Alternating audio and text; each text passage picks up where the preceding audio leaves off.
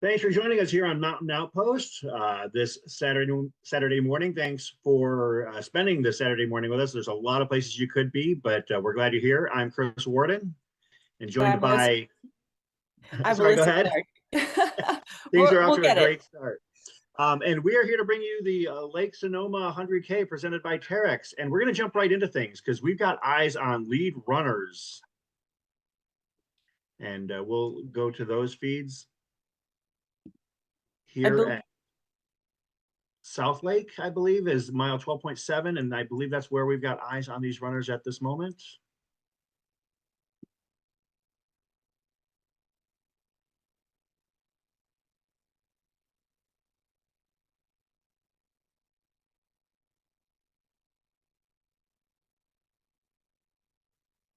So right now it looks like we are seeing Ryan Sullivan, who is out in front of the men. He's a super strong runner, based out of, I believe, Grand Junction, Colorado. And apparently it is also absolutely downpouring there. So they are going to be facing some weather today. Hopefully they'll get a little dry spells, but we're in for a weekend of weather. I'm also based in California, and the storms are hitting. Yeah, Ryan Sullivan is no stranger to our Mountain Outpost coverage, having run the Black Canyon 50K here earlier this year with a top five finish, finishing just off the podium at Run Rabbit Run last year. So he's somebody we've seen a lot, and to see him succeeding here is no surprise. And he's actually gotten off to a bigger lead than I would have expected at this point in the race, but looking really good so far. Right now, we are also seeing the South Lake aid station. We're seeing this is, I believe, our ninth position male runner, Kirk Horton, it looks like, is going through the actually Woodridge aid station.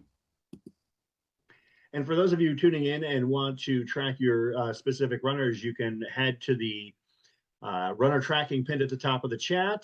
That is the same tool we are using on, as far as I know, um, as one of our tools. And you can see, yeah, as you mentioned, it looks like it has been a downpour. Hopefully, our drones are able to stay in the sky, given the fact that it is a little bit less than ideal for us anyways. I'm sure they're loving the cool weather out there. The temperatures are in the low 50s at this point, from what I can tell, and looking at a high of maybe 60, 62 degrees. So in terms of how this is going to play out for them, it could be a very beautiful day as far as they're concerned.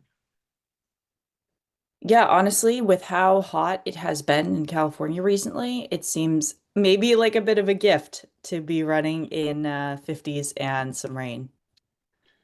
Alyssa, you are no stranger to running in these hills. Can you talk about your experience with the Lake Sonoma Healdsburg running community? Yeah, so back in, I believe it was 2022, I ran the Lake Sonoma 55K. So one of the variations, I believe the course at that time was an out and back. It was in the spring. And it was the most runnable. I believe there was 8,000 feet of climbing in that 55K. The most runnable 8K I've ever done. It is just relentless, as they say in the tagline, relentless hills and descents where nothing is a climb that you can really settle into a power hike. You're moving the whole time, just kind of knowing the top is near. And so you think, oh, I'll just push a little bit to the top. And then you get steep, fast, beautiful single track. I mean, it is quintessential California running. I think of it as a hillier version of the canyons part of Western states. I think a very similar feel. There's really flow. You can really move on it, but there's not a lot of flat. Yeah, it's one of the things that, the more I run in Northern California, the more I realize, there's gain and descent, and there's just not as much brutal technicality as you would get elsewhere in the Western United States. It's something that if you're fit, you can take advantage of long stretches of runnable surface in Northern California. Absolutely.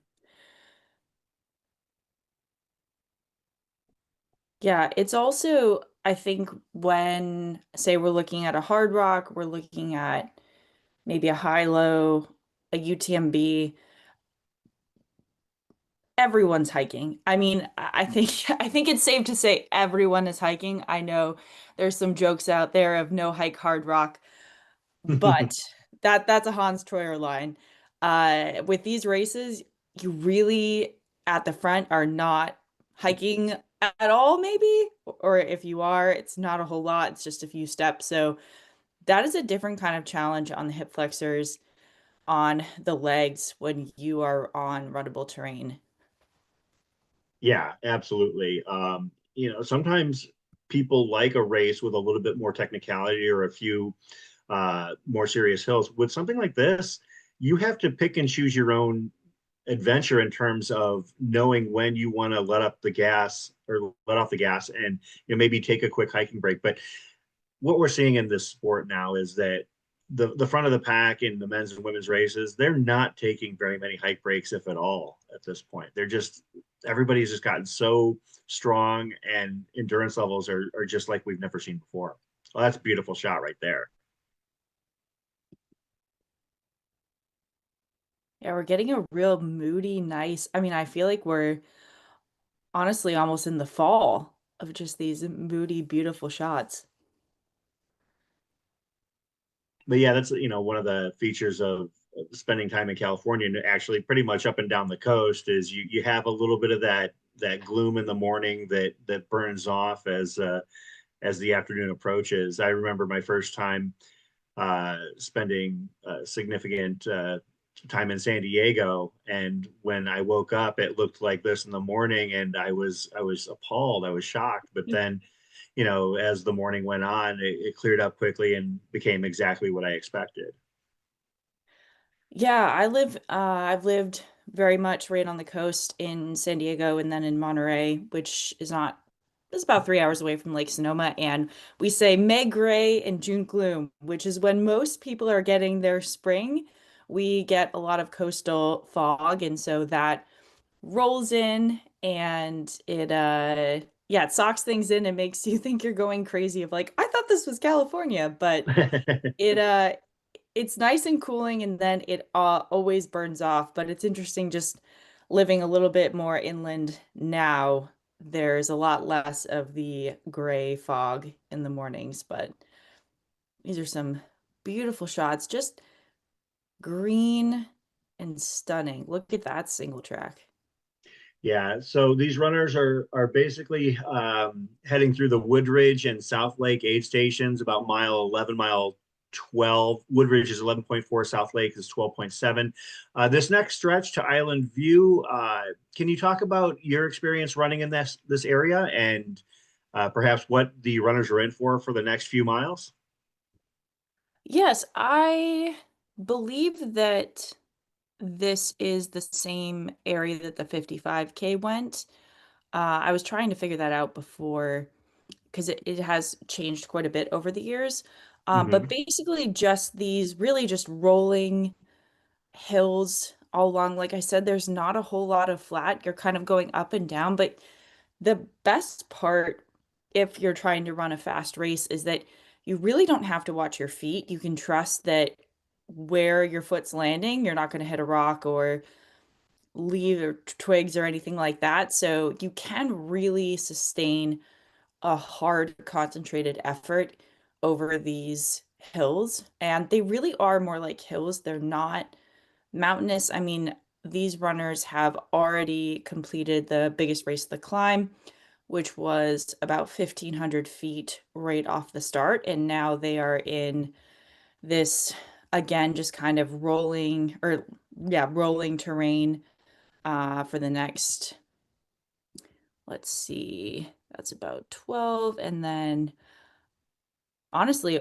18 miles of pretty just kind of short ups and downs. And then there are three more climbs, but again, significantly less than that big climb at the start. So this is a fast 100K.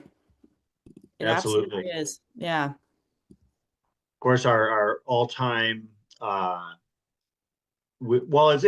we'll talk about the history of this event because there's a couple of, I guess, eras in terms of Lake Sonoma running. Whether you talk about the Lake Sonoma 50, which was a Western States Golden Ticket race, and now the Lake Sonoma 100K, and the Sonoma Fall Classic, and how all that kind of weaves together. And we'll definitely be talking about that throughout the day.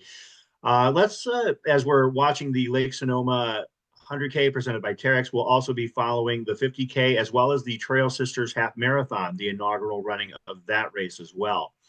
Um, and let's pivot to talking about the runners we have on course today. We mentioned Ryan Sullivan a little bit ago. Of course, leading the men's race. In terms of uh, competitors, we've got a couple of absolutely amazing women at the top of the race as well. Can and I guess that it feels like it's going to be a 1-2 race on the women's side, and we've seen these two already come through the early aid stations: Emily Hoggood and Fiona Pascal. So uh, let's pivot to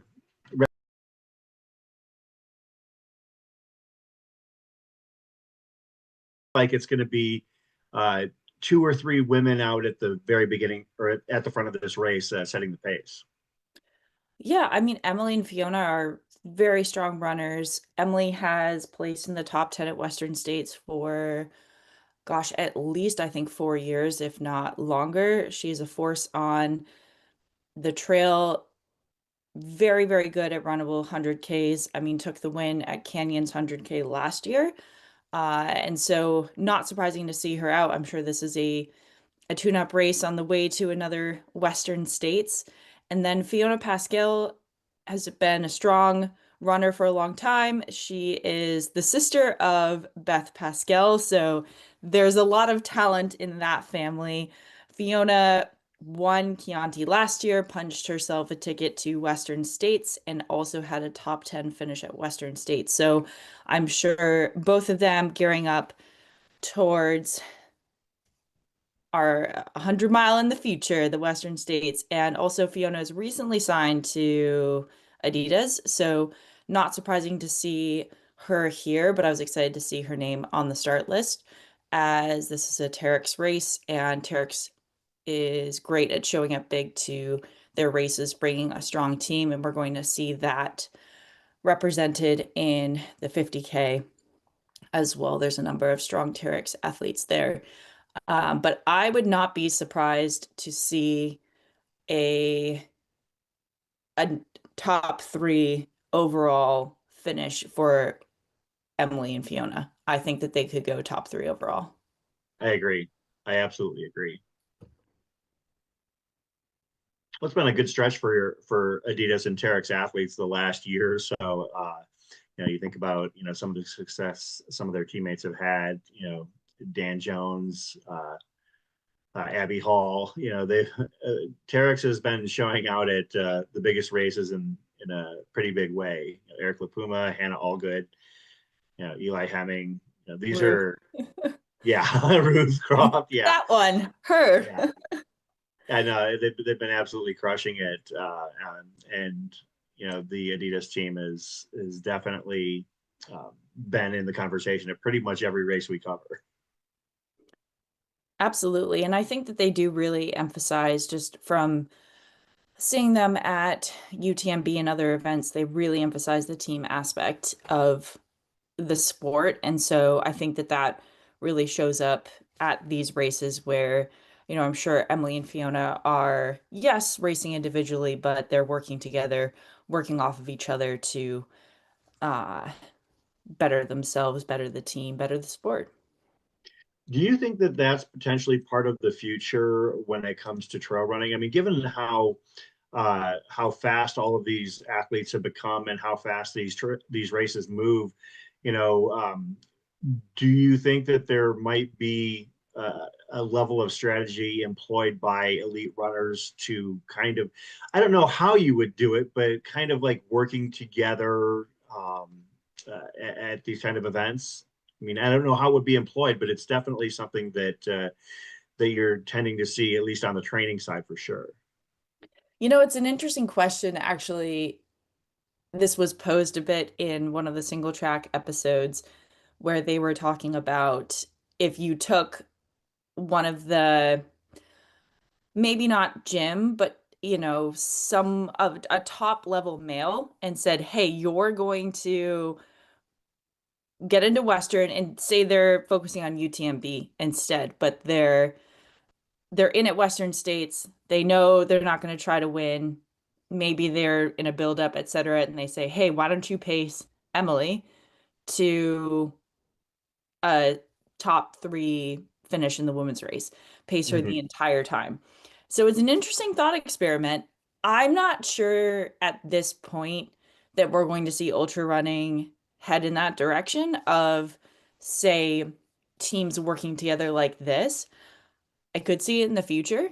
I think it's an interesting opportunity, but I think I think it would, there's still room for kind of the individuality of working through the challenges yourself. But I don't think it's impossible. I think it could come on the table later, especially as we see brands and teams investing more and more into these athletes. Yeah, it would be. I think it would just be hard to approach an athlete to even say, this is what we want you to do. I mean, I would assume that the athlete would have to have assurances from the brands that it would not affect their, I guess, race portfolio or CV in a negative fashion, to like have somebody like, not going out to win it or something like that.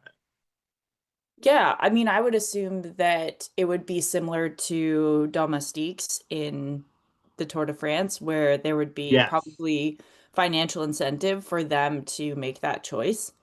Hmm. So, yeah. Yeah, that might be something that we have to keep an eye on as things move forward. Rounding out, let's do a quick rundown of the lead packs as far as the men and women's races go.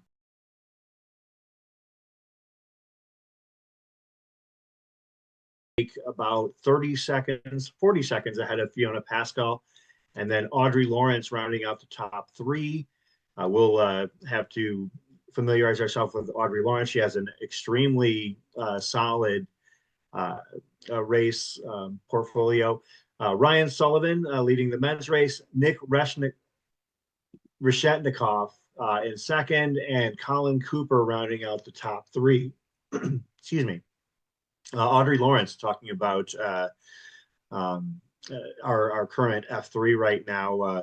Has some speed to burn, has some podium finishes at Cascade Crest, the Tunnel Hill Marathon, multiple years of 100-miler experience, 100K experience, and starting out pretty strong. Looks like, in terms of the 100K, ran Gorge a few years ago in 12:04. So, we'll be following her race to see if she is going to do something incredibly ambitious and keep up with Fiona and Emily at the front of this race.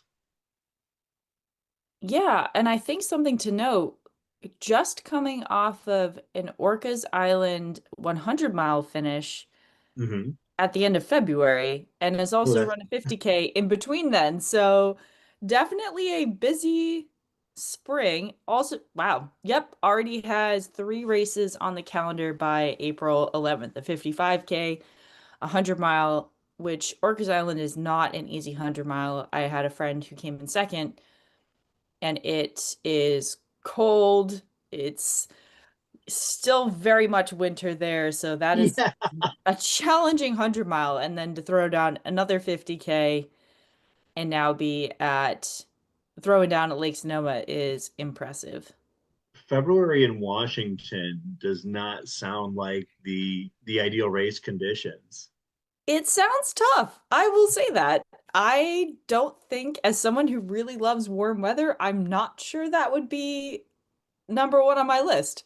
But I am happy, and I've heard it's absolutely beautiful, but I'm happy for everyone who makes that choice. That is not necessarily the choice I would make. Like the winter spine is my nightmare. It sounds so cold. Yeah, that race, any of the spine races, to be honest, terrify me. But the winter spine is definitely you know another level of personal fear. So It's makes it all the more impressive that people are willing to get out there and do it. The British are tough. And absolutely. yeah, I mean Fiona actually is probably quite comfortable in this weather of this. She's probably like, this is warm. This is great. Yeah, that is definitely a perception. As you can see now, we've got a split screen view of the course on the left, and I believe you said that this was the aid station at was this South Lake. Woodridge oh, this is South Lake. Okay, at mile 12.7. Yes. So the middle of the pack is probably going to be starting to head in here shortly. The race started at 5 a.m. local time. So, we're about 2 hours 20 or 2 hours 10 minutes in, rather. And as far as the field goes, there are at least the roster showed 135 men, 42 women, one non-binary participant, so 178. But our ultralive.net tracker is showing a handful of DNSs, but we'll be following the race throughout the day. Of course, we are not the only members of the Mountain Outpost crew that are going to be on this broadcast. We've got several others as well that we will introduce as the day goes on.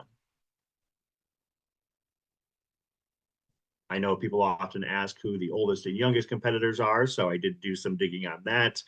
The oldest runner in the men's race, that would be Adrian Ramirez, 65 years young, bib number 227. So if you're wanting to follow Adrian's progress in this race, you can do so using the runner tracker.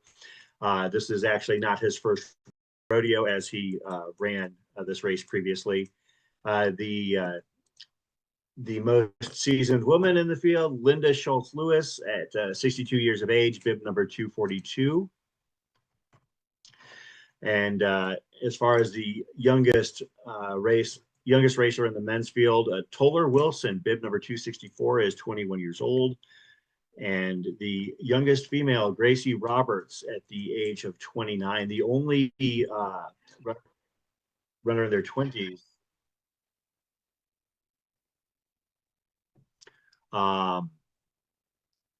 That is Toller Wilson of Arvada, Colorado, and Gracie Roberts of Redwood City, California. The men are really 29 is I would have expected some in the early 20s, but I agree. Yeah. Youngest runners in the half marathon, there are a trio of 17-year-old. 14 minutes. Yeah, that's really impressive. Looks like he's keeping about a 7:45, 7:47 pace based on that. Ran that section pretty quickly at about a 7:59 pace. And you had alluded to the fact that the race starts out with a punch in the and becomes more runnable as the day goes on for these athletes. It does. So really the hardest climb is right at the beginning, and then it is a lot of really runnable. I mean, no real significant elevation gain. We're talking like a 100, 200 feet foot climb and descent. I mean, it's very, very squiggly, but pretty consistently just 1 to 200 foot climbs. Then there is a climb in the middle. I believe they do a little out and back. And so there's a short climb, descent, climb, they hang out up top and then reverse it. And then it goes back to that really runnable terrain all the way to the finish. So they do not do that climb that they did at the start. Out and back, out of the start, and then an out and back back to the 50-mile course. Yeah, of course, the Lake Sonoma 50 was a long-time golden ticket race, and it was really a legend-making type of event. The 50 miler. You look at the roster of athletes who have participated and obtained golden tickets from that event back in the day. Anna Mae Flynn, Casey Lichtheig, Stephanie Howe, and the women's race, Keely Henninger. In the men's race, some guy named Walmsley, Jared Hazen, Sage Canaday. These are names that we've been following in this sport for a long time. Some of the best names in our sports history. And now, not only do the top two in each race have an opportunity to get into Western States, it is now a lottery qualifier as 100K, as you alluded to. So we can see runners on the right-hand side getting to that South Lake aid station at mile 12.7. And I'm assuming the left shot is somebody running off the lead. Perhaps that is Ryan Sullivan there. We'll get confirmation.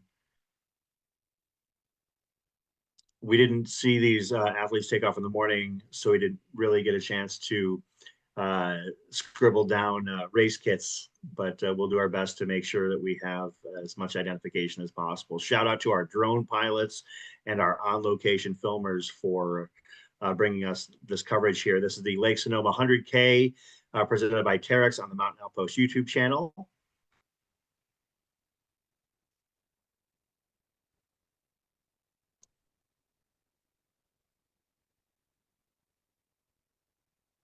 And as you can see, it is a little bit of a dreary day, but you know, if you've got any familiarity with being this close to the West Coast, that things do clear up over the course of the day, usually.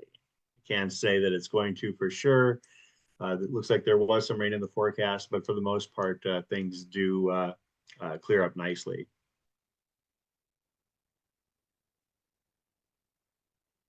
I love seeing the way the clouds go off the mountain. It is just beautiful. It is. It truly is.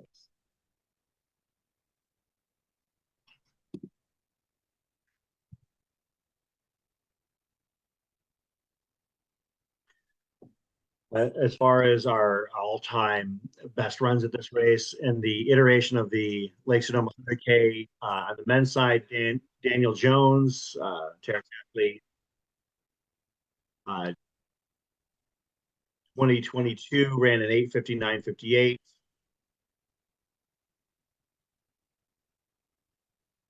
And on the women's side in 2022, Lauren Kurgis, 11:24:48.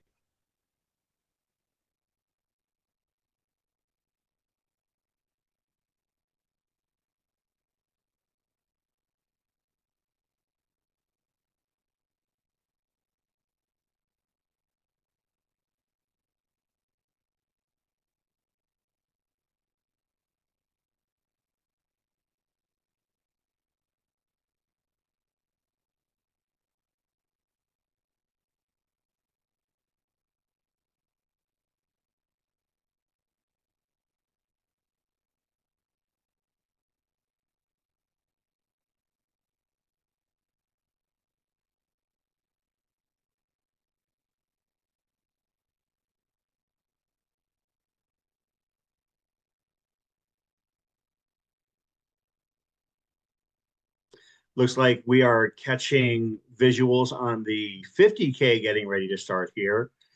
Of course, as you mentioned, there's a 55K that you're quite familiar with, Alyssa, um, having had success there. But this is the first running of it as an actual, quote, 50K.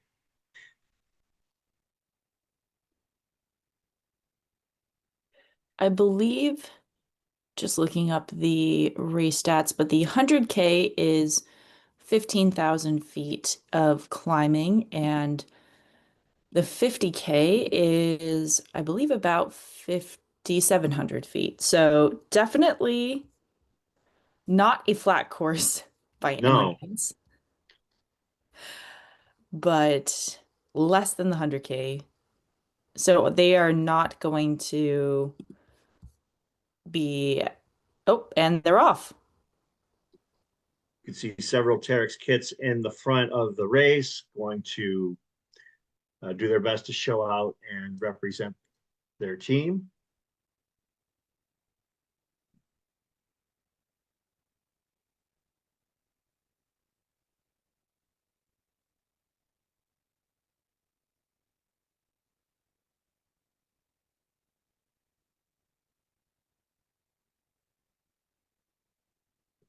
They actually have a bit of a different course. It's not like it just follows out the same way as we mentioned.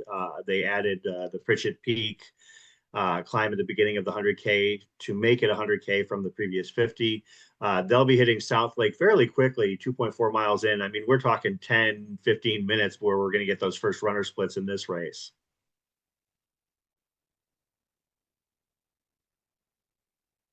Still a lot of rain jackets out there. Yeah. It looks wetter there than it has been for the 100K. Yeah.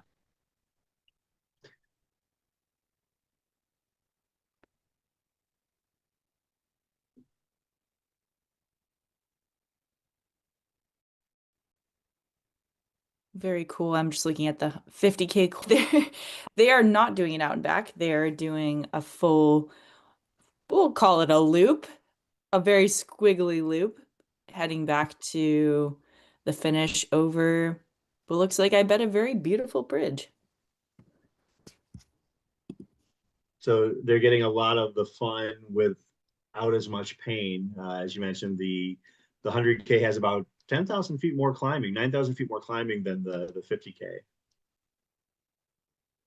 Yes, I will say though that the 50K does have the two biggest climbs right at the end. So that is its own challenge. There is a fast descent from the last about 3 miles are descending, but they have two of the biggest climbs starting at mile 20 and the 100K. It's once you get over that middle section is just that runnable terrain, which is its own kind of hard. Yeah. Of course, South Lake, as we mentioned, this is mile 12.7 on the way out. On the way back, this is the last hitching post before the finish line, as they'll hit this at about mile 60.5 on their way to the 100K finish. It's one of And the unique things about this. I'm sorry, Alyssa. One of the unique things about this race is that the course is kind of going all different ways. yes, there's a lot of I mean it's just hugging the rim of the lake, but it is quite there's gonna be a lot of passing as we have the 100K folks coming back along the 50K course. But I always get so much energy from passing people you can cheer your fellow runners on, just kind of soak up their energy and vice versa. So I think it's a lot of fun to do out and backs as long as we're able to keep keep enough space on the trail. And just to give an update of the leaders, Ryan Sullivan looks to have about a 15-minute lead on Nick Reshitnikov.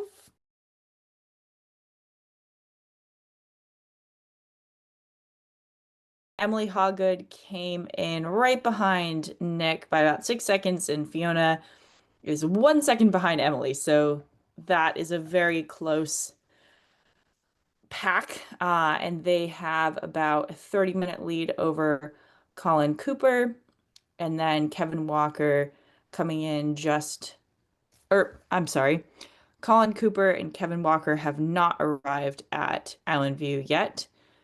So we are waiting on them. And then after that, Audrey Lawrence, who they have all not made it to Island View quite yet. So, as somebody who has not ever been in this situation, and you perhaps have it being an elite runner, if Emily and Fiona are running together, is there a point where they will kind of have an understanding with one another that basically, okay, this is where I'm gonna, you know, basically on your mark, get set, go, where they're going to potentially separate, or are they basically running their own races while still just happening to be together? I'm always intrigued by how the front of the pack dynamics go because I've never been there myself. I think it depends on the conversation that they had or are having. Sometimes there might be a conversation of like, hey, we're probably going to run about the same time. Let's kind of work off each other at the beginning. They're happily running together, not really trying to per se take a lead at all. Or they had their own separate race plans. They were not planning to run together per se. And it's interesting because 1 second they could still be very much running their own races. They just happen to be that close and they might not be talking at all. And so it really just depends on the dynamic and are you following your race plan? Do you want to work together? Because sometimes you kind of want to stay in your own headspace of, I'm going to run my race. I'm not going to get caught up in anyone else's, even if we're close together. So it really depends kind of on the conversation that maybe they've had or having. I would guess that they might be running their own races, to be honest. That makes sense. I think that's one of the unique things about watching so many of these events over the years. The front of the pack dynamics is so important for, we say it to one another all the time, run your own race, and it's so easy to say, but I know that, when you're at the front of the pack, when you're, competing for those podium spots, it can cause runners to get out of their comfort zone. I think that the most significant example of this I can remember was Hard Rock a few years ago when uh, the lead three men were coming into Ouray. It was Killian, Dakota, and Francois Dehane coming into Ouray, and Dakota looked like he was having the time of his life. Killian was all smiles, and Francois looked like he would rather be anywhere in the world other than trying to keep eyes on these two coming in.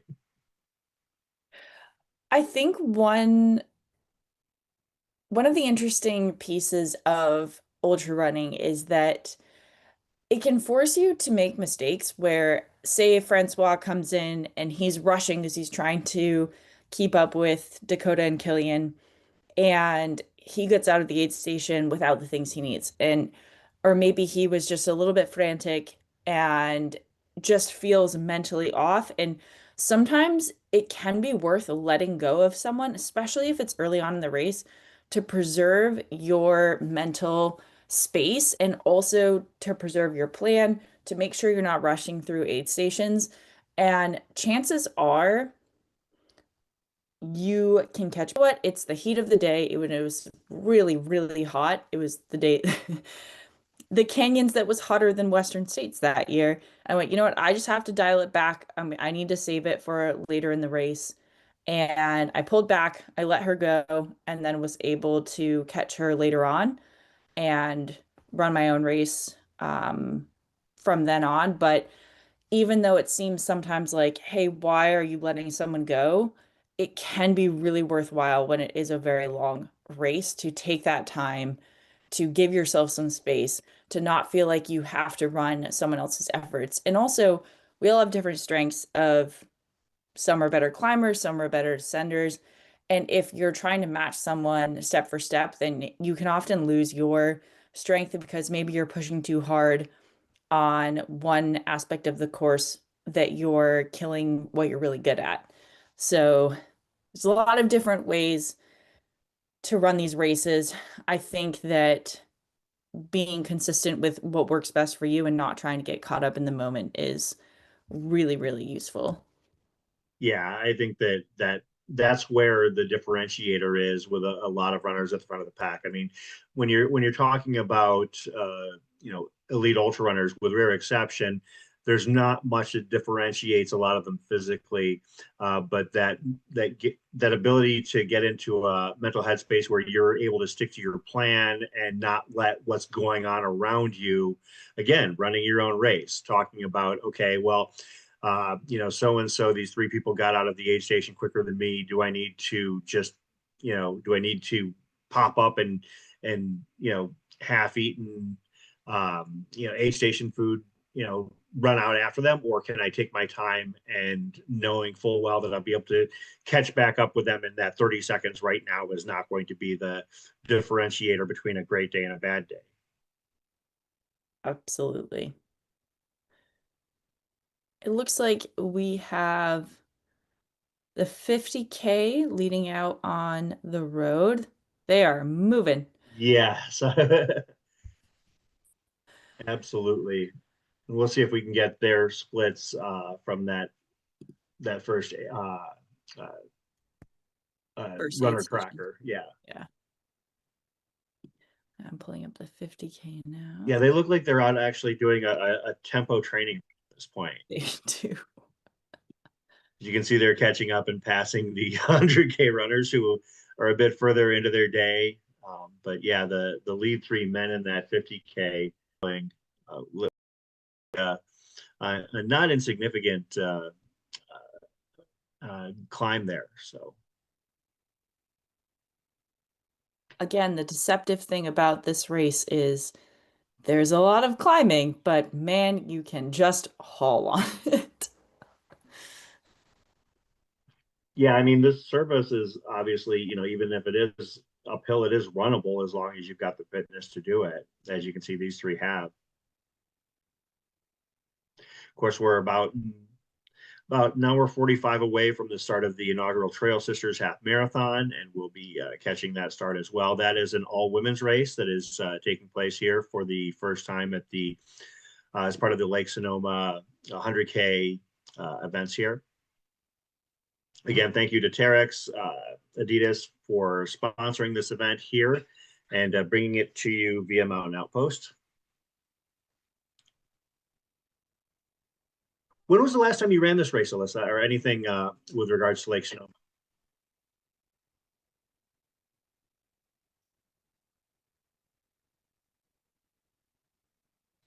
We have confirmed that those are the leaders of the 50K. They're just flying, but Chris, sorry, what were you saying?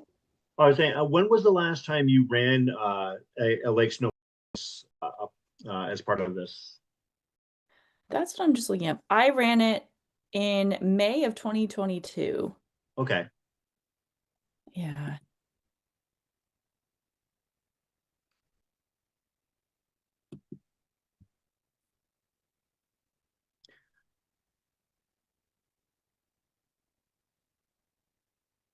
Of course, we, as of right now, our camera outlets involve both this stretch of the course as well as the aid station at South Lake, which is mile 12.7 for the 100K and 2.4 for the 50K.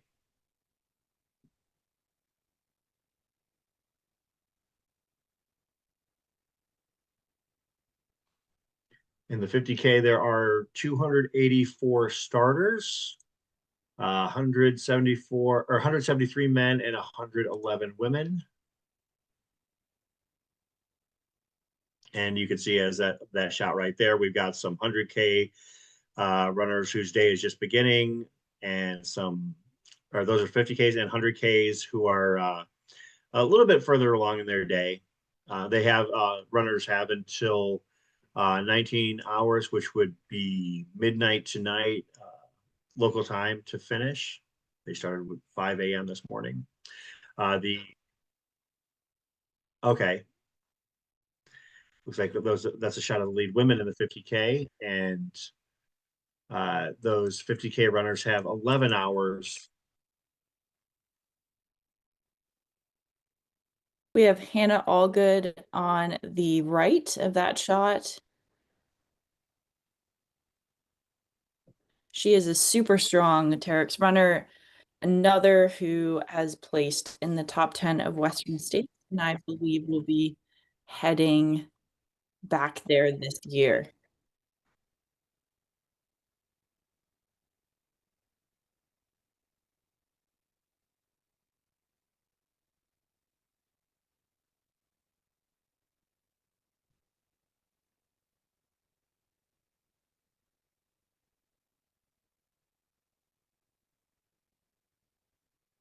We're only about 15 minutes into the 50K. They had a 7:30 a.m. start, so it is still very early on there.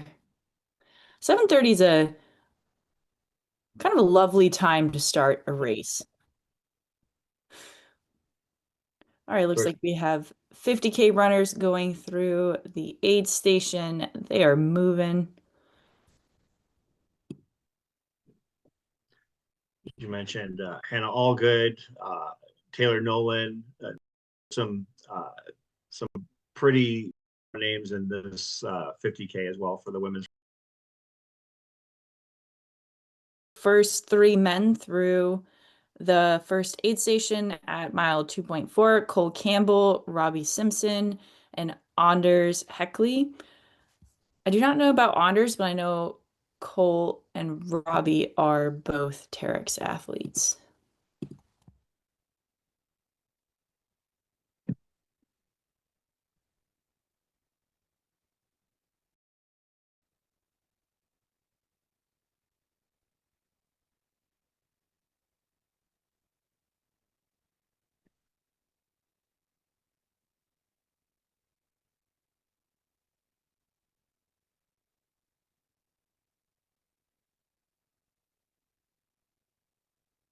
Getting some info on Anders. It looks like he's the two-time defending champion of the Dead Horse Ultra 50K in Moab, which is a long-standing race in eastern Utah.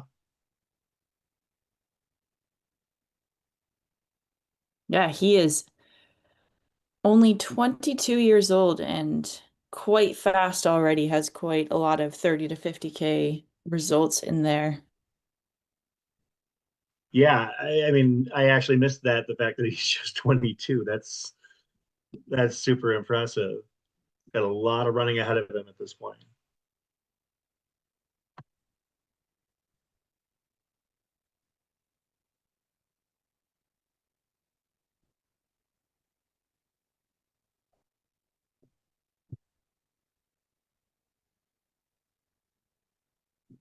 You see tons of runners coming in. Of course, we mentioned there were over 280 starters in the.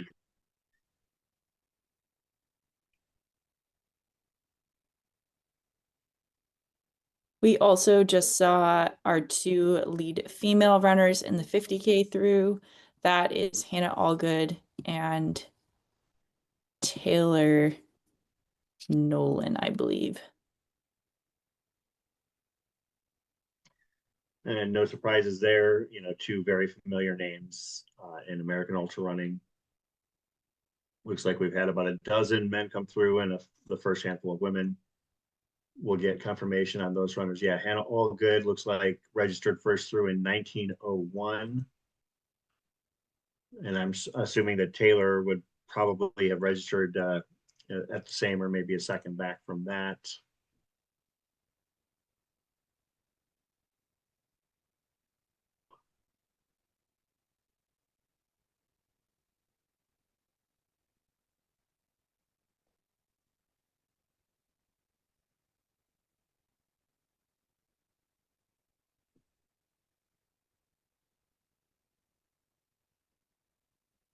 It looks like the rain has maybe stopped temporarily. Now it just looks like very fast 50s, some cloud coverage running. So hopefully it stays that way. We might get the burn off later in the day, which will heat things up for our 100K runners.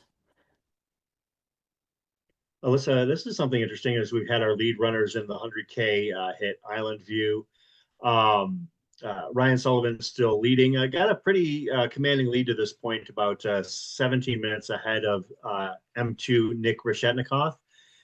But Nick is running basically 5 or 6 seconds ahead of Emily and Fiona. That has started to get bunched together there. So your F1 and F2 are basically, a handful of seconds off of second overall at this point. And the four of them, Fiona Pascal currently at fourth overall, fifth. Colin Cooper is about 14 minutes, 13 and a half minutes back of her. So that's where it stands at the front of the 100K. Yeah, they are not sitting around. They're going for it.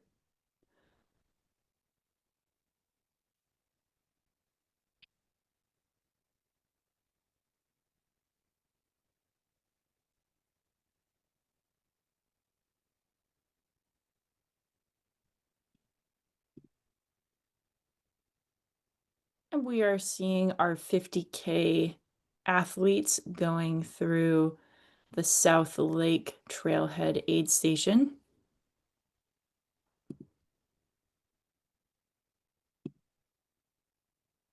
So yeah, Hannah Allgood, her time at the first aid was 1901. Taylor Nolan, 1905. F3 Lily Berwanger at 2005.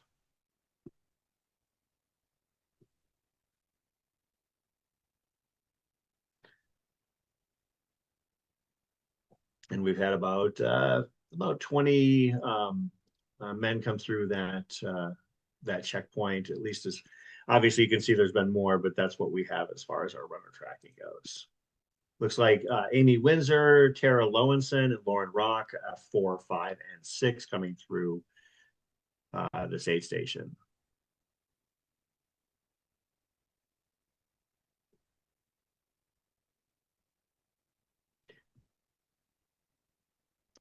Your leaders in the 100K on the men's side, Ryan Sullivan, Nick Reshetnikoff, Colin Cooper, Kevin Walker, Isaiah Norton rounding out the top 5. In the women's race, Emily Hawgood, Fiona Pascal, basically neck and neck in a virtual dead heat for the lead. Audrey Lawrence in third, Shelby Hinty Rogers, and Key Song rounding out the top 5.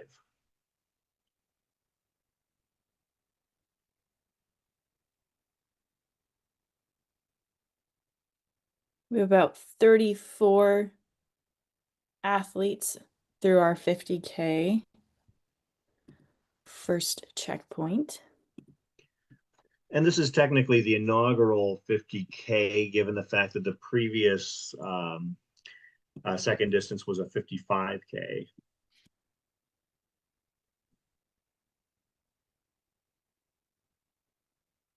Our oldest runners in this race in the 50K, Michael Cohen, bib 446, 66 years young.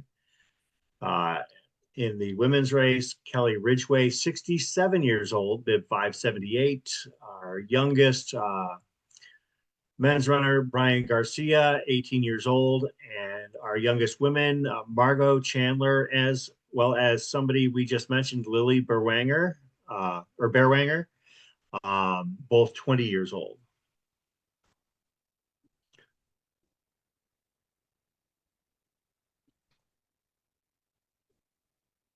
Chris, how old were you when you started getting into ultra running? Older than you are now. I believe that my first trail race, I was probably about 32, 31 maybe, if maybe even a little bit older than that. My first ultra, I was 37, I believe. I love it. I was a late bloomer. And even now, like there are people who I run into and meet who started even after me. No, it's fantastic. I just love the longevity that you can have in this sport. Oh, absolutely. Absolutely. Of course, one of our colleagues in this space, Andy Jones Wilkins, talking about somebody who's had longevity in the sport, 10 Western States top 10 finishes, podiums all over the country, still kicking at it at the age of 50 with a couple of rebuilt hips. Shout out to him, coming back from maybe at one point what would have been considered a career-ending injury. Not finishing on podiums anymore, but still loving the experience and enjoying every race possible. He is an absolute legend.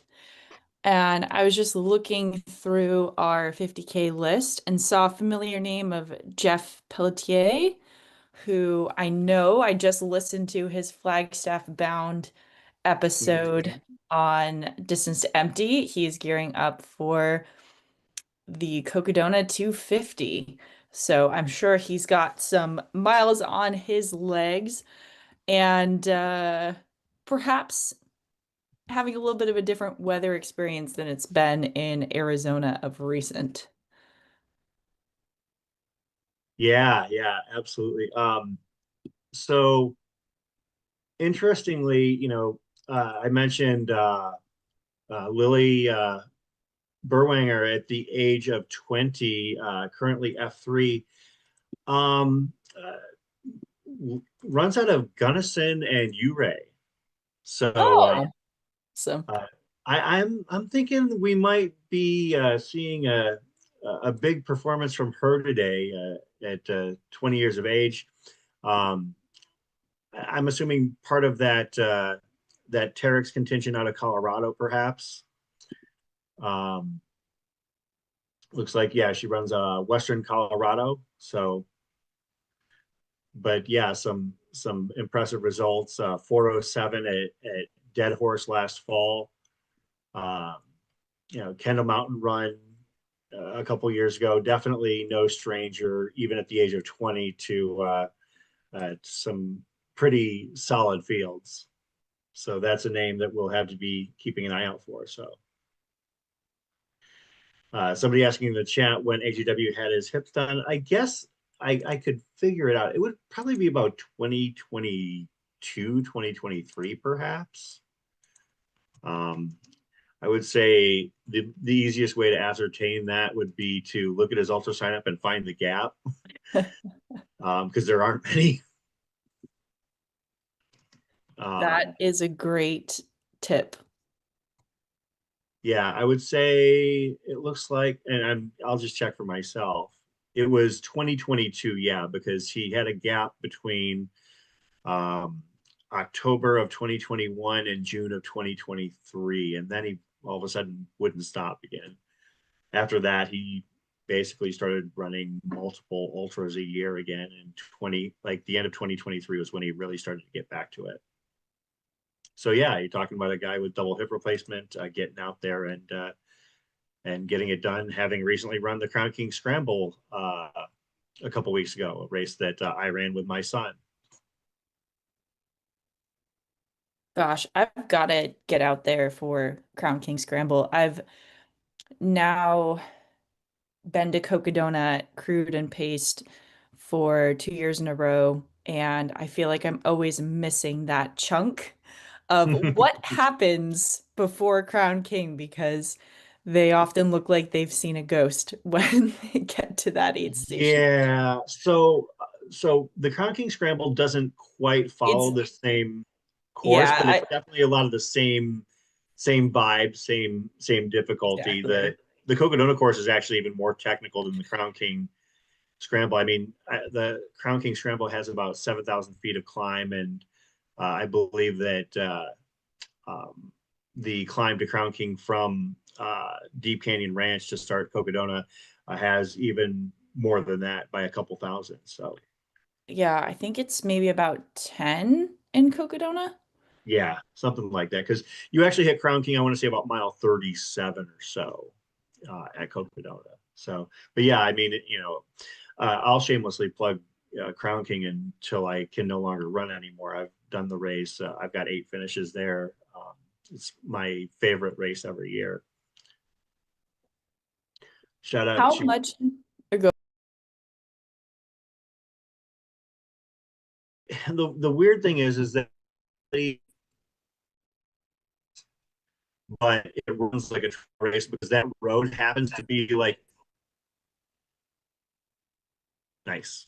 It's a race that runs like a trail race. As we've got, is that Ryan Sullivan that we've got perhaps that we're trying to follow through the trees there?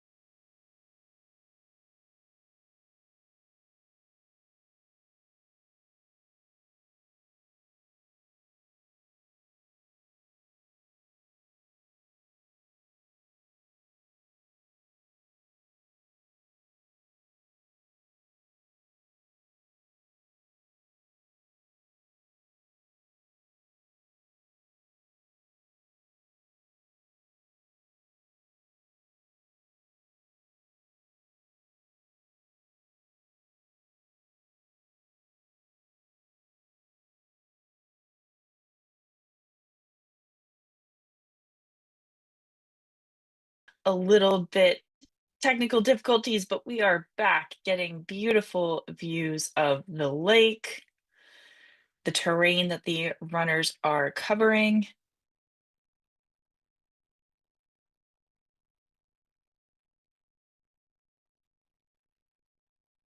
We are seeing views from the Island View Aid Station from our incredible drone operators.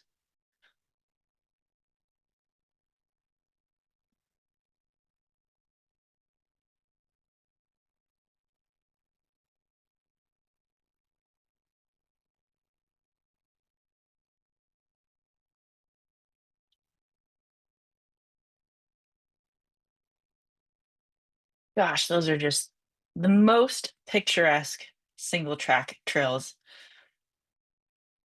It is quite literally California carpet.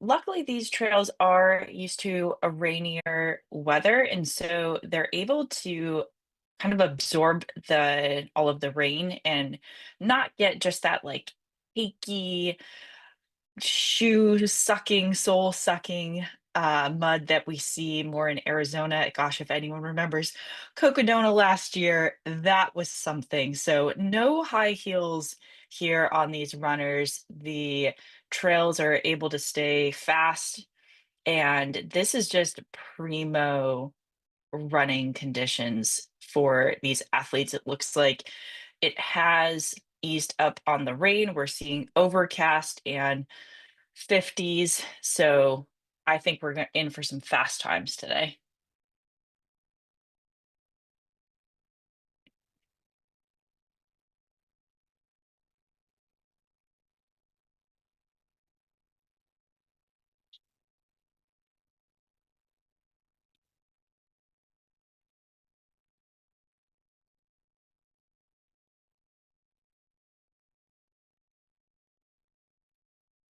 To take a turn on you as a competitor.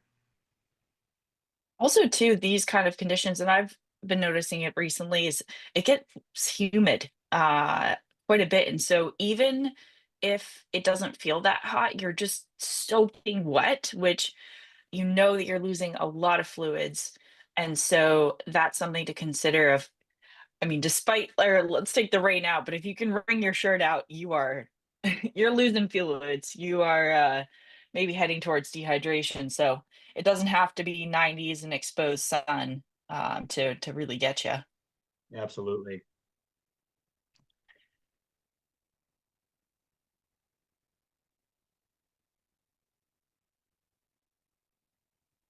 course, once again, this is Mountain Outpost with the Lake Sonoma 100K presented by Terrex. I'm Chris Warden. And I am Alyssa Clark. We are following the 100K and 50K races here. We have our front runners through Island View, and then they have quite a gap until the next aid station, which is there's a water drop at 29.2, but then the next crude aid station is Lone Rock, which is not till mile 36.5, which I believe is the turnaround point. So they are making their way through this fast section to get to Lone Rock. So I anticipate it will still be a little bit before we see any of the 100K athletes hit the 35-mile mark. 36.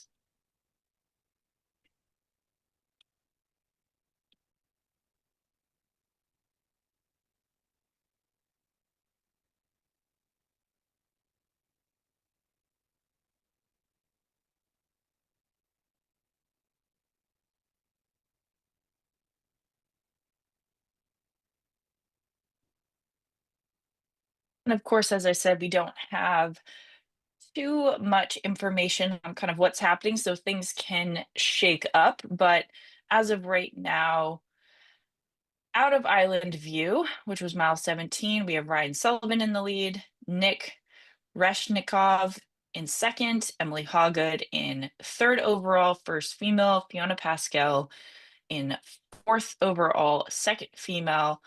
All three of those, Nick, Emily, and Fiona, within just a few seconds. Then we have Colin Cooper, Kevin Walker, Isaiah Norton, Amory Avat, Audrey Lawrence, and Michael Palo, rounding out our overall top 10. And we have 20 athletes through the Island View aid station.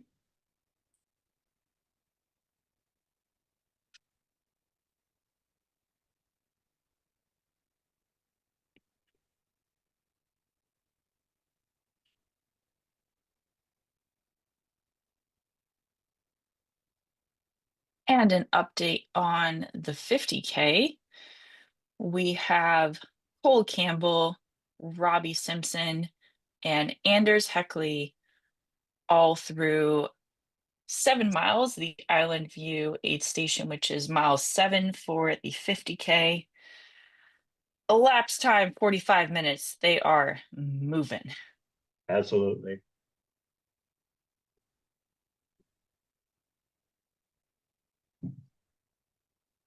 Looks like they're pacing for well under 4 hours for this race. They could be looking at, 3:25, 3:30, perhaps even the way that they're moving right now. Although you Yeah, they're said on that it. the 50K is a little bit more backloaded, kind of the opposite of the 100K. Yes, they do have a 400-foot climb at the beginning, but they are well past that and they're now into extremely runnable.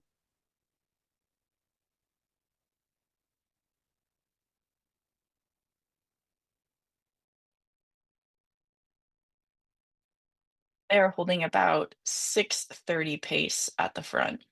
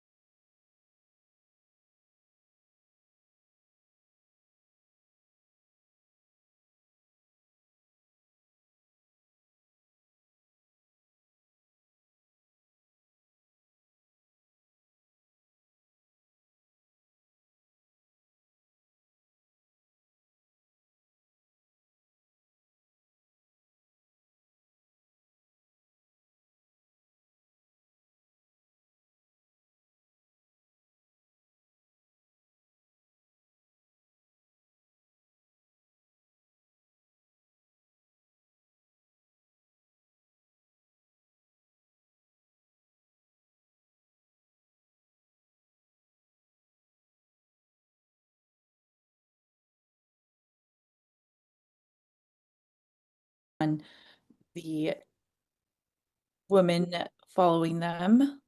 Yeah, about 6 minutes this early in the race. Absolutely. Wow, they're moving very quickly. They're flying. I assume that's Cole Campbell and Robbie Simpson, perhaps. I mean, they're making the drone do work right here. This is really impressive.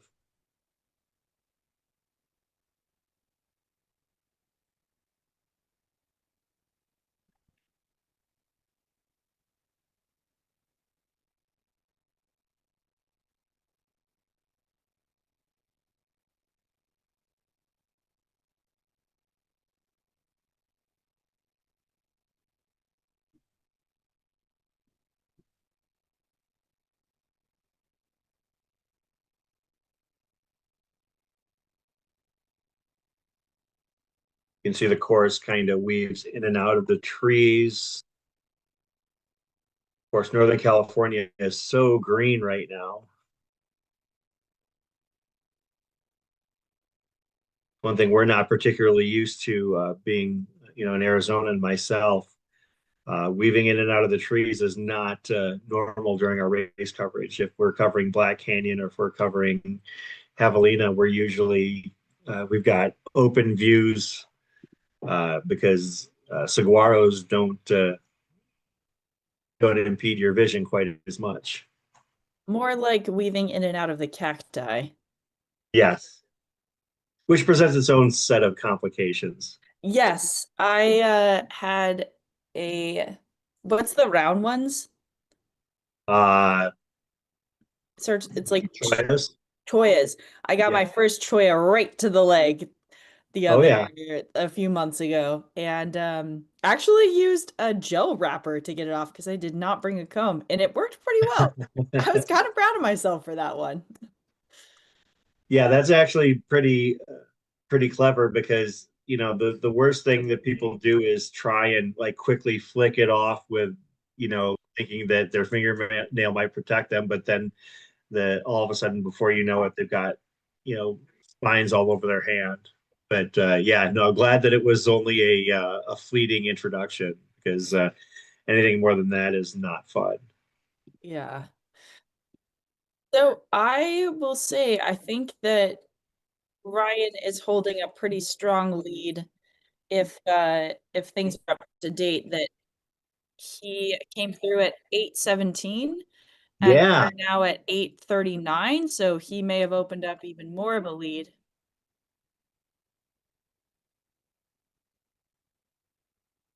yeah, that's interesting. Perhaps our intel in the field was a little bit misled there.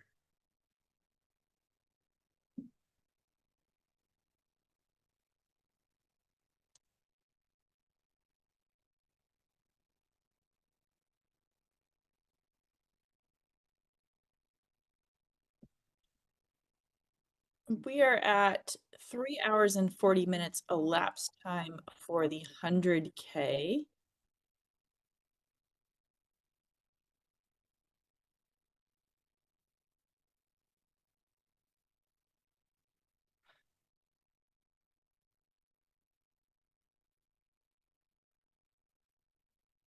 We have a handful more women through Island View at mile 17.3.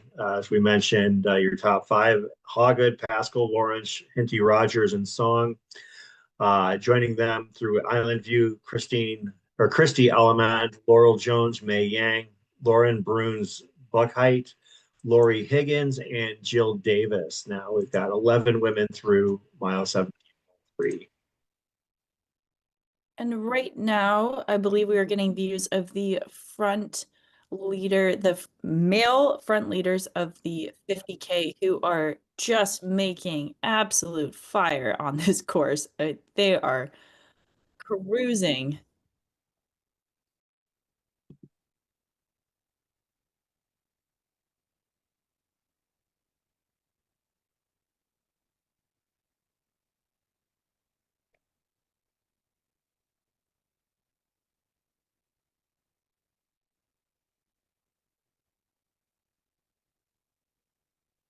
course, we mentioned among those lead men, Cole Campbell, Terrex athlete.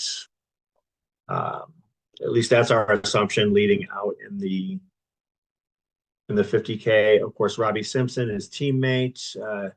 They could be jockeying back and forth there.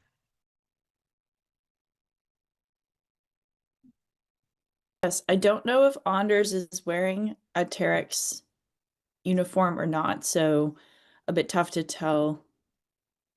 But I believe it would be Cole and Robbie out in front.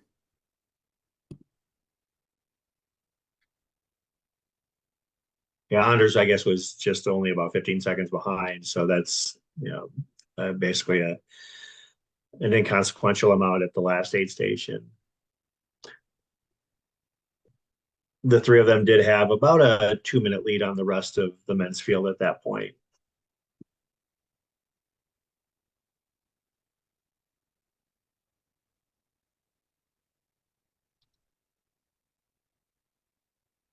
Awaiting our next runners to hit Warm Springs mile 24 in the 100K. A little bit surprising that we haven't seen somebody else come in. That would mean that Ryan Sullivan's lead has extended out from about 17 minutes at Island View to perhaps 24, 25, 26 minutes. That would be starting to stretch the rubber band a little bit. Yeah. Yeah, we're closing in on that 25. We're at 25 minutes and we'll see if he can stretch it out to 30. So I will eat all of my words that maybe he went out too fast. I mean, Ryan is an incredible athlete, so Oh yeah, just so strong. So this is very, very believable and super impressed with the tenacity that he's attacking this course. absolutely. Yeah, no, Ryan, in a race, in a course, as you mentioned, being runnable. I mean, you're talking about a guy with speed to burn. Um, Definitely can handle the grindy, tougher, chunkier stuff, but definitely, showing out at events like JFK as he has over the years. That shows that a race that's this runnable is going to be, playing to his strengths. Looks like we do have our looks like Fiona Pascal was our F2 here, or F1, second overall Yes. at Warm Springs. Gosh, But they are flying. looks like our top four, no surprise based on what we saw at Island View, but Ryan Sullivan, Fiona Pascal, second overall, Nick Reshetnikoff in third, second male, Emily Hoggood, fourth overall, second female, all through in basically 90 seconds separating Fiona, Nick, and Emily at Warm Springs.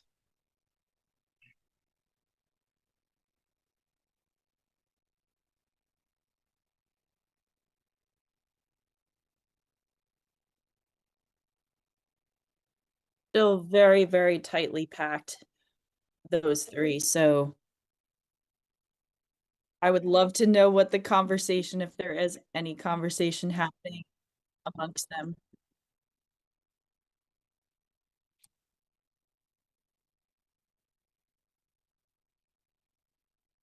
I assume that's Warm Springs that we've got on camera here.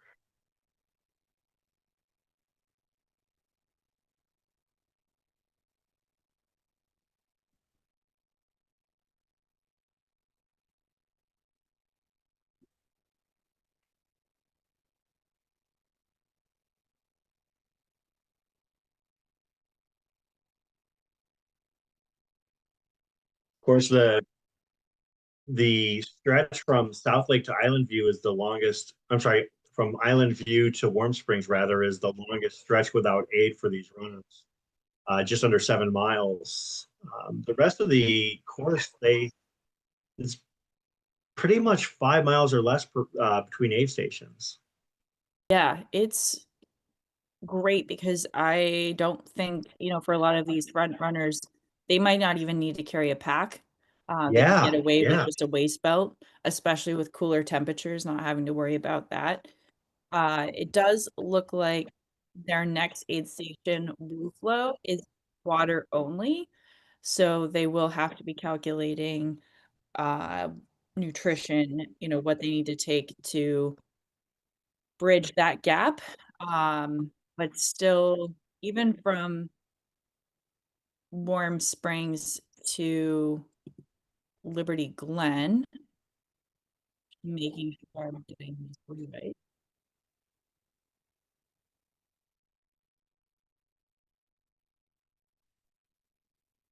So about 8 miles from Warm Springs to Liberty Glen. So there is a water drop in there, but an 8 mile section between full aid.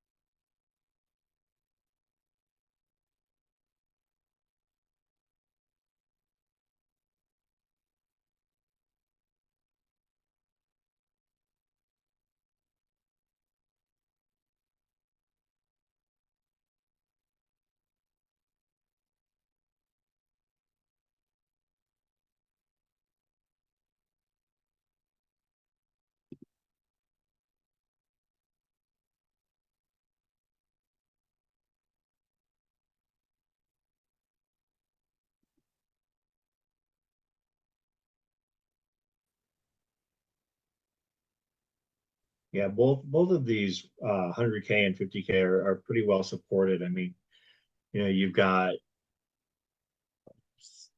an abundance of aid stations on both races. Now, granted, a couple of them they hit, multiple times, which obviously makes it easier. But you're talking a dozen aid stations in the 100K and half dozen in the 50K. That's pretty good spacing for these runners, so they'll be able to focus on the task at hand. Yeah, anytime you have aid that's every 5 to 6 miles, that is really luxurious.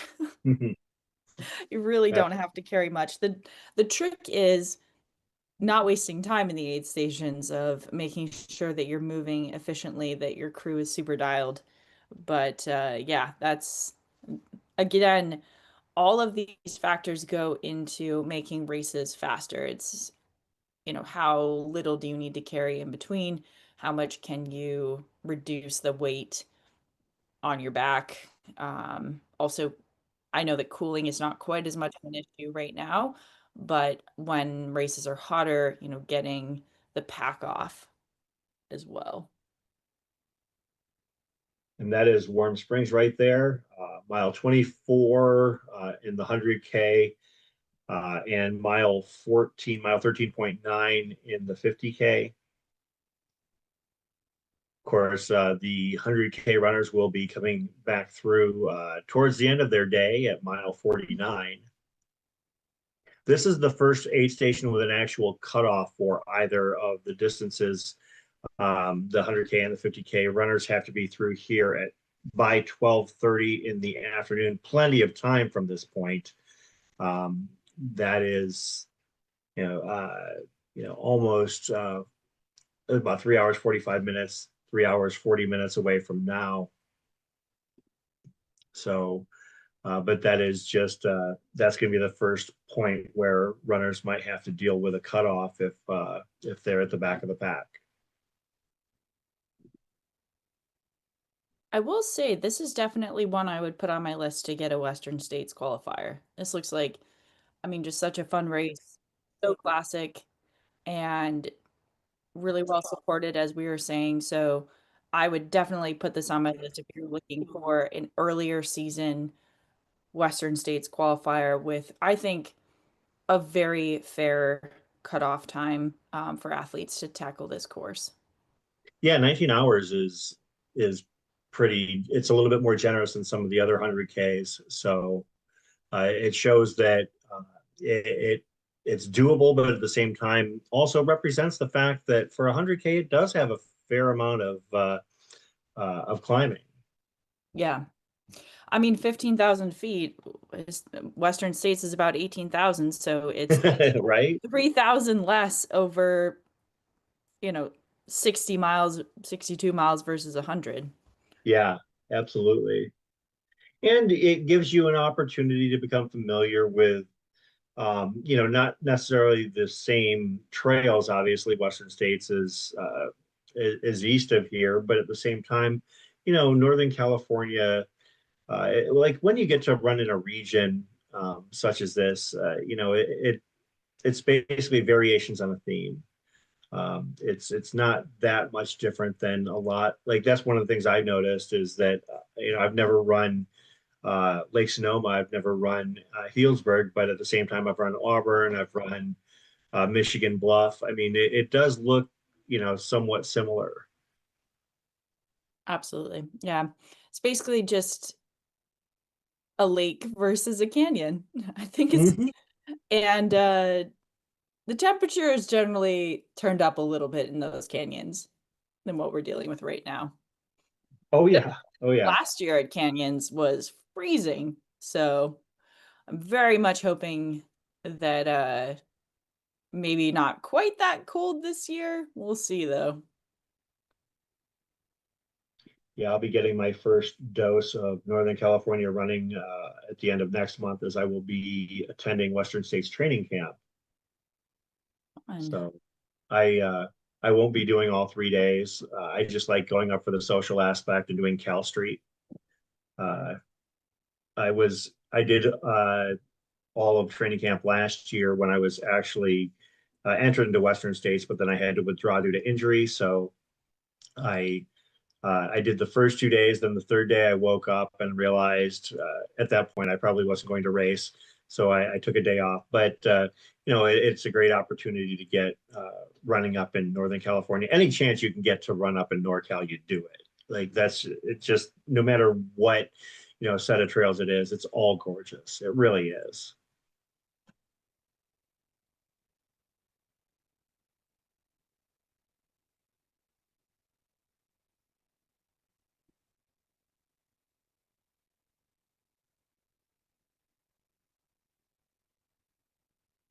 So yeah, our F1, F2, M1, M2 are the only ones through Warm Springs to this point. There's definitely a significant gap in between the top two women and the rest of the field, as with the top two men too. You're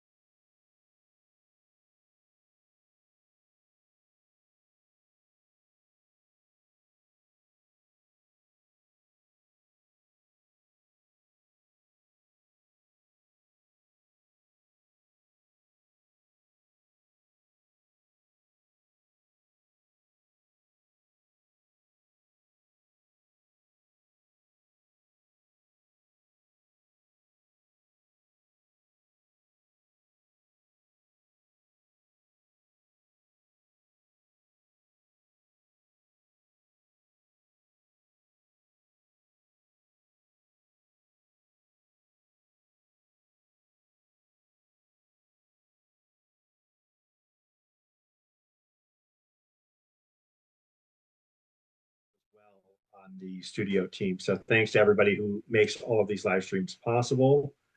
As we are, I guess, spread out here in the studio, so to speak, but of course, the race taking place in Healdsburg, California, about 90 minutes north of the Golden Gate Bridge. We just hit the 4-hour mark in the 100K. We're about 30 minutes from the start of the Trail Sisters Half Marathon.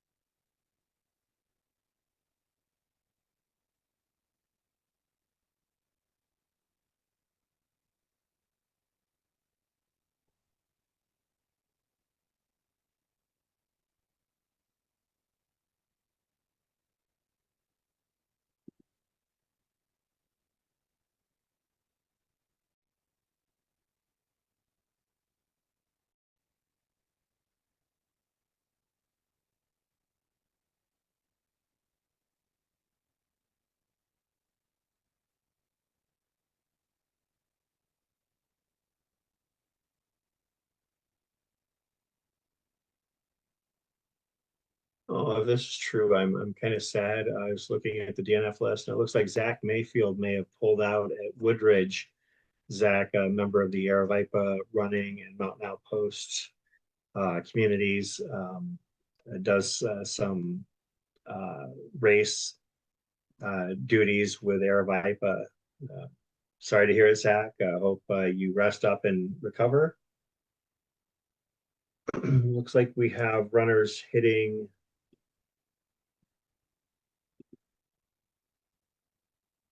Oh, sorry, no, I'm looking at the wrong screen. We are on the course now.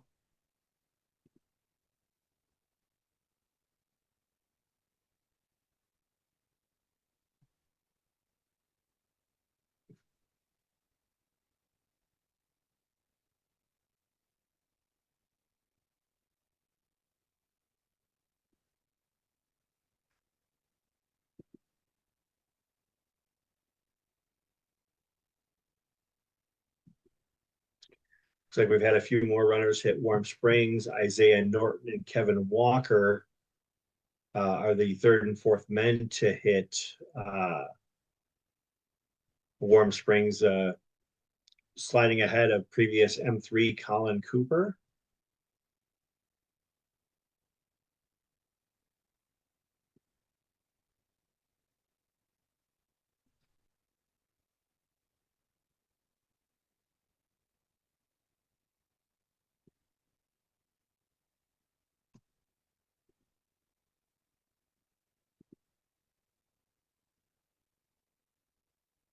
Looks like maybe the weather's picked up a little bit. It's looking windy there. Hopefully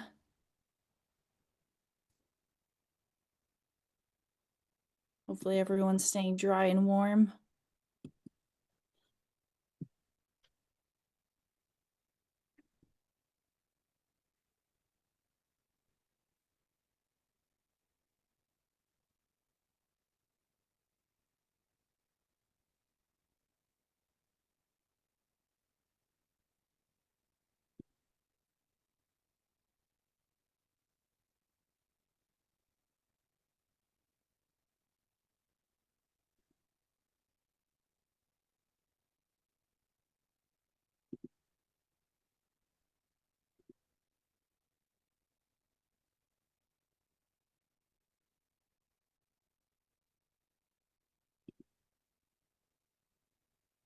Next aid station we expect our 50K runners to hit would be Warm Springs at mile 13.9, just short of the halfway point of the race.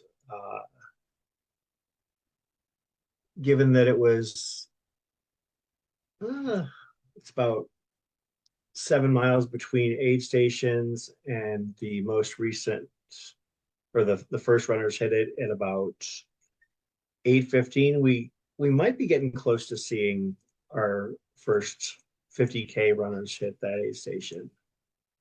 And we'll keep an eye out for that for sure.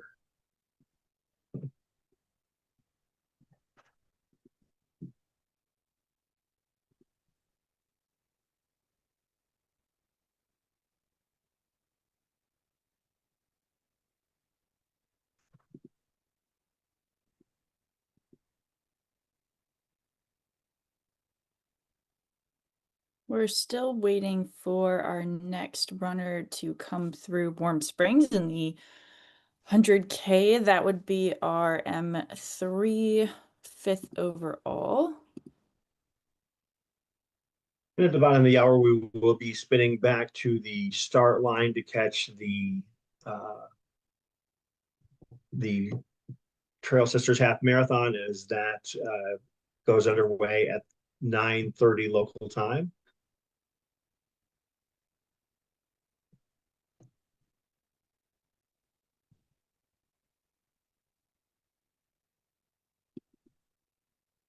Still nice and cool out there, even though the fog has lifted a little bit, but still only about 54, 55 degrees at this point, according to my weather trackers. Highs expected to be in the 60 to 62 range, so that won't be an issue for the faster runners. It might get a little bit chilly tonight for them if they're out on course. Those golden hour runners might be down into the 40s.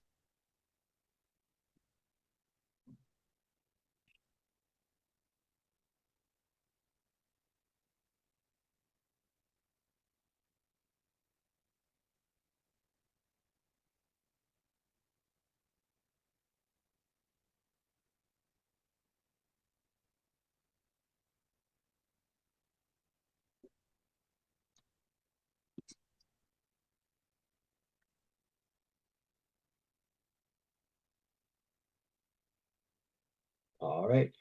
Looks like Colin Cooper, our M5 rather, has hit Warm Springs, rounding out the top 5 in the men's race.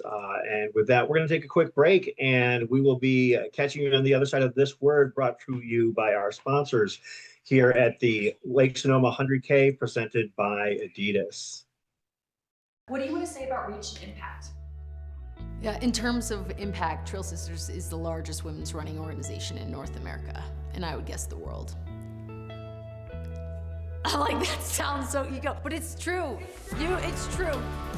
Kind of blows my mind every time I think about it. You know, when we started Trail Sisters, I remember searching for women's only trail running groups, organizations. Was there anything else that existed? And I could not find anything. I've been working in the industry for quite some time. There was a common theme of this lack of women's voice and perspective. As an athlete myself, I didn't see myself reflected in the sport. I decided, hey, what can I do to add to the space? It was a passion project. So the idea is just, how do I bring more women? How do I empower them, encourage them, inspire them? So Trail Sisters started as an online journal. Then we moved into the space of women's only running retreats. Then from there, we grew to panels at different racing events. And then from there, we went to our local groups. And now we are including women's only trail racing. So it's definitely morphed from just this passion project into a movement that has done quite a bit for the space. Trail Sisters doesn't exist without the community. It takes all of us to make the sport great and to continue to progress. So my hat's off to everybody that has done something, whether it was a local group leader, being a team member, wrote an article, bought a trucker hat, or just encouraged their friend to go out for a run. That's a Trail Sister, and that does more for the community and for the sport than anything. What we have in common is the trails. That's what brings us together, but just as important is the relationships. It's the personal growth that you get from those relationships. Yes, you've got these people to support you on the trail, but you've got these people to support you in real life, and we want you to believe in yourself. So embracing that mantra of taking a bet on yourself, to me, is everything. It's something that you can hold here and carry with you and empower you in your journey, whatever it may be.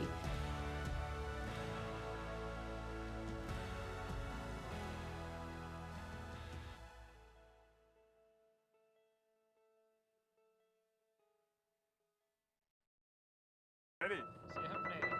3, 2, 1, let's go!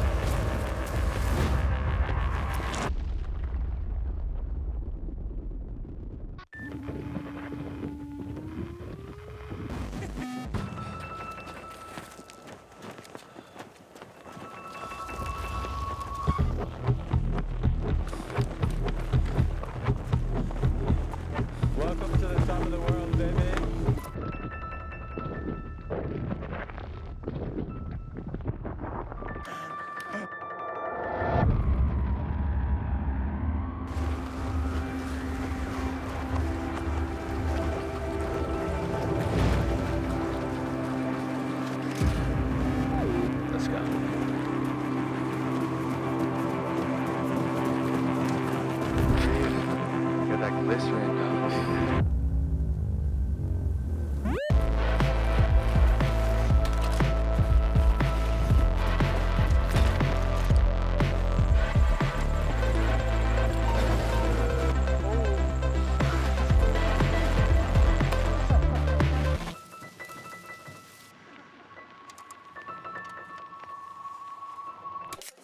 This is why you come to the Alps.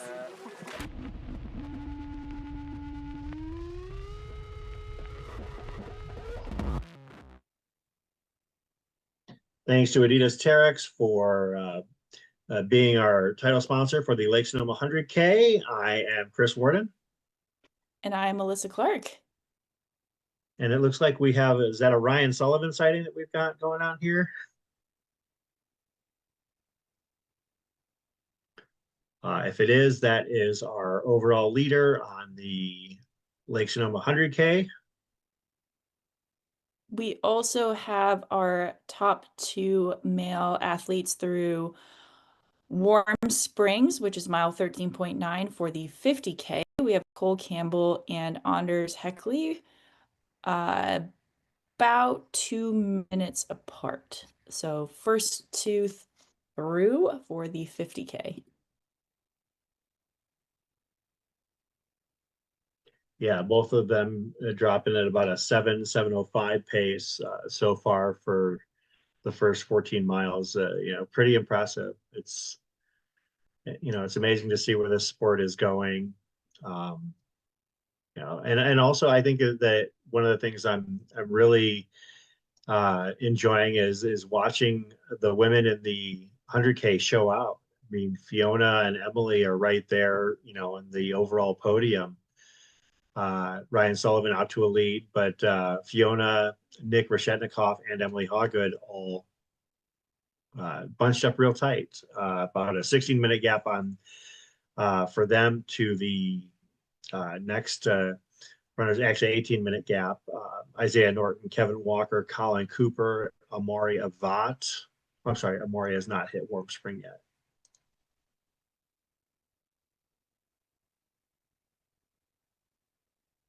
And about 15 minutes away from the start of the Trail Sisters Half Marathon as well. They've got a nice start. See, there's so many advantages to running the more reasonable distances. You don't have to start at 5 a.m. I like the term reasonable being brought into the discussion. It's not the easier, it's not the shorter, it's the more reasonable. Like that shows every so often I'll run an event where I'm not running the ultra, or I'm not running the longest distance. A few weeks ago I ran a race, a local one here that I really love, Copper Corridor, and Copper Corridor's got distances ranging from 10K up to 50K, and I run the 17K every year. And you know what? That's fine. that's plenty of distance for me. Sometimes I don't have to do deep planning. I can just go out and enjoy the day.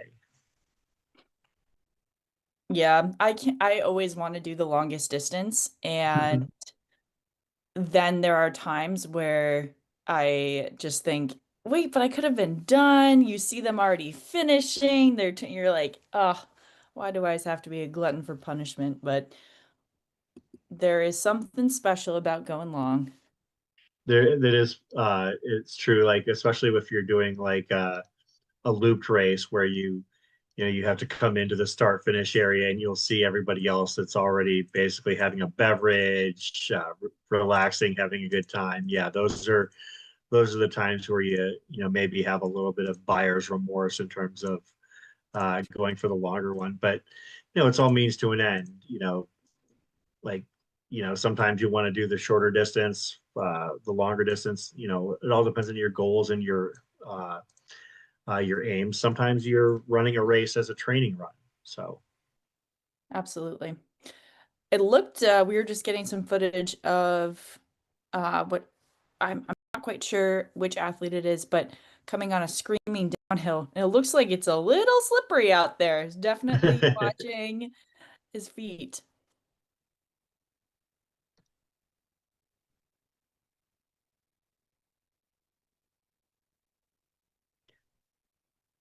does not look like it's very warm. We see some hats and jackets and pants. So I think that everyone who's more stationary is bundling up out there. Yeah, the jackets have not come off at the aid stations, and also an alarming lack of shorts. I see, one person wearing shorts at the Warm Springs Aid, but that's it. Everybody else is wearing pants and jackets. I mean, it might be 54, 55 degrees, but it's a cool 54, 55 degrees. And we have our top 10, or I'm sorry, top 9 through Warm Springs, including our top 2 female athletes.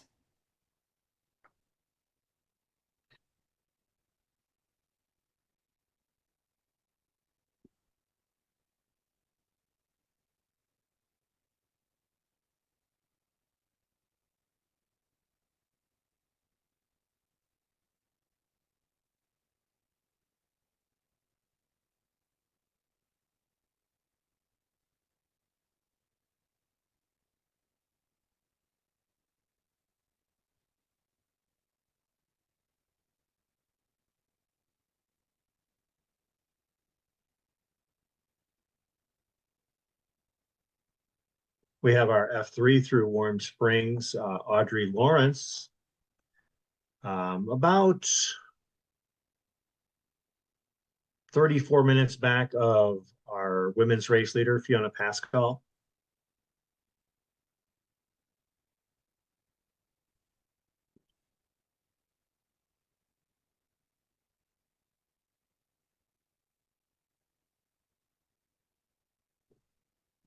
Got our top 8 men through Warm Springs. Sullivan, Reshetnikoff, Norton Walker, Colin Cooper, Michael Paulo, Kirk Horton, and Dylan Jones.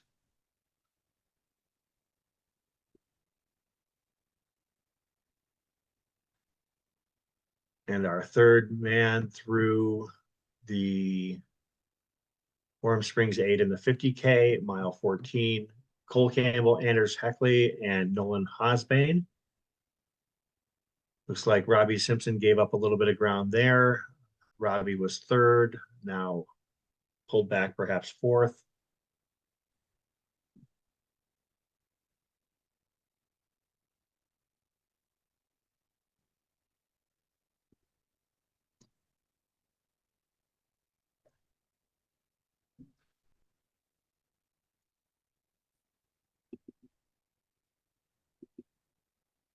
And now most of the women have come through Island View, so we're going to start to see the lead women come through the Warm Springs aid station in the 50K. Yes, we'll see if there was any shakeups in the time. We're not able to track them quite as closely.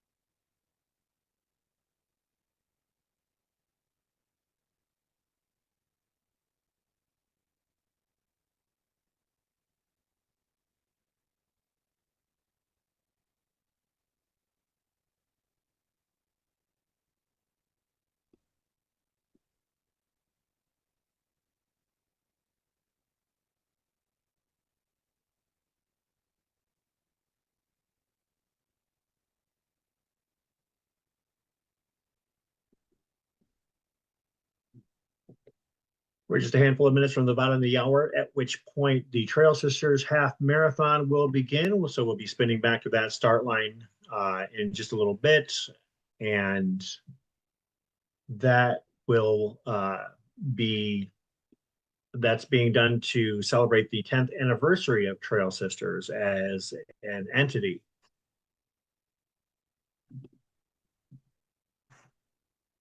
It's pretty incredible what they've built as an organization. Just so many local groups throughout the country and just supporting women in trail running.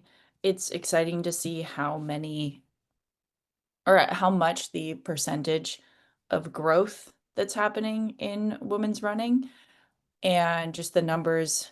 We used to see much more in like the 10 to 15% of women in the overall field. And I think now we're starting to see 20, 30, 40, and a lot of races are making an effort to have equal percentage across the board in starting lines, and just love to see those efforts coming to fruition.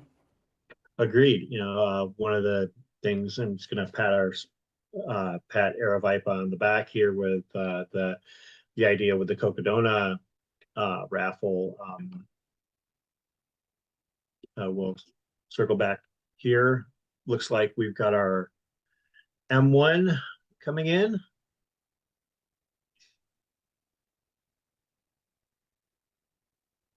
That's Ryan Sullivan coming into Liberty Glen. Man, he's barely carrying anything. He is going light. I love it. Yeah, very light. He is cooking.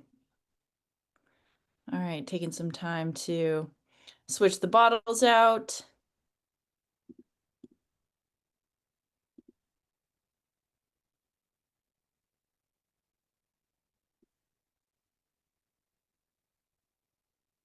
All right.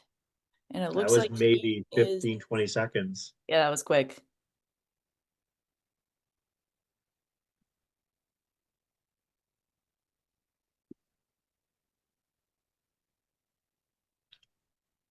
So a little over the 50K mark, looking at about 4 hours and 25 minutes.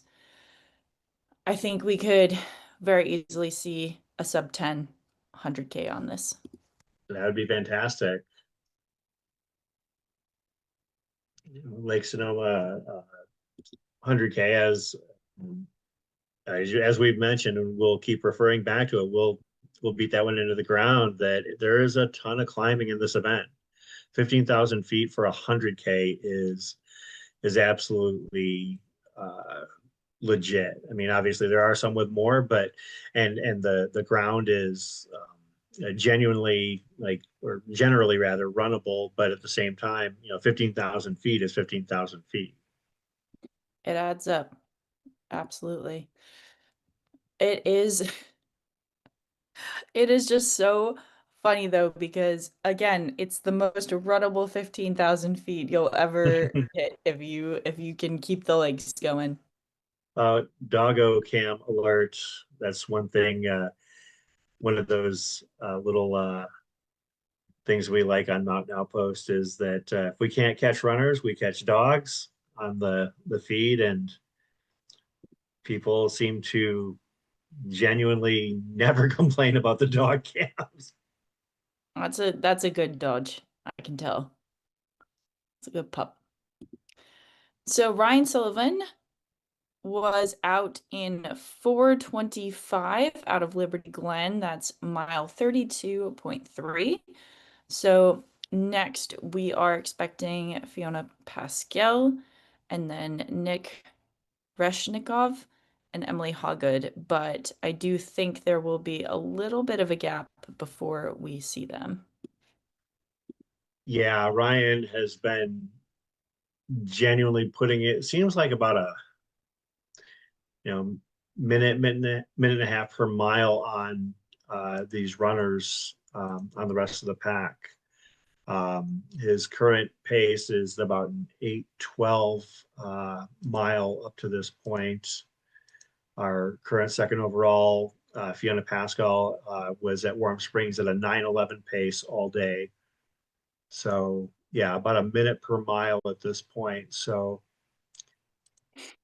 we'll see if the chase pack is able to keep pace, or if there's a little bit more of a widening gap. We do have our first woman in the 50K through Warm Springs. That is no stranger to people following the sport. Hannah Allgood hitting the Warm Springs 8 at mile 13.9 in 1:56.59, about an 8:24 pace all day.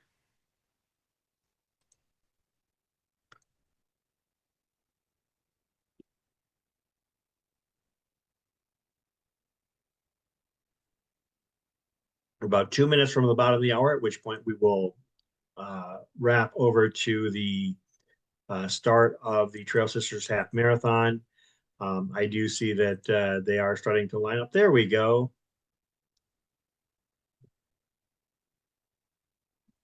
Just a couple seconds from the start of this race.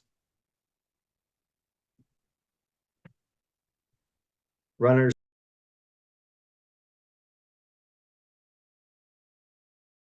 Trail Sisters Half Marathon this year, 150 participants. Love it.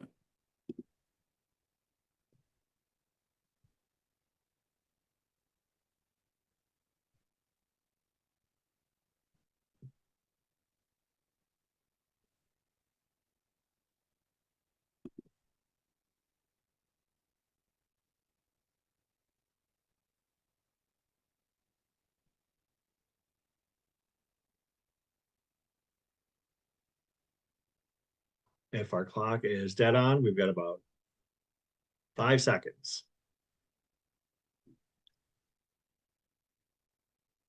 And they're off. They The are beginning off. of the Trail Sisters Half Marathon, the inaugural, as part of the Lake Sonoma 100K festivities presented by Terrex.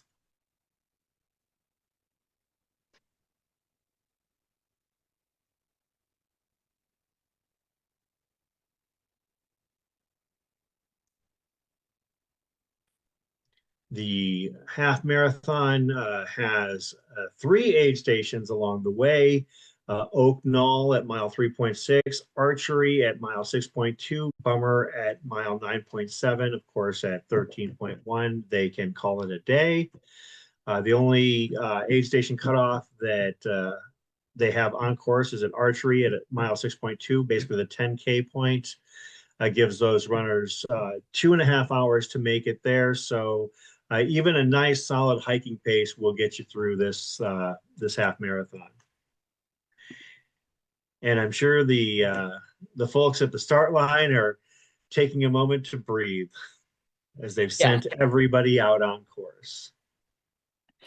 And they're going to get ready for everyone to come back, because all Yep. of these are finishing at the start area. So they'll be switching over to finish mode. Oh, we're seeing the banner go down, or the arch go down. I'm sure they'll be putting things back up for the finish. Of course, this is Warm Springs. As we've mentioned, this is mile 24.2 in the 100K and 13.9 in the 50K.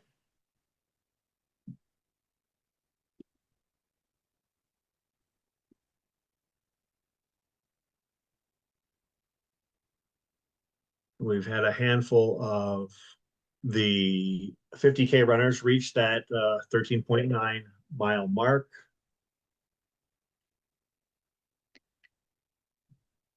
Yes, refresh, but it looks like we have about 11 runners who have passed the Warm Springs 13.9 aid, waiting for our second female runner to come through.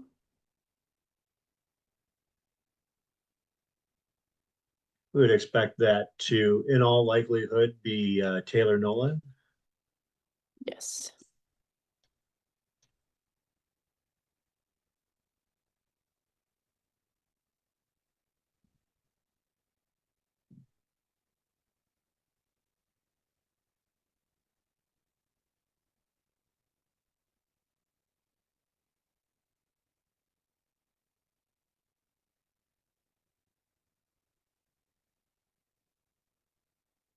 course, we're doing exactly what you were probably doing at home, furiously hitting refresh on the runner tracking, which is available at the top of the chat.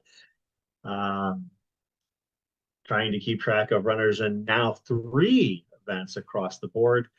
I'm trying to eyeball what we think it's gonna be before we see those first half marathon runners get splits. It looks like we will have splits at all the aid stations. So mile 3.6. So you're probably talking, I would expect we're going to get a handful of runners before the top of the hour based on that. I think so.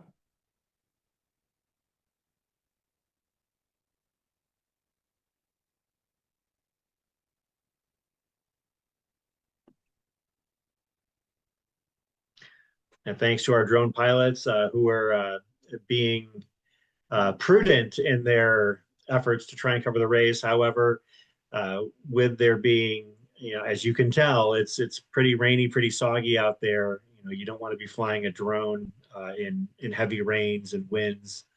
Otherwise, you won't be flying a drone for very long. So we've got some static cams, and we'll keep our eyeballs on those places where we can actually keep eyes on some of the action. Of course, this right here being an example of that at Warm Springs. We do have a camera for as runners approaching Liberty Glen. So the next time we see somebody coming in,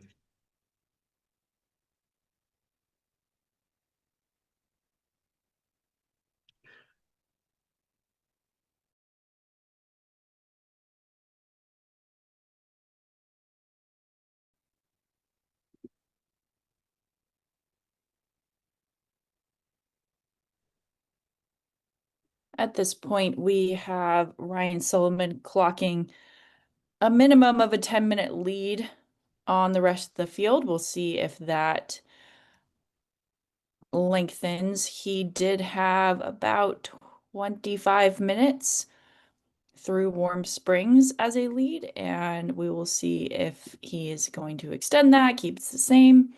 We'll give you an update as soon as we know. Yeah, Ryan Sullivan having a great day so far. Showing off that speed that he's got to basically dare the field to try and keep up with him.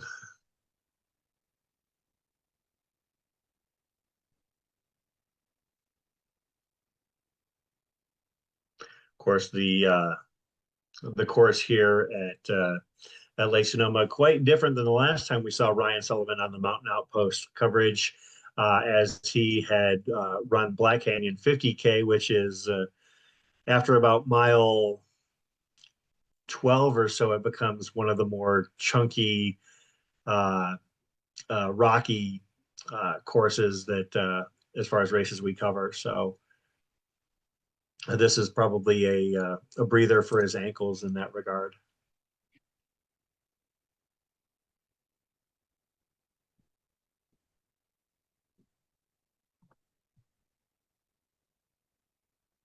Once again, shout out to everybody who is watching all over the country, all over the world. We know there is a lot going on in the running space this weekend, in the ultra running space, the trail running space. I would be lying if I said I did not have several windows open trying to follow other events that are going on. But my focus is indeed here on the Lake Sonoma 100K and all the festivities involved with that. Thanks to Terrex and Adidas, our sponsors, for making this live stream possible. And thank you for joining us on a Saturday where you could be doing your long run. Hopefully you'll get out and do that later, but it's great to have the opportunity to share and follow a race here on Mountain Outpost. Yes.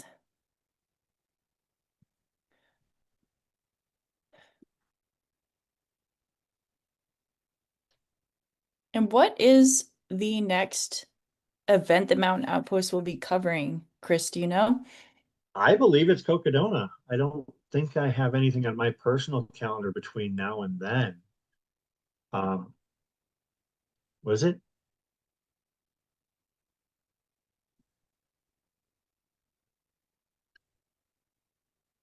Okay, yes, yeah, it is indeed Cocodona. That is that's a whole week of a thing there. It swallows my first week of May, trying to balance the coverage along with uh, keeping my every day-to-day life uh, in array or in without going crazy. Looks like the weather is starting to get a little bit more angry at Warm Springs. You could see Oof. you know more evidence of rain. You can see people moving a little bit more intently as they're coming in, and you saw all of the people with bright vests heading under the protection of the tent.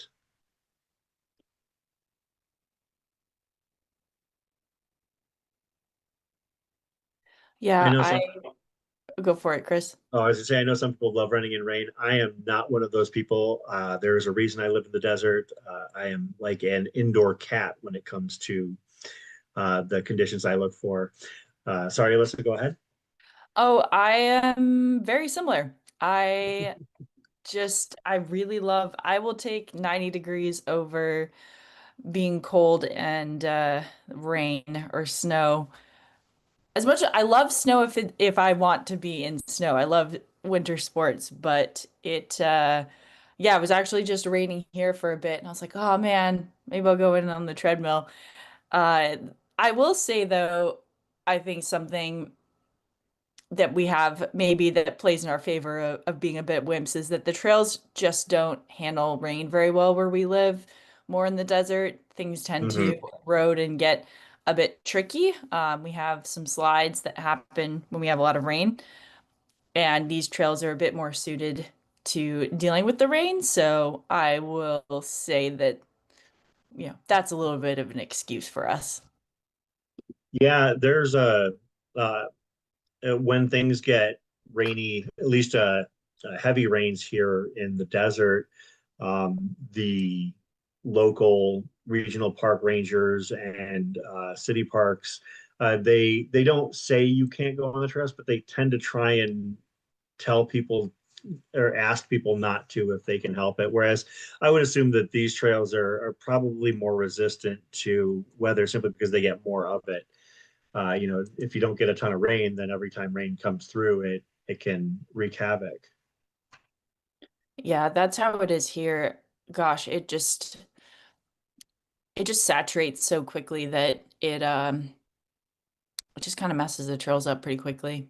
Hmm. All right.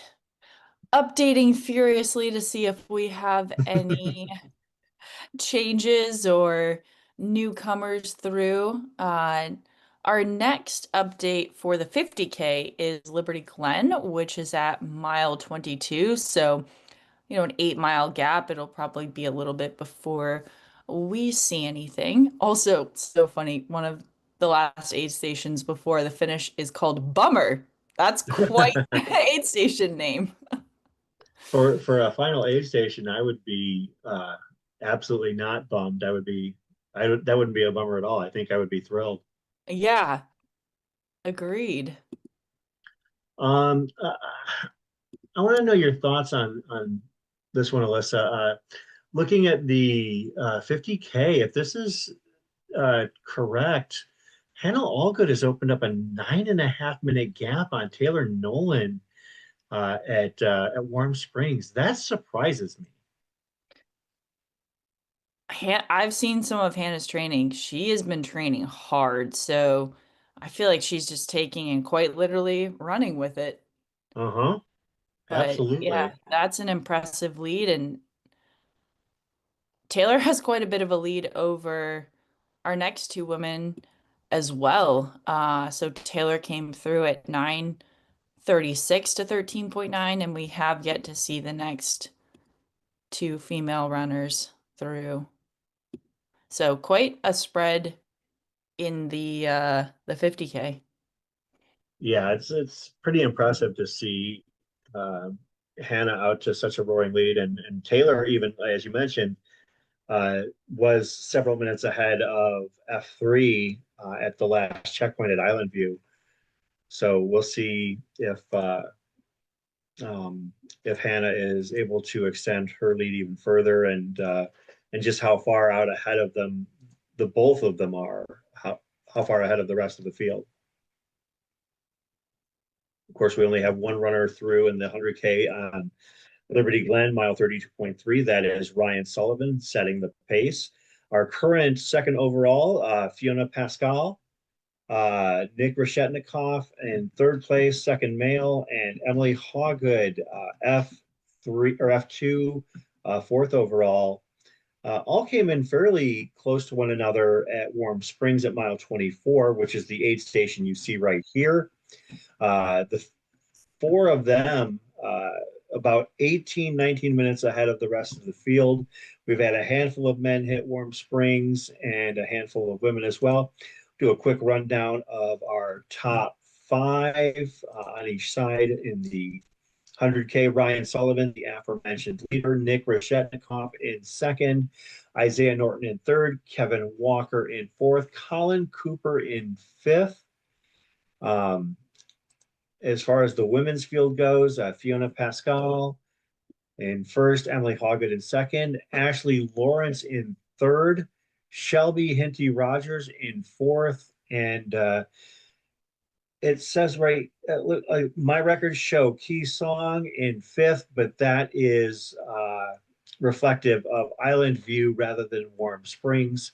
So we'll see what happens. Although Key Song had about 8 minutes on F6. Key Song, 57 years old, and Awesome. rocking in the top five here at the Lake Sonoma 100K. Gonna have to do a little bit of a dive on Key Song.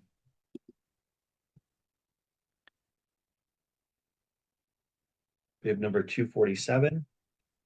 This is not her first rodeo, having finished Lake Sonoma previously. We're also getting some beautiful drone shots. Oh my gosh. I'm assuming that is our men's 50K leader. Absolutely flying. That is a ripping pace right there.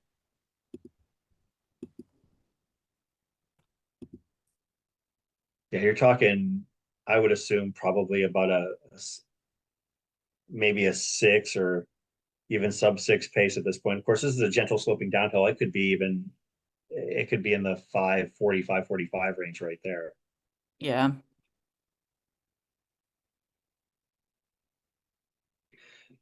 Key Song finished 13th at the Lake Sonoma 100K last year, ran Western States as well last year. So has finishes at Canyons 100 mile, UTMB.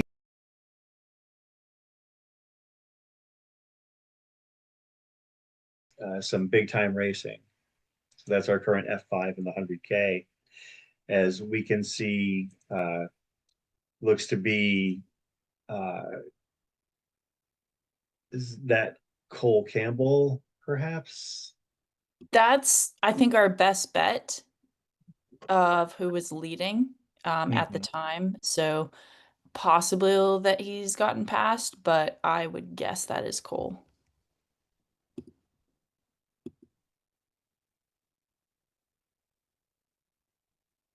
One of the things that people might not realize is that when you're running with a drone behind you, that drone is not that far back. It's more of a wide pan shot.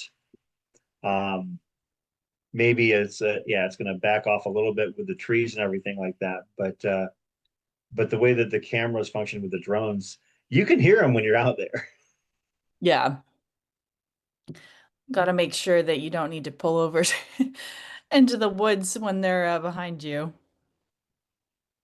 Yeah, that's one of those things that we're thankfully, our producers are definitely on the ball and respect the the privacy of the runners as they're coming through.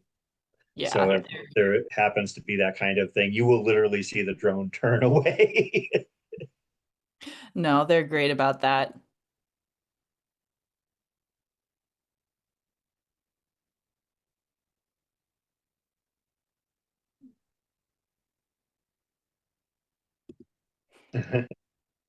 Yeah, they're confirming that on our back channels that if you see a drone make a hard cut, that's almost assuredly why that happens.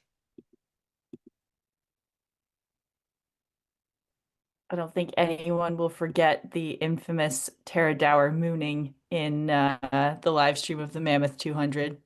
I wasn't watching at the time that happened, but I heard all about it. I remember we had during our first Cocodona coverage, we had a moment where we were following a runner up the road out of Crown King. It was Dax Hawk, and then all of a sudden he turns to the side and has a moment where his stomach disagreed with him. And in all its glory, we caught that moment. Oh, Yeah, felt bad for the guy, but he ended up having a great day, still finishing on the podium. So, for days rather.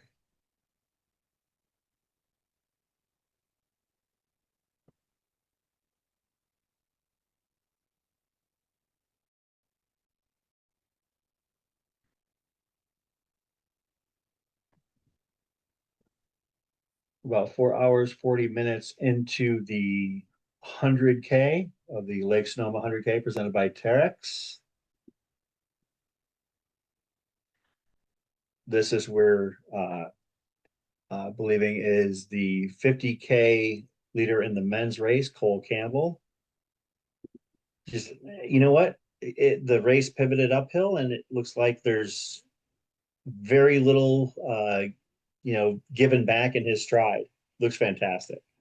And yeah. now that he's heading back downhill again, Just flying. so impressive.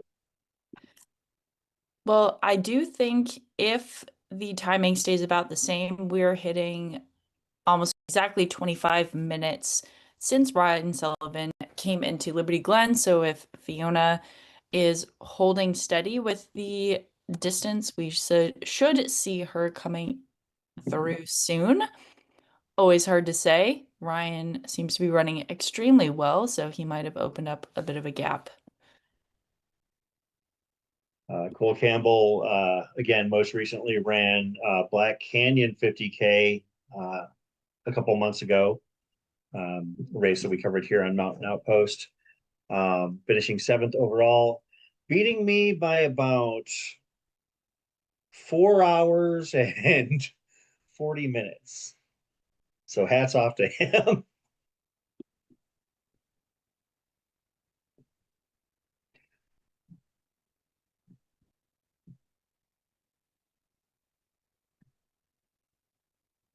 We do have our top 3 women in the 50K through Warm Springs. That's Hannah Allgood with about a 10-minute lead over Taylor Nolan. And Taylor has 14 minutes on Lily Burwanger.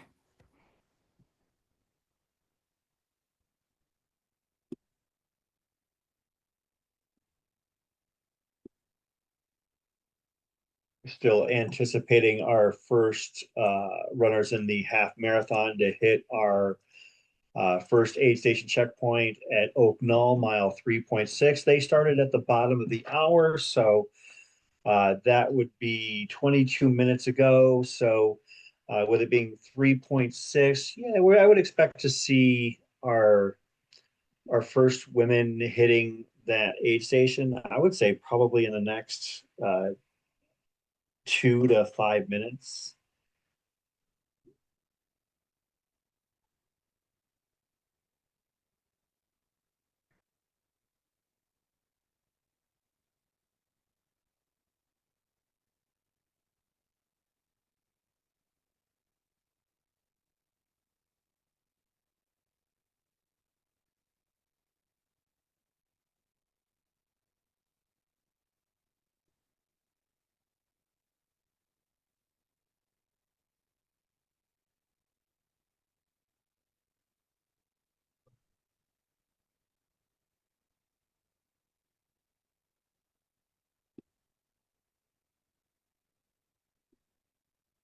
Looks like our F4 Sierra Palmer. I didn't catch if you mentioned the Sierra Palmer has hit Warm Springs and the 50K. Of course, that Warm Springs is where our static cam is, and as you can tell when we are on that shot, it is anything but warm at this point, as the rain has started to come down here in the Healdsburg area. Yeah, it does not look like it is relenting in the slightest.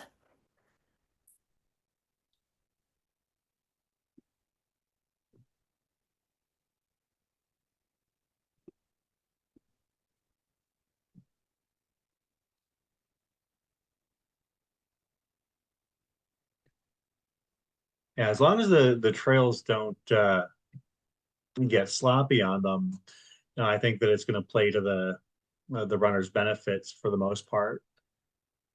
Yeah.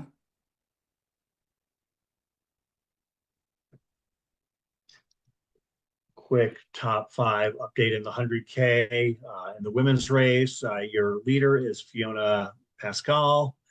I had about a 90-second lead on F2 Emily Hawgood at our most recent aid station check-in, Warm Springs. Audrey Lawrence in third, Shelby Hinty Rogers in fourth, Key Song rounding out the top five.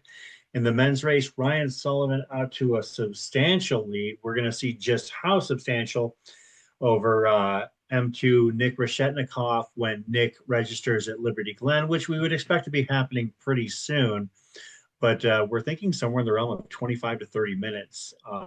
Actually, this would be 30 minutes right now for him to come rolling in. And we've got eyes on that aid station, so we'll keep an eye out. Thank you. Isaiah Norton in third, Kevin Walker in fourth, and Colin Cooper rounding out the top five of the 100K. Of course, this is men's leader in the 50K. Cole Campbell has been just wowing us with his leg speed on this course so far. So impressive. Yeah, I think that he's going to, I think we'll see him probably in the next 10 minutes or so at the next aid station, maybe a little bit longer, but absolutely cruising. Yeah, looks fantastic.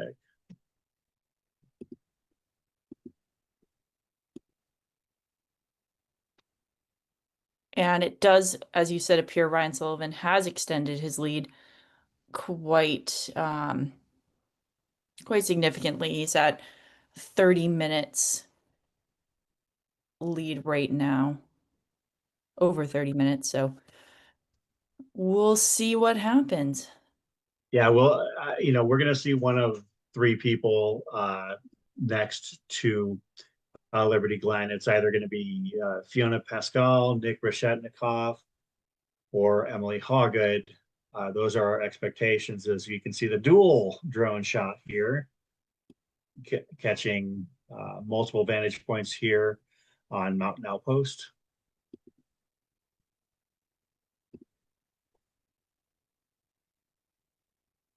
Okay, so those are both the men's M1 and M2. M1 would be on your left in the 50K, Cole Campbell, and that is Anders Heckley on your right.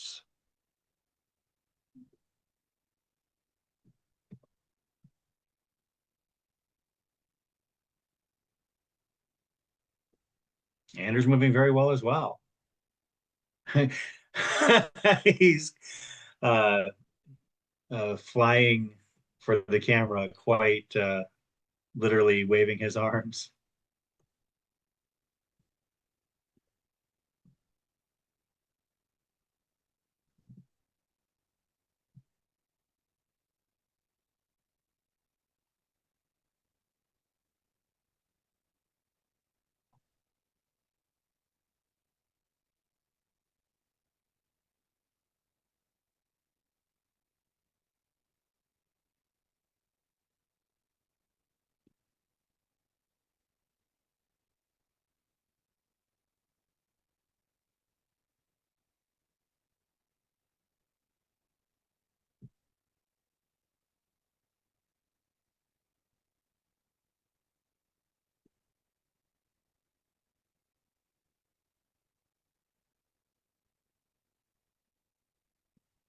Yeah, Cole Campbell was running at last check 7:02 pace in this race. I would not be surprised to see with how friendly this last stretch has been to Liberty Glen that he might have even picked up the pace a little bit. Yeah, I think he could dip under. Absolutely. Uh, And it's not even an out and back, so they don't Yeah. have to go back up this. But as we've said, the back half of the 50K does have more climbing, so it's good to move when we can or when he can, and then we'll see who's got the legs to throw down in the last section. So Ryan Sullivan has hit Lone Rock, our 100K leader. That is a mile 36.6, hitting it at 4:57. Has been clocking an 8:08 average pace for the first 36 and change of this race. Absolutely cruising. To a big lead at this point. Yeah, he really picked up time in that last 4 miles or so. He's back down to a 7:30 average pace. Yeah, we're still awaiting our first runner or second runner rather to hit Liberty Glen. Ryan hit Liberty Glen at 9:25, and with it being just shy of 10 a.m., that's 35 plus minutes that we're looking at here.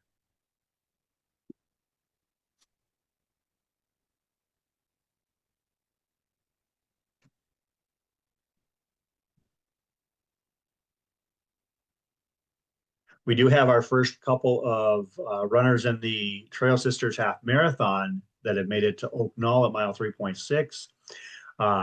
Alana Kennedy, Evelyn Ramirez, Jackie Ramirez, and Chrissy Piesinski are your first four runners in the Trail Sisters Half Marathon to make it to mile 3.6.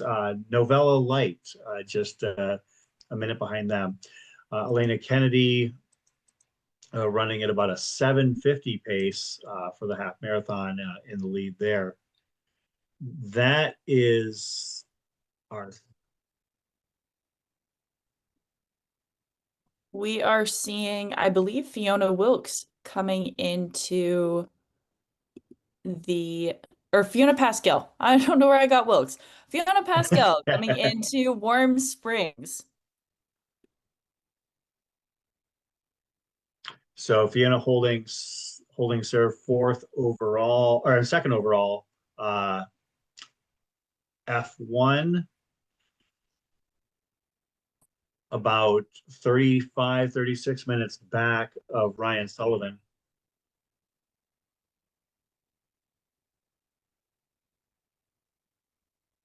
That was a quick stop.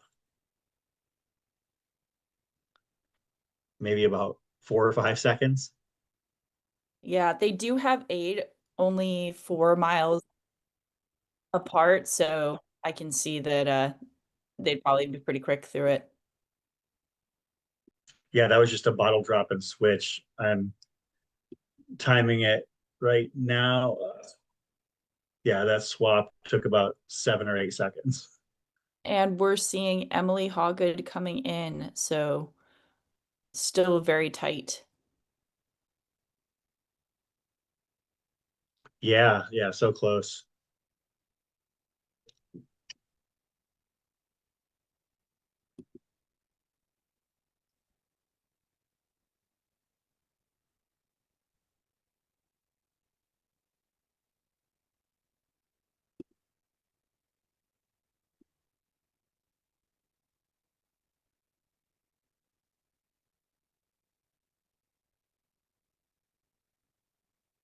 Emily looks super strong, big smile.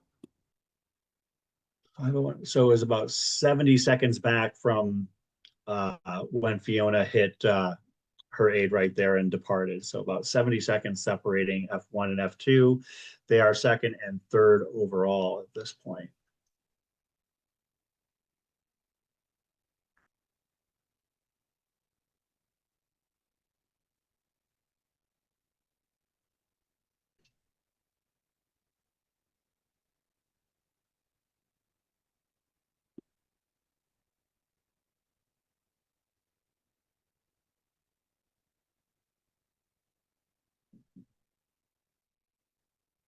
We've had our first dozen women hit the first aid station Oak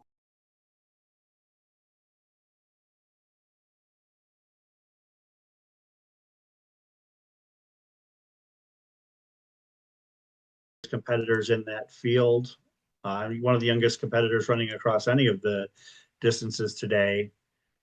But yeah, currently fifth in that race. Shout out to a couple other teenagers as I see Jackson Fillmore and Jack Packard running fifth and sixth in the 50K, both 19 years old. It is so cool to see how invested younger and younger generations are getting in trail running. Oh, for sure. For sure. My son is not fast like these people, but he has decided that it's something that he wants to do as his high school wrestling career is at an end. He never ran in high school, never wanted to do cross country or track. He found it boring. He loves running the trails though. So I can't wait to see where it takes him. That's awesome. Is this Nick Reshetnikov here that we see coming in, perhaps? That is my guess.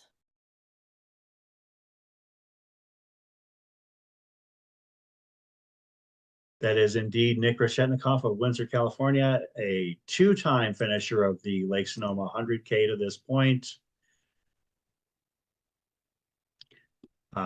Finished third in 2024 and second last year.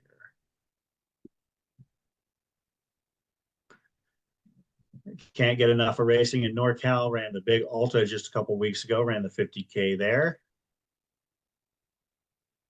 With a solid seventh place finish in that event. And it looks like we have Cole Campbell coming through. Wow. Ooh, didn't even stop.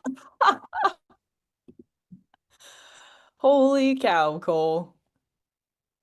Yeah, Cole Campbell, the first runner to hit. And this is where it gets a little bit tricky for us to follow, hitting Liberty Glen at mile 22 as opposed to mile 32 Yes. as part of the 50K. Yeah, he's going to overtake the 100K athletes soon.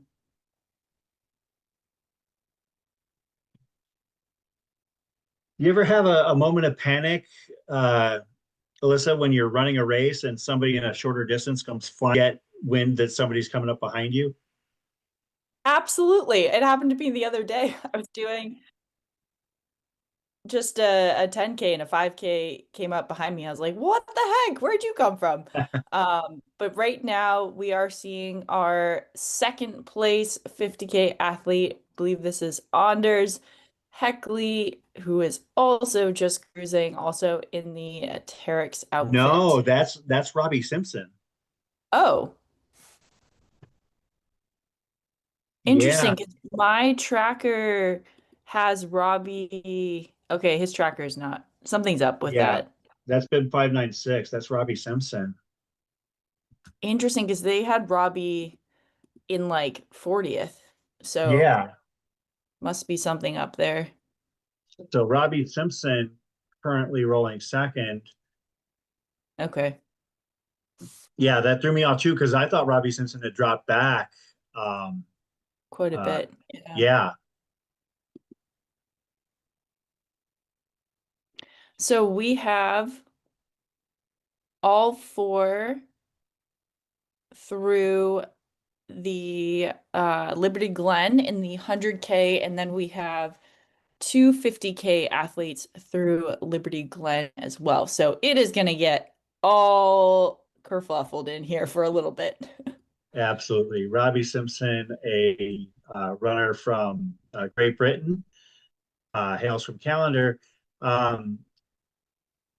Doesn't run a ton here in the States, but has run a race that I know longtime ultra fans will appreciate hearing. He ran North Face 50 back in 2019. Oh, awesome. Oh, So missed that race.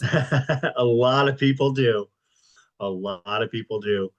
More recently, finishing on the podium at OCC in 2022, uh, running R&B Ultra Cape Town 65K in 2022, winning that, and also winning the Ultra Cape Town 50K.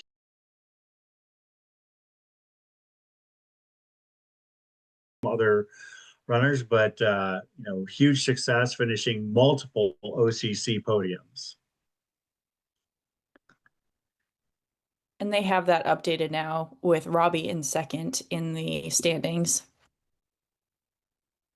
Perfect. Yeah, it must have just been an issue with his tracking. But yeah, I think that we're going to see a whole lot more people coming up this little stretch of road here. But yeah, Robbie Simpson, basically, 90 seconds back of Cole Campbell. We thought that was Anders Heckley, but we've got a race in that men's 50K. Yeah.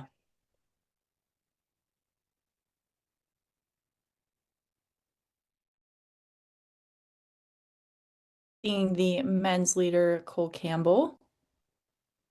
Gosh, that is just beautiful, runnable terrain.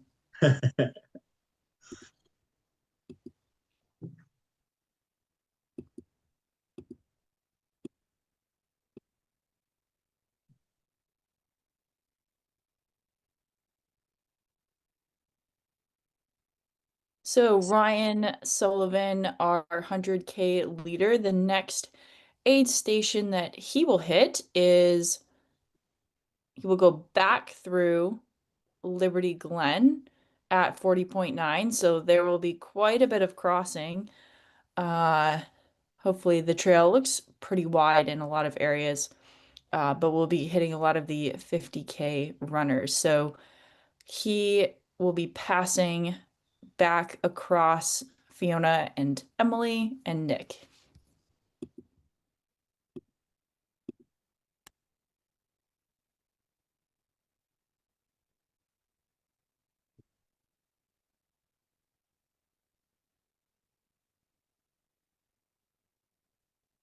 Just some great lush green. I mean, that almost doesn't look real right there, that shot lakeside. It looks like Hawaii, that It green. does. Yeah, just that lushness. That is stunning. Of course, you've got ample experience running in Hawaii. Yes. Lived there for 3 years and go back anytime that I can. It's one of my Oh, favorite I didn't spots. realize you lived there.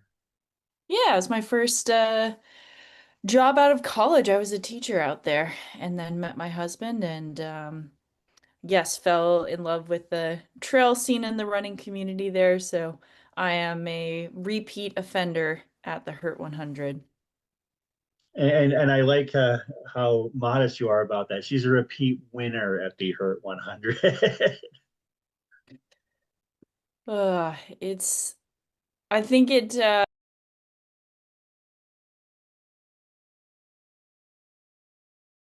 and disadvantage in that I bet. race. My coach won it one year, Pete Mortimer, and he said that he wished he had gotten out there a little bit more. That's bib number 498 coming in.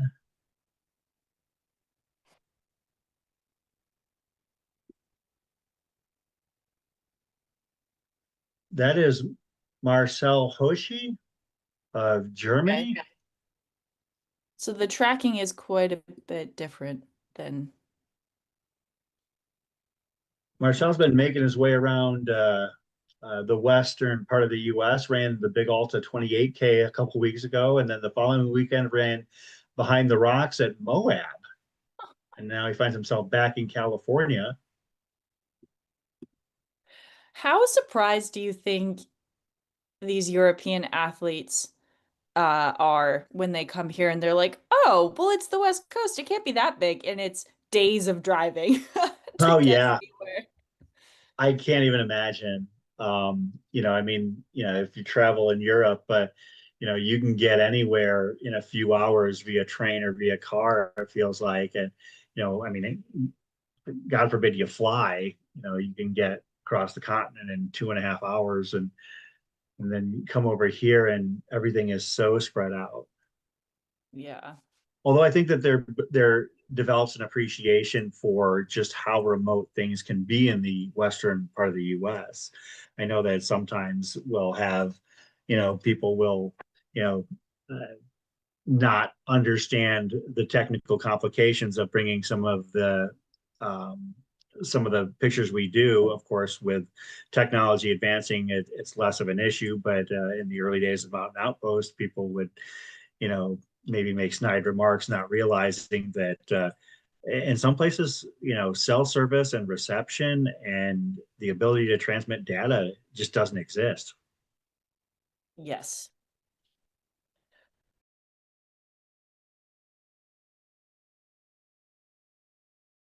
Remote yet in some places.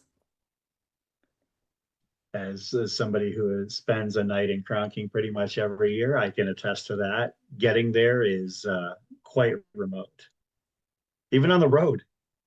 Oh yeah, the road is, I mean, I think it's almost the same to drive as it is to run. Yeah, absolutely. I'm going to check to see. It looks like we've got about half of the women's field has hit the first aid station open all in the Trail Sisters half marathon. Just an update on that. We also have 4 of our male athletes in the 50K through. So that's Cole Campbell, Robbie Simpson, Marcel Hochi, Anders Heckley, and then we are waiting on others to arrive. We're probably close to seeing our first Liberty Glen in the 50K. We would expect perhaps Hannah Allgood or Taylor Nolan potentially coming through in the not too distant future.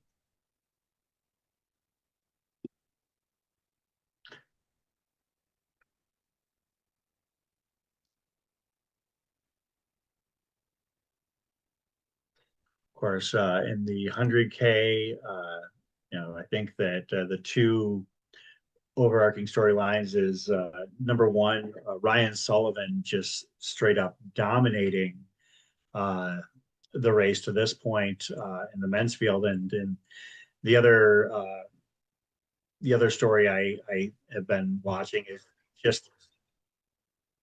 just having Fiona Pascal and Emily Hawgood second and third overall in the 100K. Yes. And I think that there's a very good chance we see them go 2-3 overall.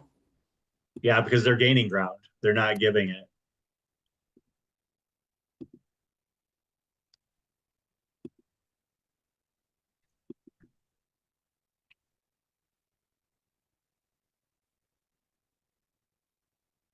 It's like is that M1 and M2? Oh my goodness.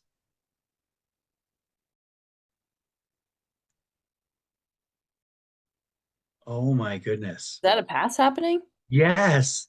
Wow.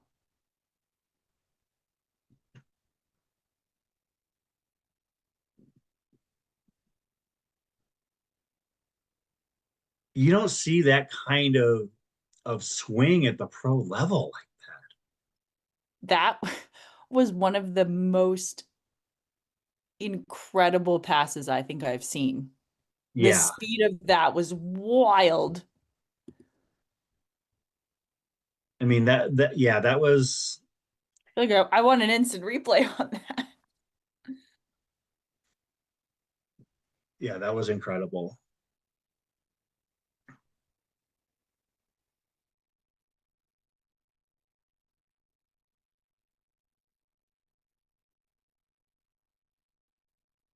And not only passing, but you can see behind him The gap. establishing the gap. Although was that Ryan Sullivan perhaps passing one of the lead 100K runners? or not necessarily Ryan Oh, Sullivan, but it's Cole Campbell. Cole Campbell leading.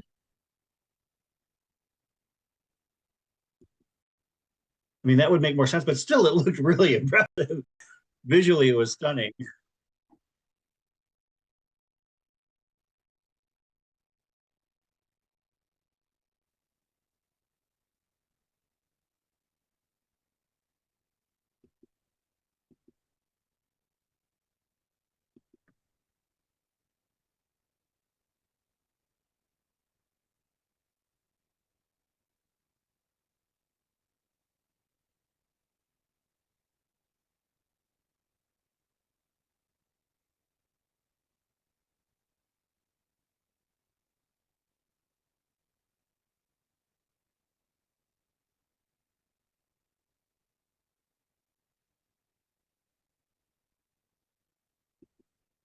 Of course, this is the Lake Sonoma 100K presented by Terrex. Got the 100K, 50K, and the Trail Sisters Half Marathon all underway.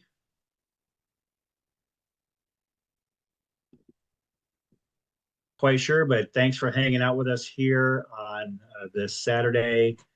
You could be anywhere, but you're here with us. We And appreciate it. absolutely.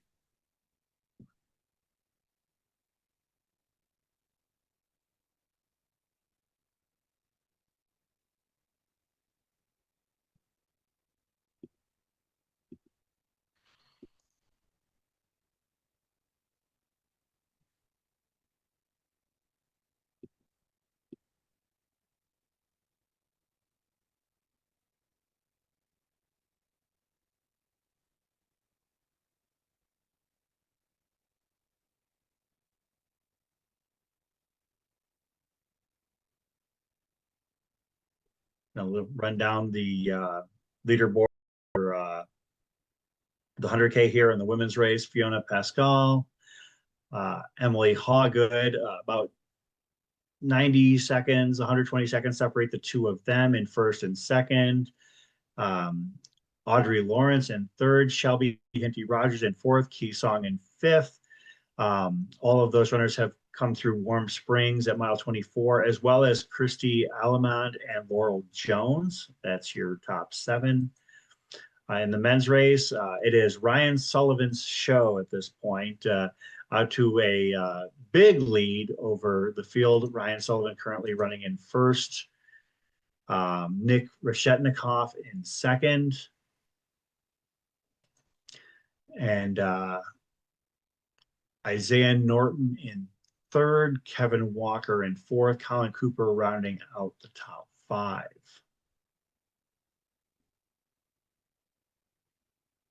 It does also appear in the 50K that we do have a pretty good gap between our first four men and the rest of the field. We are waiting on our first woman to come through Liberty Glen, which is mile 22. Yeah, at this point, Ryan Sullivan has about a 40-minute lead on the men's field, about a 35-minute lead overall, as Fiona Pascal and Emily Hawgood round out the overall podium in the 100K.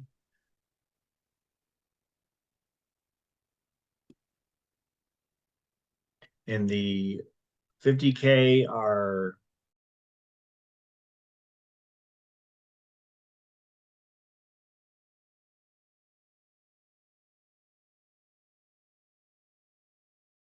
Taylor Nolan, Lily Berwanger, Sierra Palmer, Tara Lowenson rounding out the top five. In the men's race, what you've been seeing is Cole Campbell putting on a clinic out there, but still only about 90 seconds.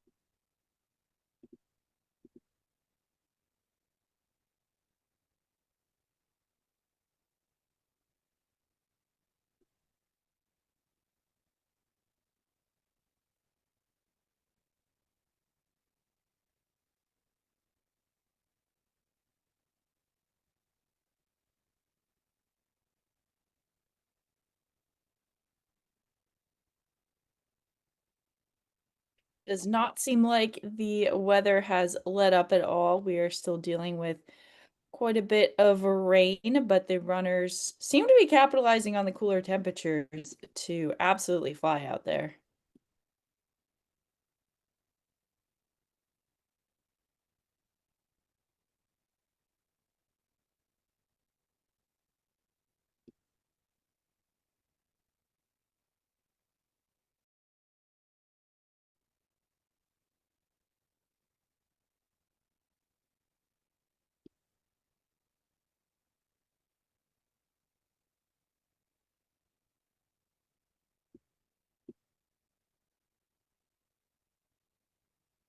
Yeah, as far as the records for, and this is where things get a little bit tricky, the Lake Sonoma 100K, um, in the current iteration, Daniel Jones 8:59:58 course record.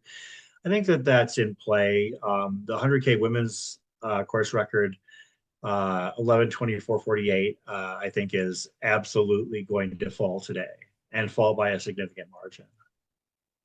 And it's the same 100K course? That I'm not sure of. Okay, You yeah. never know. There's I think I mean, what's amazing about this area is I feel like there's so many different ways that they can combine the trails to make a really interesting route. And so I do think there is always a bit of variation within there of what these courses have looked like. So a bit hard to say if it is the same course or if it's different, but those are some quick times, and I think we're gonna continue to see quick times today. Yeah.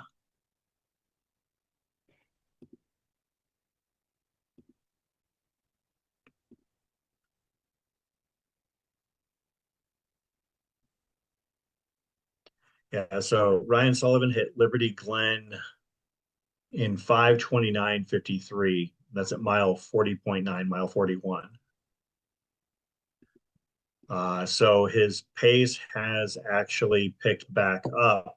Um, and in the most recent sections is running an 8:03 pace overall on the day.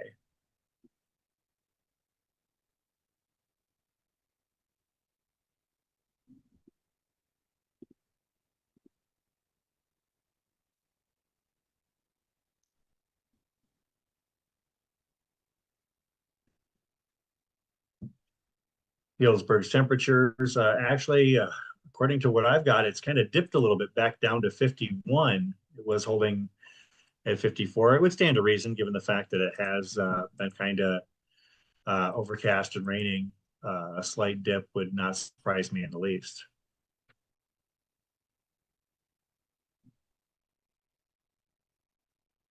We are seeing Cole Campbell coming into the Bummer Aid station, which is getting pretty close to the finish. He's only got about 3 miles to the finish after the aid station. So he is through the Bummer Aid station. Great name. Yeah, Cole has been running at about a 7-minute mile pace on average all day. I mean, it's so impressive. Yeah.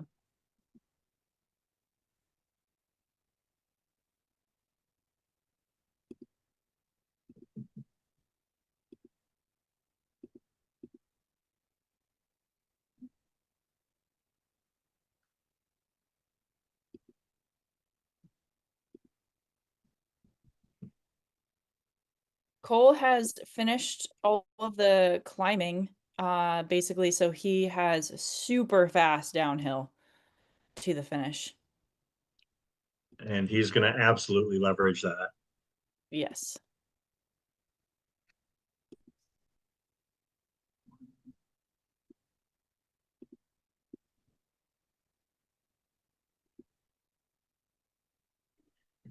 We have Hannah Allgood through Liberty Glen. So that is our first female through Liberty Glen at mile 22. She is in 9th overall. And as we mentioned before, at Warm Springs, she had opened up about a 9.5 minute lead on Taylor Nolan. So we'll see. First of all, I mean, and Taylor had 14 minutes on the rest of the women's field at that point. So things had kind of separated out quickly in the women's race.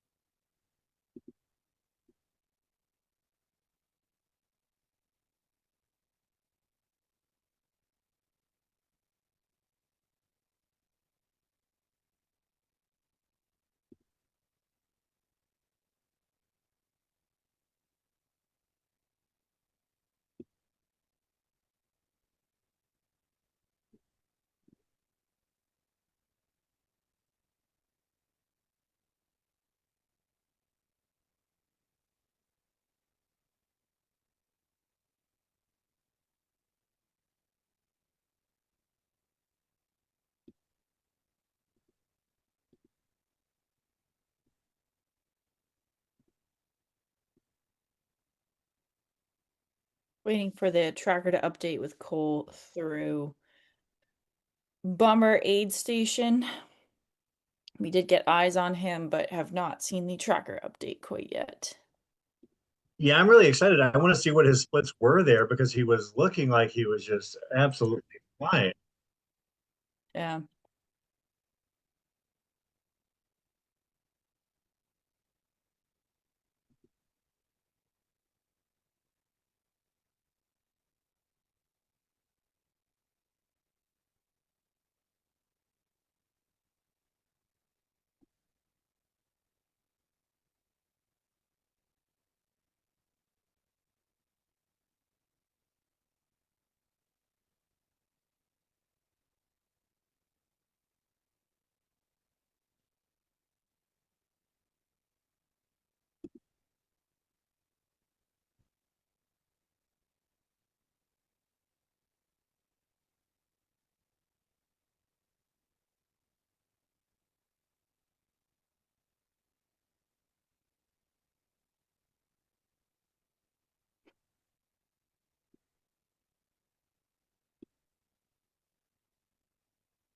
There's Fiona Pascal right there.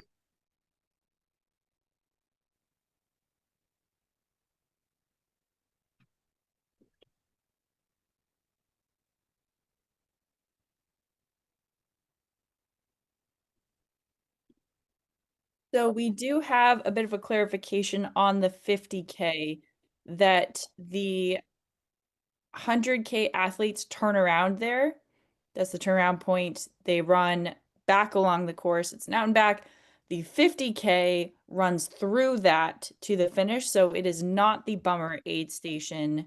It is like an optional aid station and it doesn't show up as one of the checkpoints. So Cole is still cruising, doing great, but he is not to the Bummer aid station yet.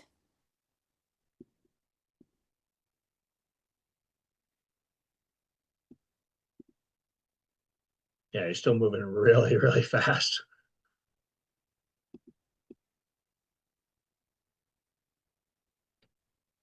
That was Fiona Pascal at Lone Rock.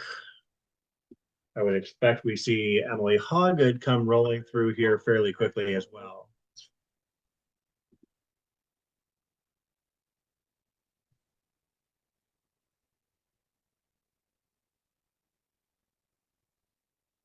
It really looks like the wind and rain is picking up quite a bit.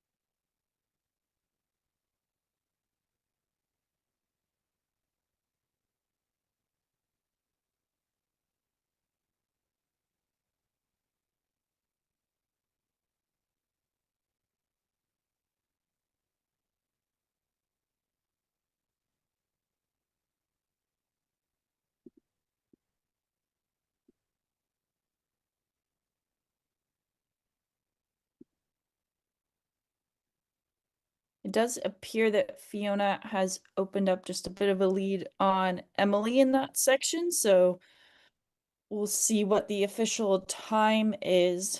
That is an out and back, which is always a fun challenge when it comes to racing, where you can see where your competitors are. This to go to Hurt is a lot of out and backs, and so you can always kind of judge where you are. Okay, we are seeing nope, we're seeing one of the 50K runners coming through. This is an unofficial aid station for the 50K, but looks like it's Robbie Simpson who just came through, and so it appears Cole has put some time on Robbie, actually a fair amount. It's a little bit of a fake out there. Faked us out, got us. And as far as the Trail Sisters Half Marathon, about a quarter of the field is through archery at mile 6.2. So we're keeping eyes on that as well. It also looks like the 100K that Nick Reshnikov just came through the Lone Rock turnaround point and is heading back down. So he has, from what we can see, passed Emily Hawgood at this point.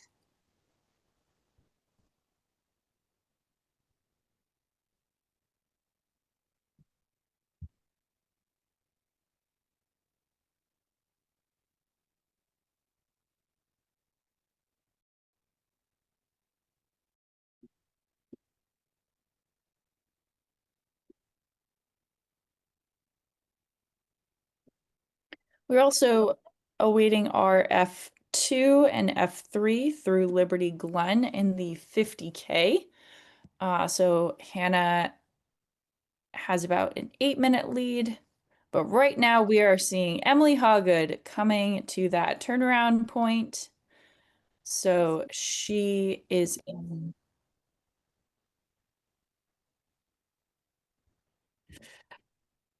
So she is in 4th overall. We have Ryan.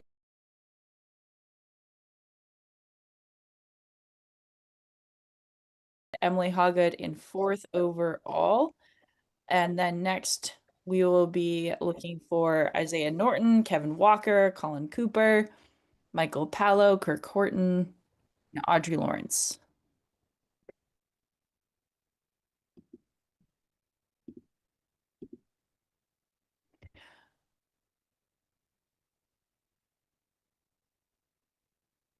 Does appear in the 50K that Robbie Simpson has passed Cole Campbell and is now in 1st place and has been through the Bummer aid station at mile 27.8. Oh my. He threw down 650 pace average on that section. And we thought Cole was flying too. Yeah, so actually I think who we saw was perhaps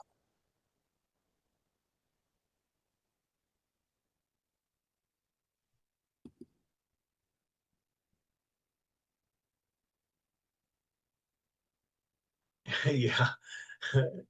uh, Running a 6:49 pace in the last stretch from Liberty Glen to Bummer was Robbie Simpson. That's something else right there. A little bit more than a 5K to the finish at this point. and all downhill.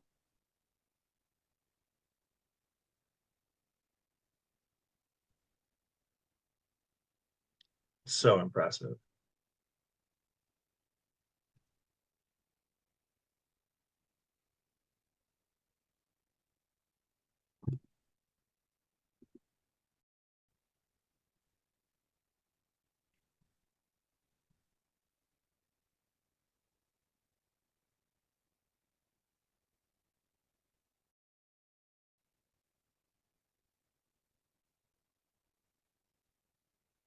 Five of the top eight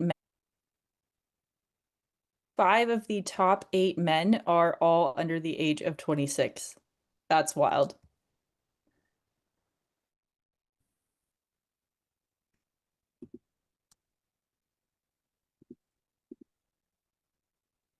All right, Cole Campbell is now through Bummer, so just 1 minute behind Robbie. So it will be a battle to the end.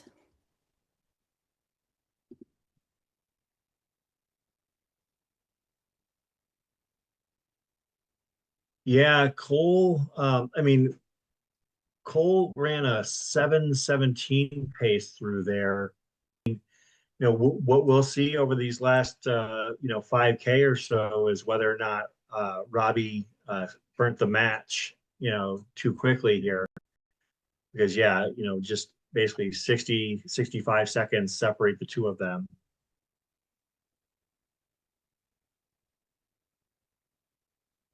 And the way they're moving, if they're doing a low 7 pace, what are you talking, 22 minutes to the finish from here, perhaps? I think so. So you're talking about a 3:45-ish time, likely taking down the wind here in the 50K at the Lake Sonoma 100K.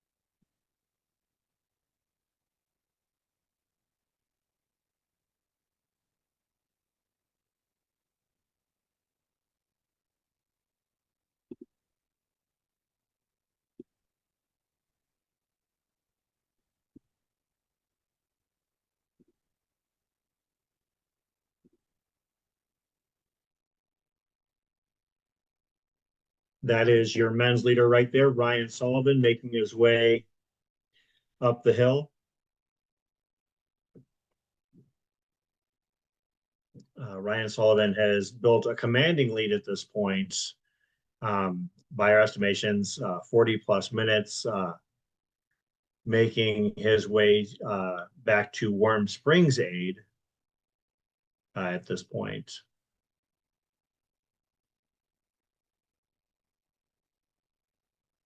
Your overall leaders in the 100K, Ryan Sullivan, Fiona Pascal, Nick Reshetnikoff, and Emily Hawgood. To break it out, you've got Fiona Pascal about 5 minutes ahead of F2 Emily Hawgood. Ashley Lawrence in third has just hit Liberty Glen recently at mile 32.3. Shelby Hinty Rogers in fourth, Key Song in fifth, Christy Aleman in sixth, Laurel Jones in seventh, Lauren Bruns Brookheight in eighth, Ashley Reef in ninth, and Catherine Gifford in 10th. The men's race, Ryan Sullivan, Nick Reshetnikoff, Isaiah Norton in third, Kevin Walker in fourth, Colin Cooper fifth, Michael Paulo in sixth place, Amore Avad in seventh, Dylan Jones in eighth, Kirk Horton in ninth, and Brandon Costa rounding out the top 10. In the 50K, which is, we're getting close to the finish here for this one. In the men's race, Robbie Simpson and Cole Campbell are your leaders. Only a minute separates the two of them with basically a 5K to go. Marcel Hochi in third, Anders Heckley in fourth, Alexander Nayrink rounding out the top 5. In the women's race, Hannah Allgood out to a commanding lead, 9.5-minute lead last we checked, and it looks like that has expanded to at least 16 minutes over F2 Taylor Nolan. Lily Berwanger in third, Sierra Palmer in fourth, Tara Lowenson rounding out the top 5. And in the Trail Sisters Half Marathon, Jackie Ramirez and Evelyn Ramirez are your F1, F2.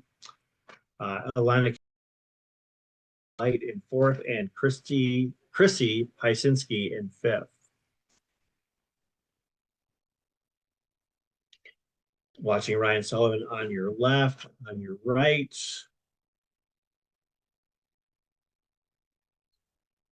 As soon as we can get a view, we'll see who we're looking at there. Is that Robbie Simpson right there then? On the right, looks like the kit he was wearing. Yes, there's a lot of Terrex kits out there. It's a little hard to tell who's who. Yeah, Terrex representing strong both in terms of performance and in numbers out here at the Lake Sonoma 150K or 100K presented by Terrex. Have they done a 100-miler out here before, Chris? Do you know? I don't believe so.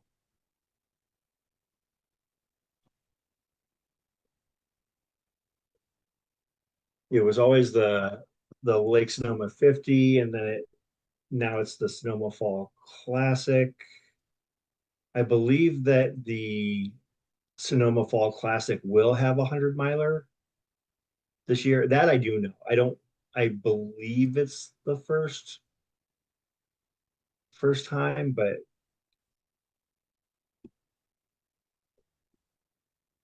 yeah, it's the first time that I can tell that it's had a 100-miler early, the one coming up this fall. Gotcha. Of course, racing on this course and these trails in any regard is, I mean, this is hallowed ground for this sport. Some breakout performances, and then also just some displays of, amazing speed by established elite runners.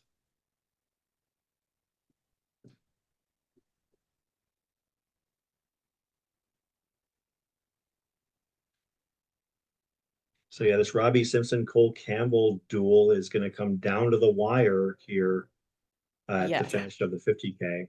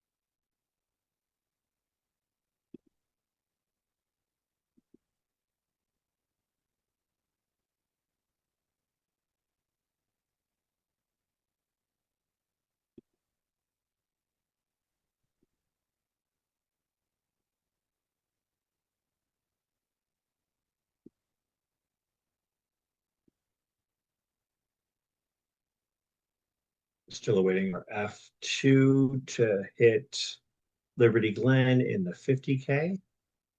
Yes.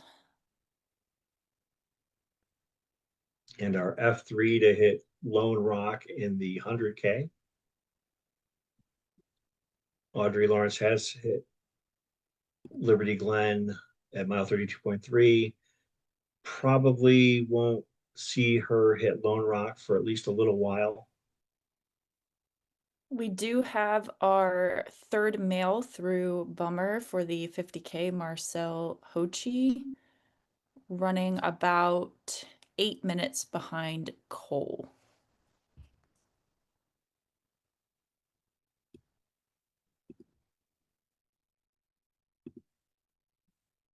We have our first 3 women in the half marathon through Bummer and through the Trail Sisters Half Marathon. Evelyn Ramirez, Jackie Ramirez, and Novella Light.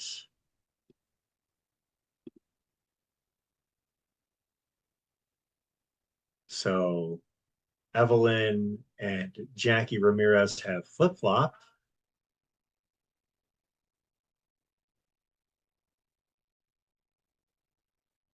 I'm excited to see this finish shoot over the bridge. I'm sure there's going to be beautiful views on either side with the lake. So very excited to see the finish of this 50K.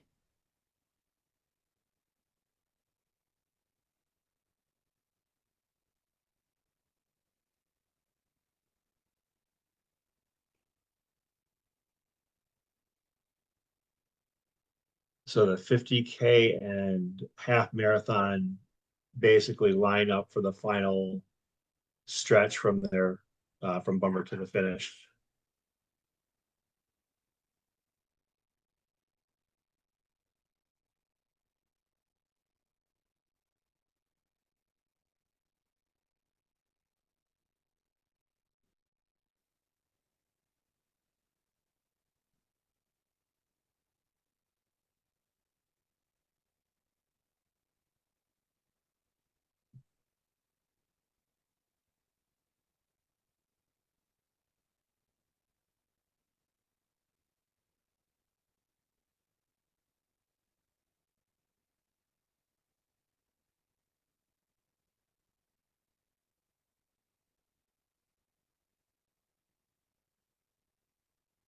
Looks like the weather also is maybe let up a little bit. Looks a little less rainy and windy than earlier, so hopefully it's welcomed by the runners of a little reprieve.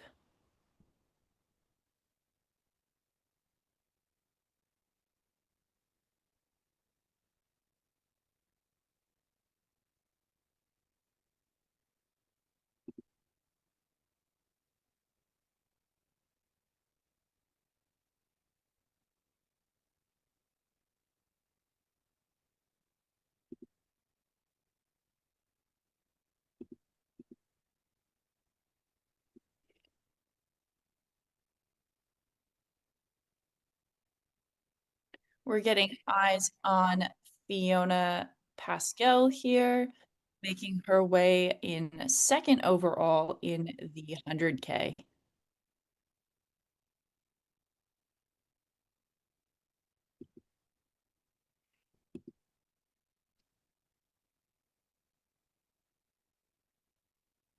We also have our fourth runner in the 50K to go through bumper. That is Anders Heckley.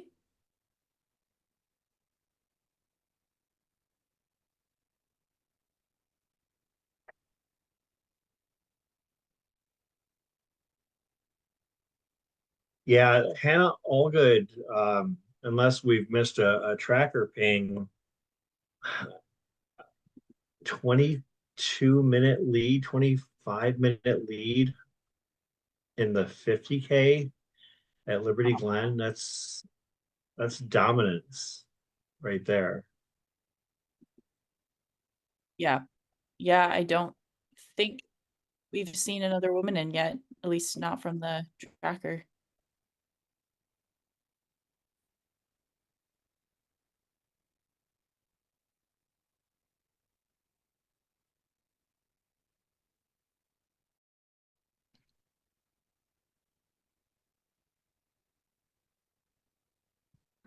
We Well, are seeing Ryan Sullivan right now on screen. we did just get Taylor Nolan. As soon as I opened my mouth, Taylor Nolan hit Liberty Glen, but is 25 minutes and change back of Hannah Allgood. Also, apologies, I believe this is Fiona we're seeing on screen, not Ryan. Yeah, Yeah, looks that's like Fiona that. Pascal.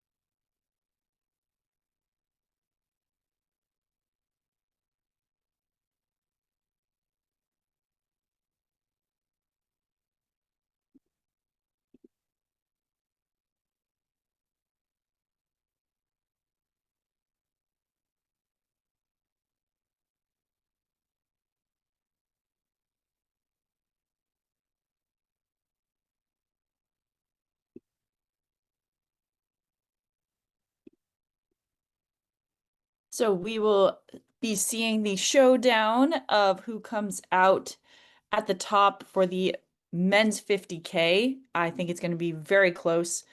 What a way to finish a 50K of just a race to the finish.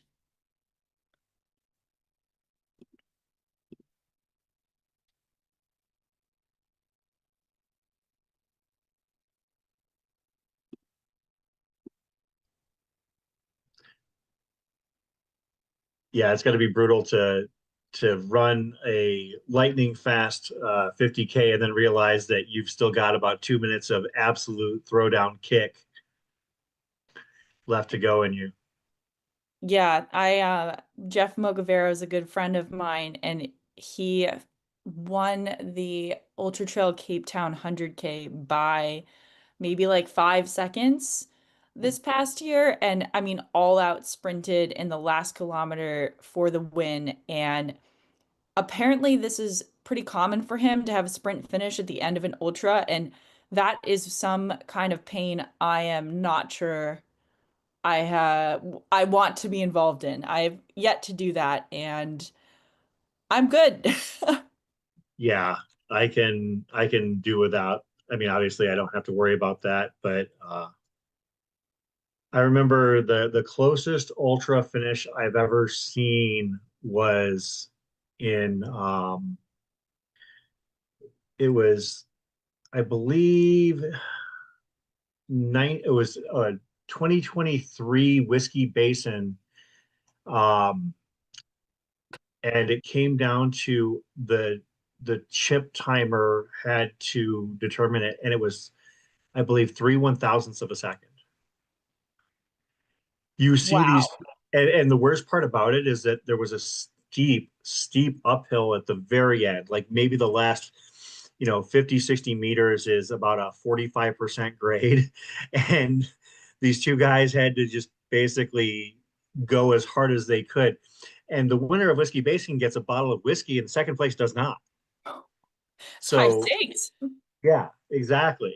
But yeah, it was, I believe, 3/1000ths of a second was what the chip timing told us. So it could have been either way, depending on like who started when and everything like that. I mean, just basically where your arm or your hip moved, it was kind of wild to see. And speaking of finishes, I believe we are seeing the finish line fast approaching. They are out on the road. This could either be Robbie Simpson or Cole Campbell. If we're going off of when they came through Bummer, this would be Robbie, but we don't know for sure yet. Super exciting coming across into the finish. Yeah, that was Robbie, I believe. He had darker hair than Cole. Got to make his way through the parking lot.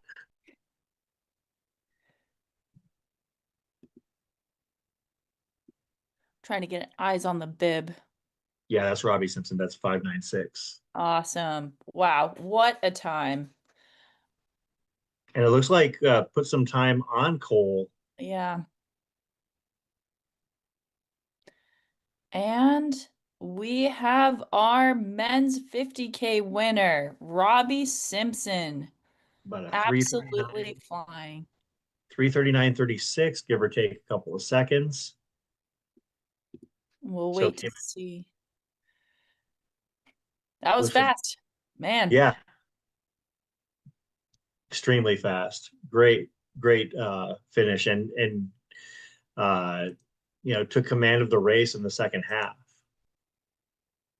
Yeah, I think was really paying attention to the climbing being in the second half and seemed to very much capitalize on that. But excellent run by Robbie Simpson, your men's 50K Lake Sonoma champion.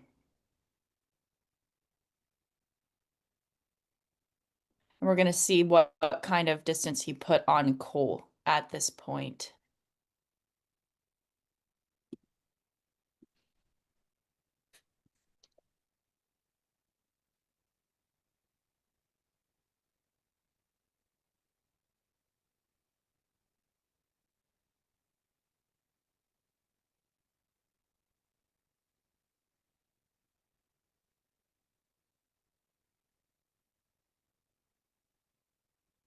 3:39:39 is the official finishing time for Robbie.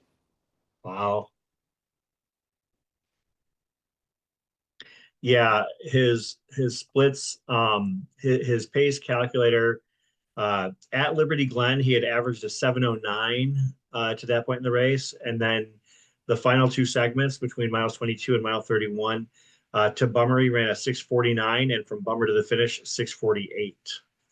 Dropped the hammer.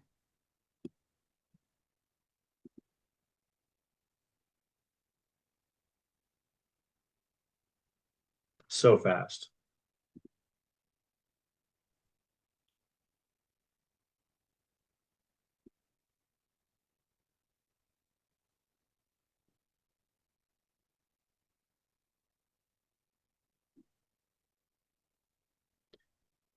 And there it appears we've still got Ryan Sullivan.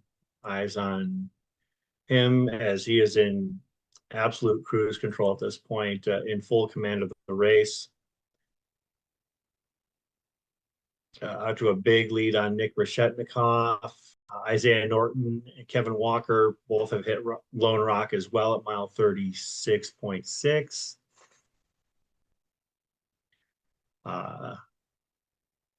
Ryan hit Lone Rock at 4:57, and Nick hit it at 5:45, Isaiah at 6:06. So you're talking about an hour, 50 minutes on Nick and over an hour on Isaiah and the rest of the field at this point. I believe we also had Cole Campbell finish. I believe I saw him on the other side of the finish line, just waiting for the tracker to update.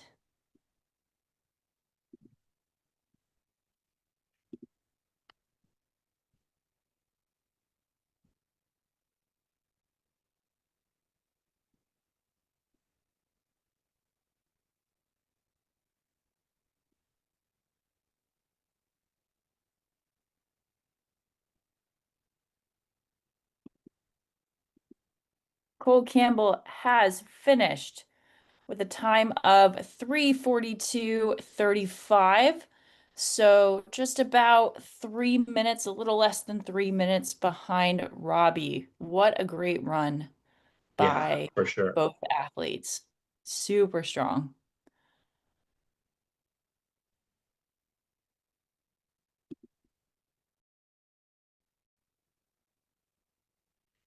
Taylor Nolan, still the only other runner behind Hannah to hit Liberty Glen. 25 minutes back.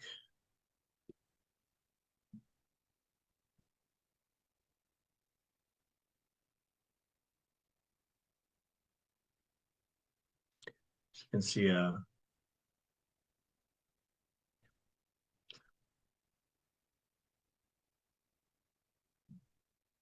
that is Liberty Glen.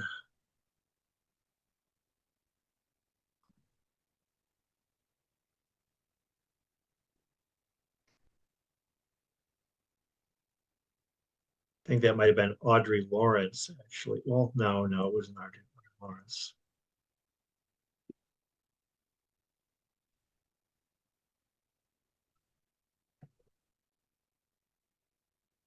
Perhaps Shelby Hinty Rogers. It is tough not seeing them at the start to get some visuals on their kit. And yeah, not having quite as much lead time on identification, but I've always advised, for instance, for Javelina, where we have so many runners, that we encourage our competitors to do a flat shot of their kit the night before, so we can actually see and tag the race, so we can start to collect that information.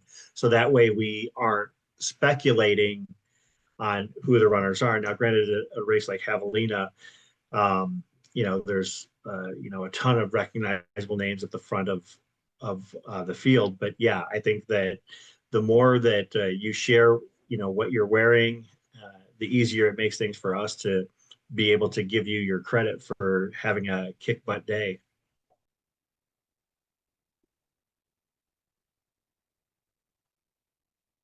Lily Berwanger has hit Liberty Glen.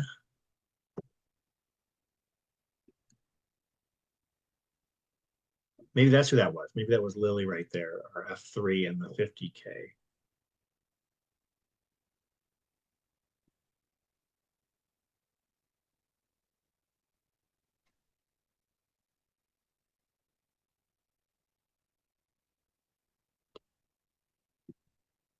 Looks like Samuel Lostanow of Albuquerque, New Mexico, bib number 525.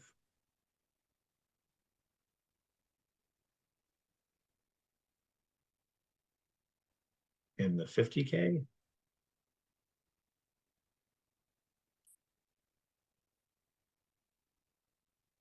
Ryan Creel in the 100K. You're doing a great job spotting these bibs. I have a tool.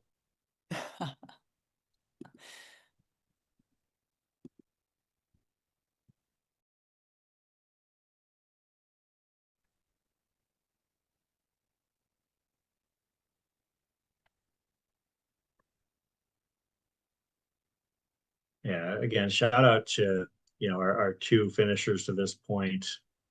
Both guys in the 50K, Robbie Simpson and Cole Campbell, just absolutely putting together a screaming race on both their parts. Cole held strong, was very steady through even the later part. Didn't give a ton of ground. That's the thing that blows my mind. From Liberty Glen to the finish, his splits to Bummer were 7:17 and to the finish 7:21. It's not like he fell apart. Like, that's staying steady for a 50K. It was just that what Robbie did was just like crazy fast. Like, went from a 7:09 pace to that point to a 6:49, 6:48 on his final two segments. Yeah, just blazing. I mean, Robbie, another UK athlete who perhaps just basking in these weather conditions of Yeah. colder, rainier temps. They probably thought, oh, we're going to go to sunny California. It's going to be great.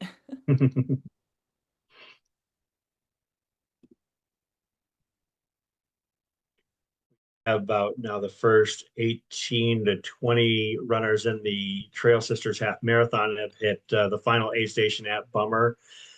So we will expect to see the top 10 or so women coming through here, probably in fairly short order.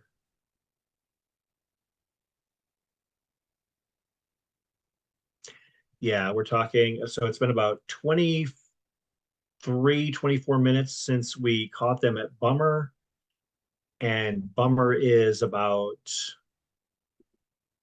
3.3, 3.4 to the finish. So I think we're going to start to see the first women in the Trail Sisters Half Marathon coming in the next few minutes, and there's going to be quite a few of them, one after the. You can see Fiona Pascal. She is about 50. I can do the math. I need more coffee. That's what we need. About 50 something, low 50s, like 53 minutes separates her from Ryan Sullivan. I believe we just had the first half marathon finisher cross. I think you might be right. Could be, it could have been Evelyn or Jackie Ramirez. But they were running together.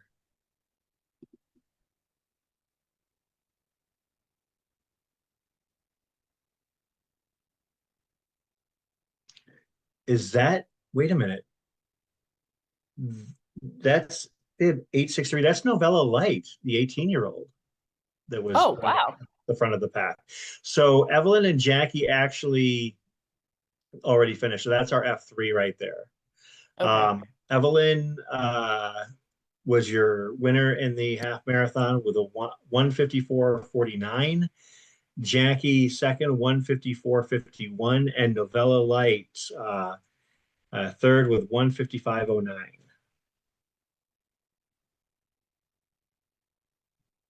Is that Jesse Ellis taking photos in the lower right-hand corner, I believe, in the black vest? The That guy one everywhere. the one-handed photo snapping always impresses me.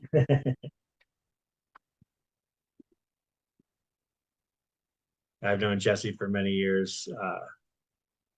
Super great guy. Actually, just saw him at Crown King a couple weeks ago. He was shooting that race.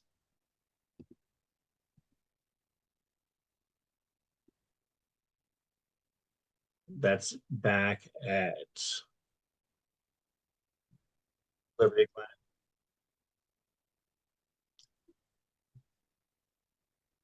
Nick Reshetnikoff, looks like.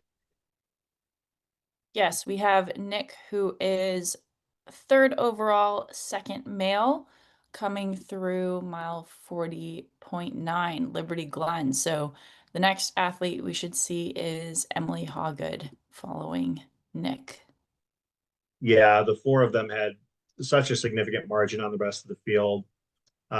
Even though it looks like Emily might have fallen back a little bit, she was still about 9 minutes ahead of uh, Isaiah Norton and Kevin Walker. So I would expect Emily to be coming in fairly quickly. She was only about 2 minutes back of Nick at Lone Rock. So it wouldn't surprise me to see her come into view here fairly quickly.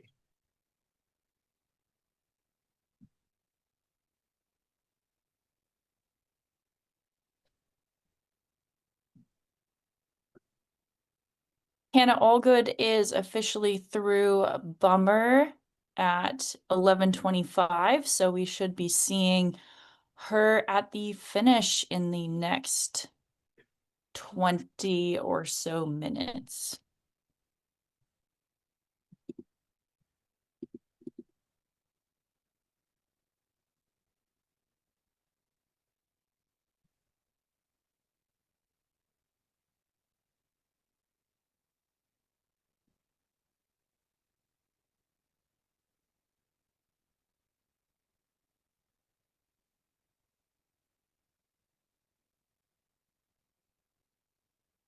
We have another finisher on screen for the Trail Sisters half marathon, looking super strong. That 878, 878. I don't think I have that. Let me.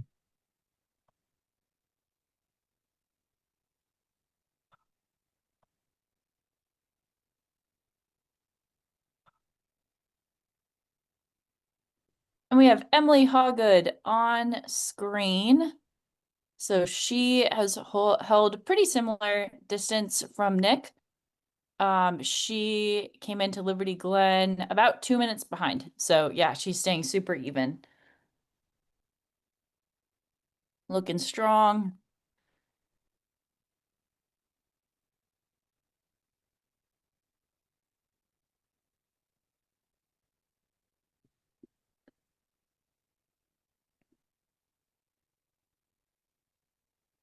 And that's our top four in the 100K through Liberty Glen 40.9. So they have about 21 miles left in this race.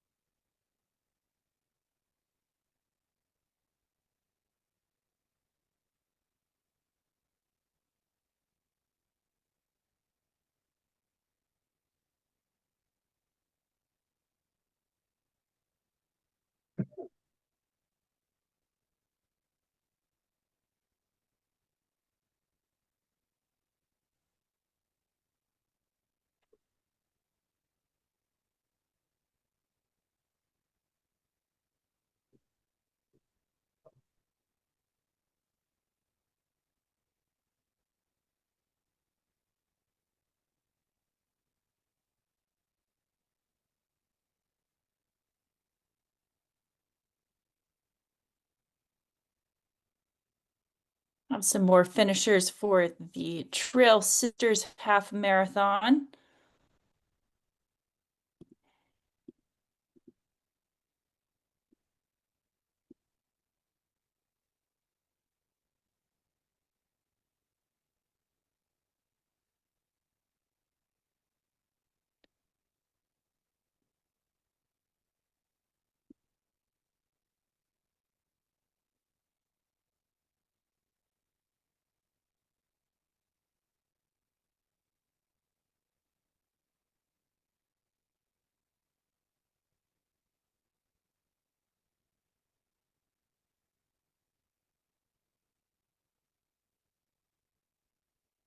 We're also waiting for our fifth finisher in the 50K to round out the overall top 5.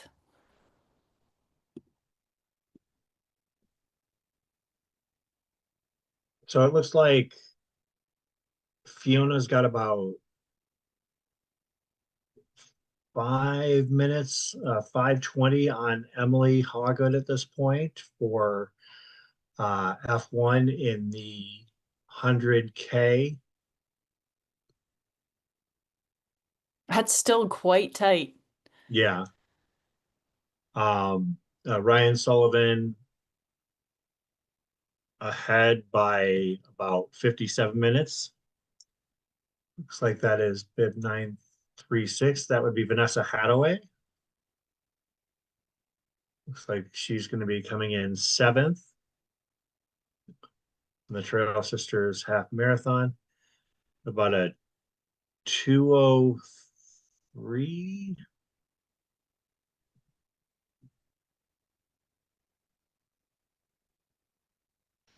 Shout out to our finishers so far in the Trail Sisters Women's Half Marathon. Evelyn Ramirez taking it down, 1:54.49. Jackie Ramirez in second, 1:54.51. Novella Light, 1:55.09, rounding out the podium. Since then, we've had Christy Pysinski, Elena Kennedy, Suzanne Farrell, and now Vanessa Hadaway just crossing the finish line as well.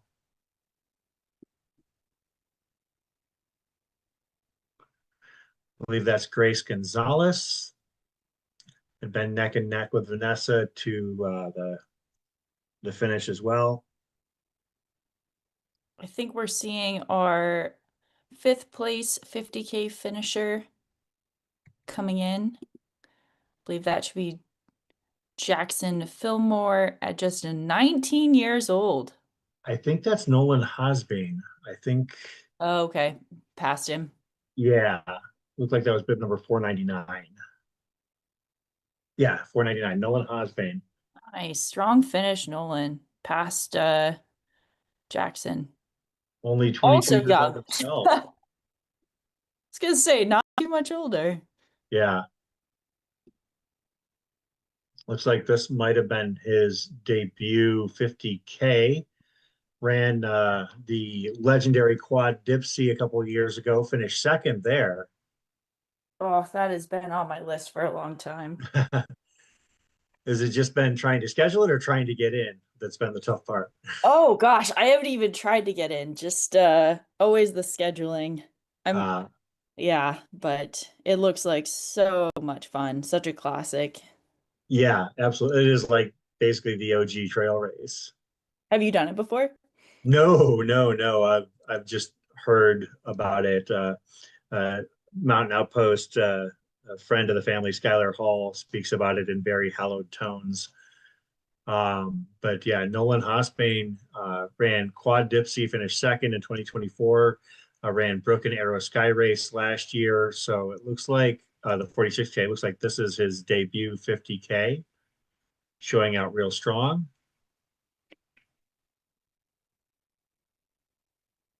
I mean, now we are seeing confirm on the bib. 541.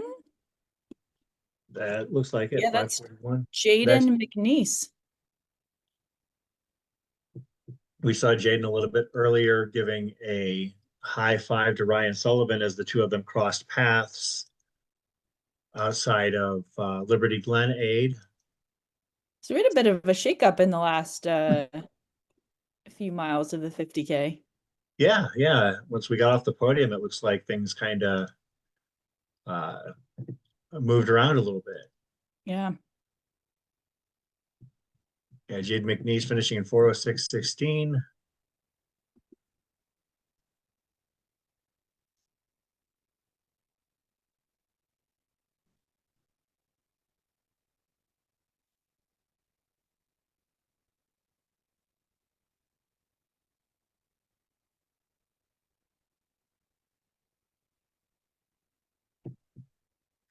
And give a quick update on the top five in the 100K in the women's race. Fiona Pascal, currently about a 5.5 minute lead on F2 Emily Hawgood, Audrey Lawrence in third, Shelby Hinty Rogers in fourth, Key Song rounding out the top five. In the men's race, Ryan Sullivan to a commanding lead, about 57 minutes on M2 Nick Reshetnikov, Isaiah Norton in third, Kevin Walker in fourth, and Colin Cooper rounding out the top five.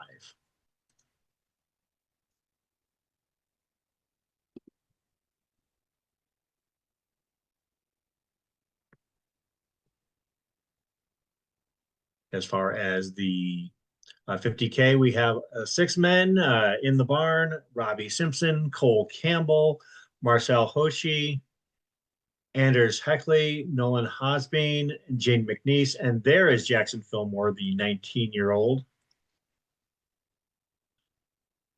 Seeing a little grimace there, I think. Yeah, I can identify with that. It's hard work. Absolutely.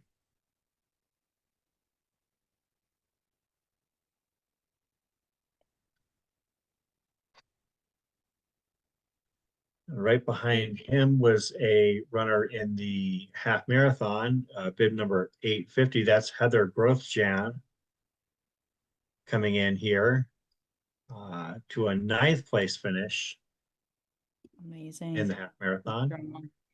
I'm sorry, 10th place, 10th place. We should be seeing Hannah Allgood in not too long. Yeah. And for our first.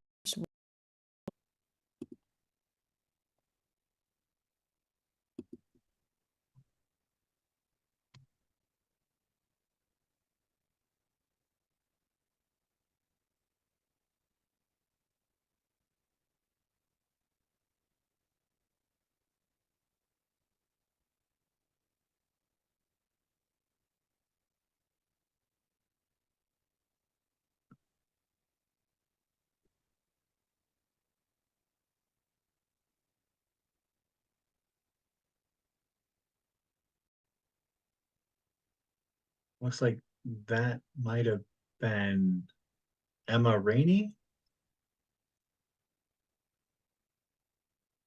finishing just off the top 10.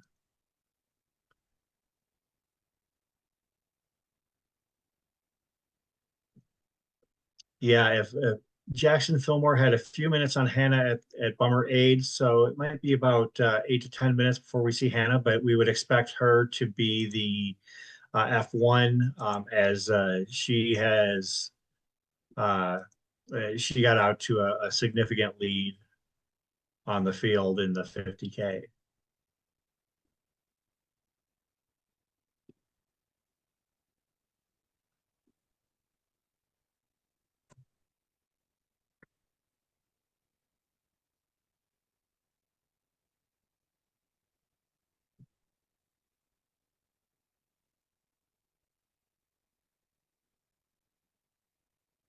I believe we have Emily Hawgood on screen.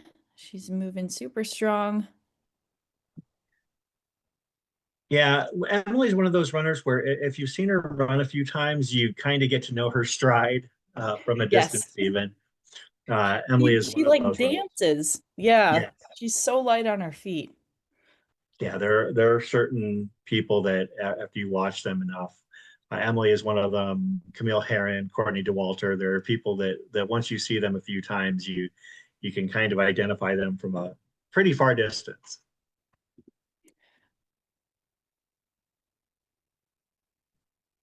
We have another finisher on the men's side, Jackson Fillmore in 7th.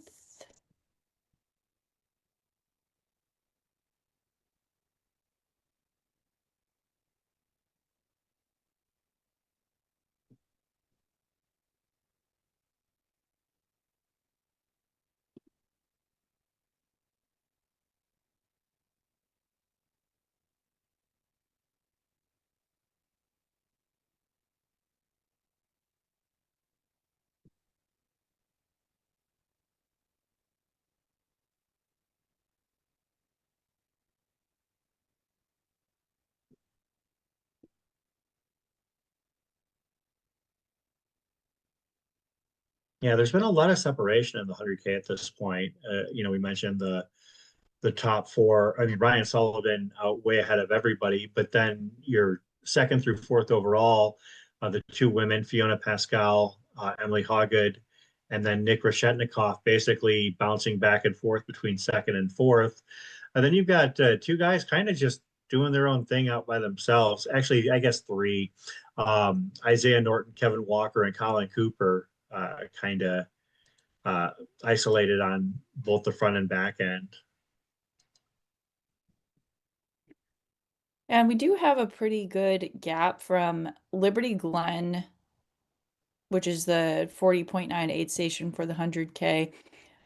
In there's about an 8-mile gap to their return to Warm Springs. So yeah, kind of a little bit no man's land for a few of these athletes. It's always funny when you're in a race and you have to remind yourself when you're in a race where you're just kind of stuck alone, like, oh, I'm just out here for a run. Wait, there's a number on me. I should probably giddy up on this.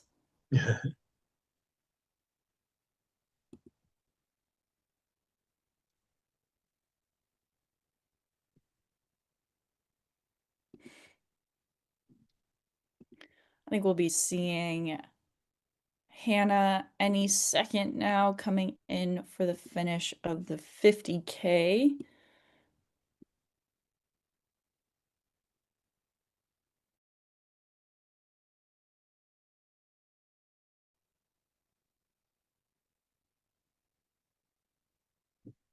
We also had another finisher in the half marathon, Amanda Esch as well. I believe that's who might have been running in with a young pacer into the finisher chute a couple moments ago.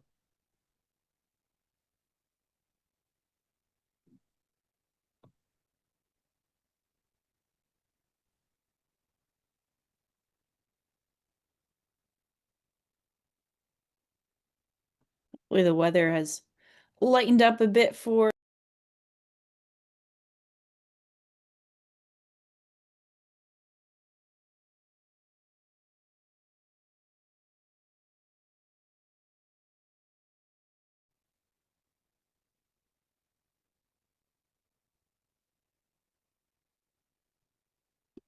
Yeah, temperatures. I think that the runners, got a good day.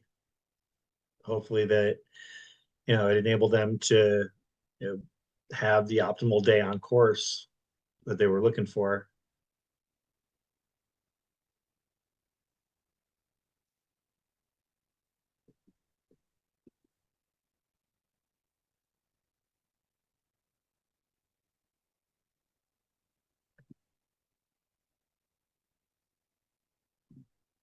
Yeah, I would expect to see Hannah Allgood in the next couple minutes here. She ran really strong from Liberty Glen to Bummer, running that section in an 8:08 pace.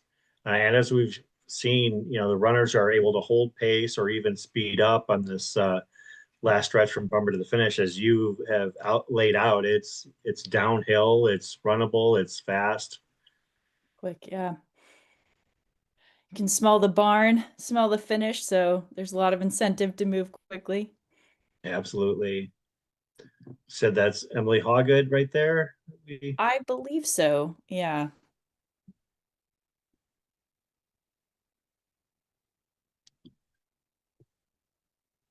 It's kind of interesting for a bit of a taller runner. She has kind of a closed stride compared to some other runners when I've seen her out on course.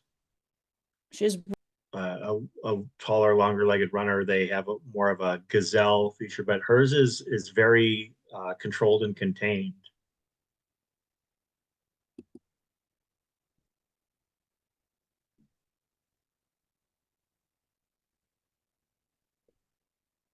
Yeah, super quick leg turnover for somebody that is a taller runner.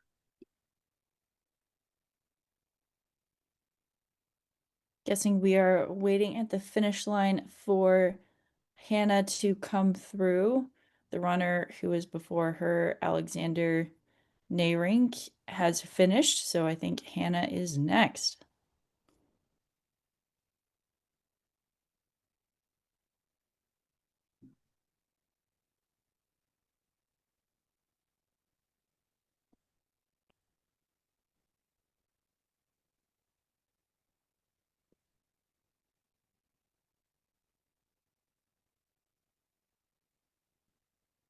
I think we have another half marathon finisher. Didn't catch the number, but congratulations. Looks like that was Bree Salazar.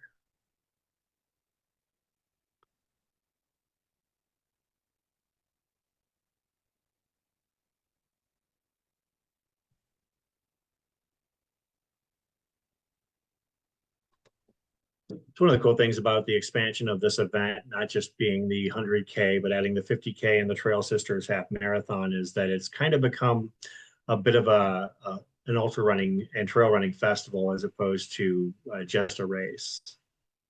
I love that. We've got a few of those events in Arizona, one coming up next month, where you've got distances of all sizes and something for everybody. Whether you want to run maybe 30 miles or 250 miles. We have Hannah coming into the finish, pushing so strong. Nice job, Hannah.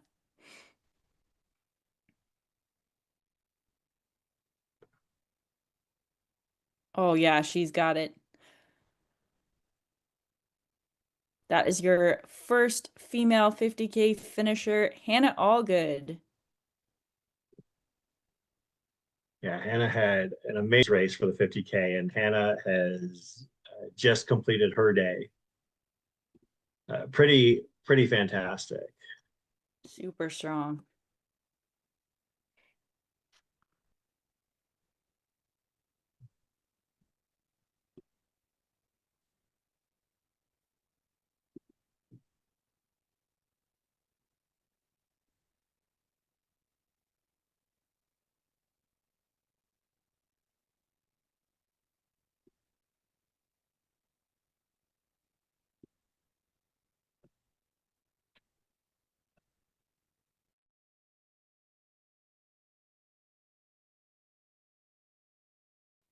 Hannah Allgood's official time, 4:19:36, as you mentioned, trying to get under that 4:20 and doing so with a few seconds to spare. Awesome. And right along Kevin and Isaiah all day long.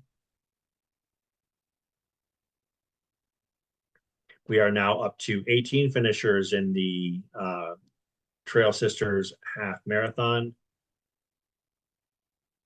Of course, we mentioned Evelyn and Jackie Ramirez, Novella Light rounding out the podium, Chrissy Paisinski, Alana Kennedy, Suzanne Farrell, Vanessa Hadaway, Grace Gonzalez, Jennifer Seaver, and Heather Grothchan rounding out the top 10. Since then, we've had Emma Rainey, Amanda Esch, Emily Blagg, Renee Cruzmark, Bree Salazar, Anastasia Flores, Nicole Cohen, and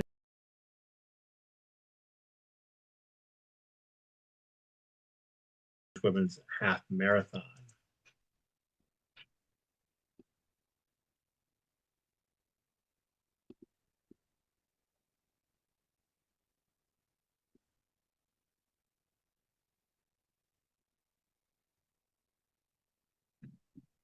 Of course, we mentioned Hannah Allgood winning the 50K, Taylor Nolan, Lily Burwanger, Sierra Palmer, Chalise Armstrong, rather, sorry, Mallory Service, Alexandra Burton, Tara Lowenson, Amy Windsor, and Mary Hansen rounding out the top 10.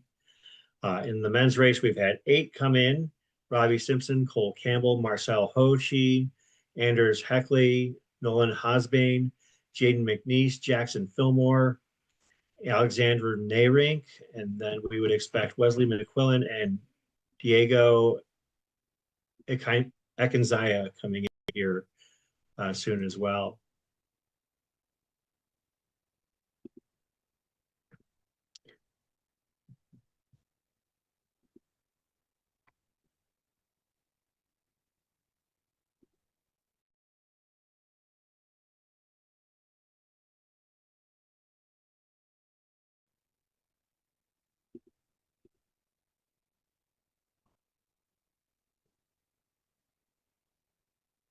I mean, I love ultras, but I also love the concept of a half marathon, something where you can run it in a couple hours and be done with Take your entire day it.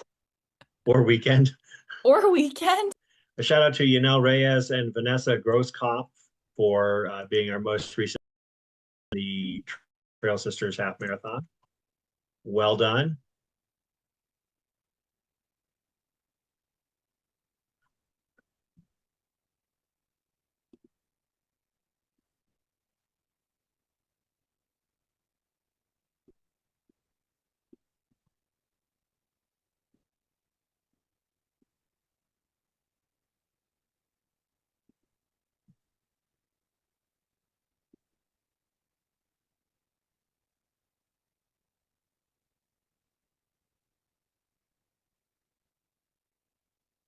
We have more finishers coming through. I believe another half marathon finisher and a 50K finisher.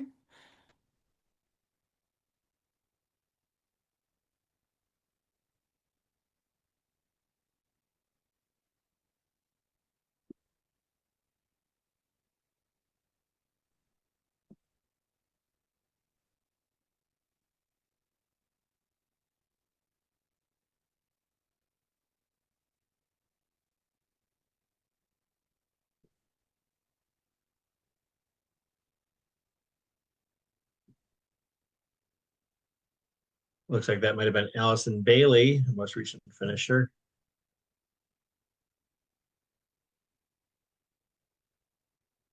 Got an incredible cheering squad for one of our athletes. What a team.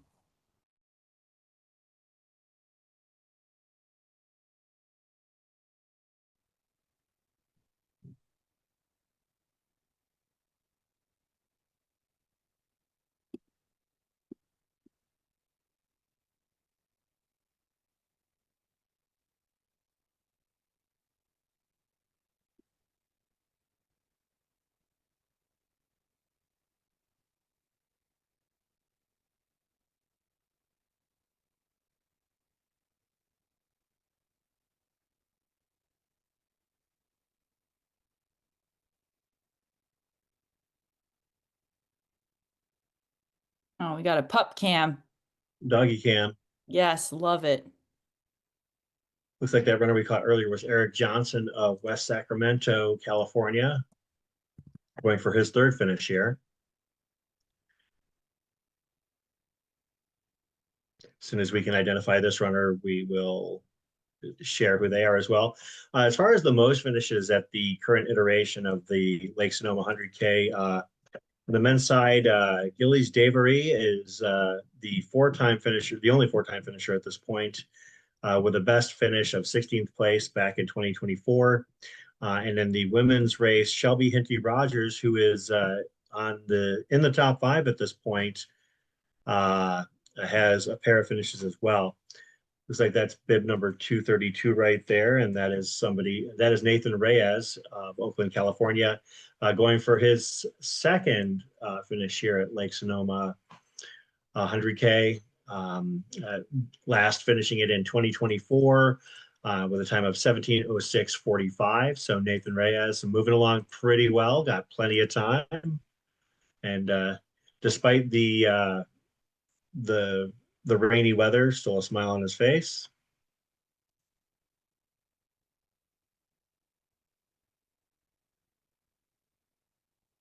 Looks like the weather's getting a little bit better. Maybe still windy, but not pouring rain. On the right, that's bib number 681, Brian Triato of Angwin, California, in the 50K. Did not catch the one on the left, but I'll do my best if we get an opportunity. Oh, the Mountain Outpost fan. All the memories of seeing it running around.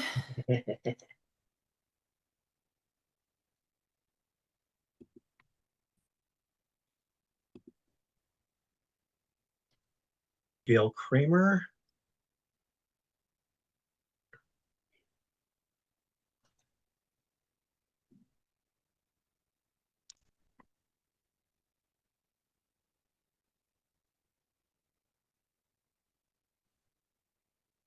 We did get finishes from Diego Ikenzaya and Wesley McQuillan in the 50K to round out the top 10 on the men's side.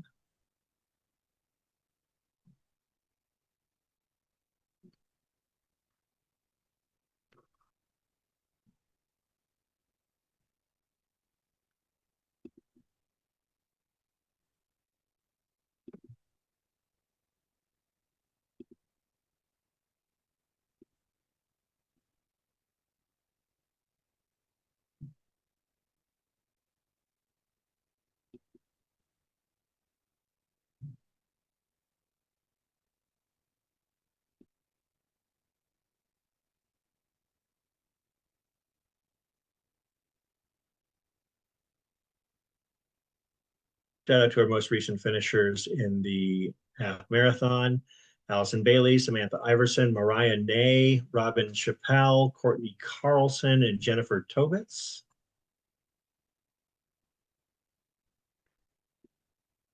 That was Jennifer Tobitz that we saw that I misidentified earlier. My apologies.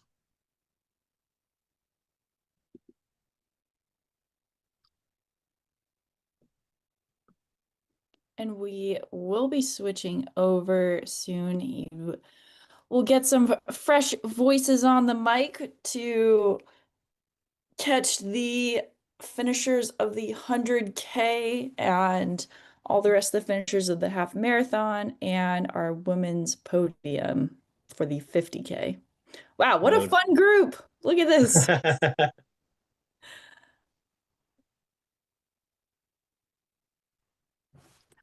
I saw bib 861, it looked like. That would be Isabel Kunaholm. I didn't catch the rest of them.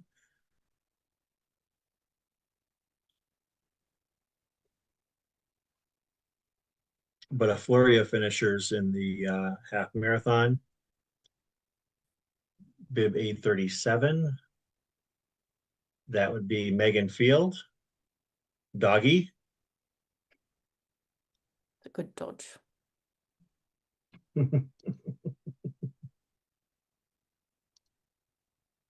We do now have another woman in the 50K having hit Bummer Aid, the final aid station on the 50K. That is Taylor Nolan. No surprise there.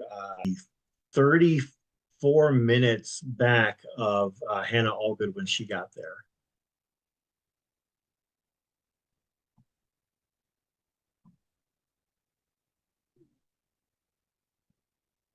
Have some more half marathon finishers rolling in.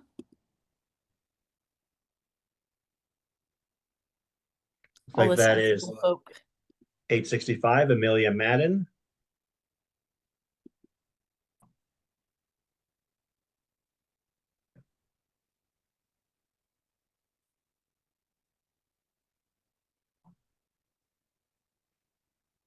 Of course, yeah, as you mentioned at the top of the hour thereabouts, I guess it is the top of the hour now, here at the Mountain Outpost coverage of the Lake Sonoma.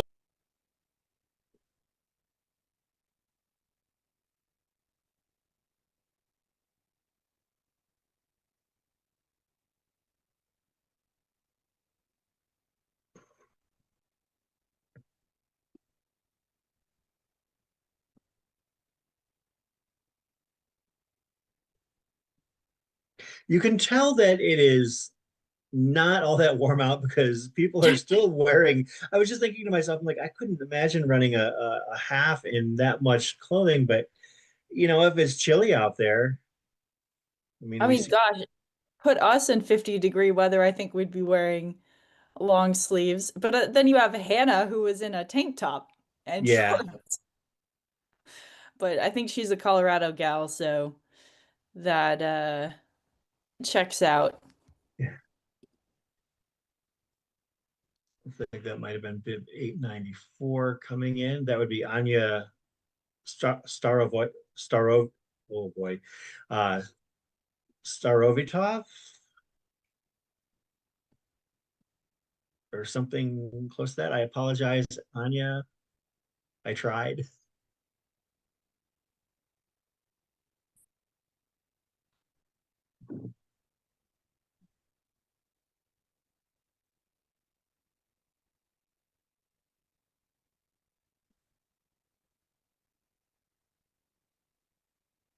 Couple more finishers. That's Julia Meyer on your right and Gail Kramer on your left.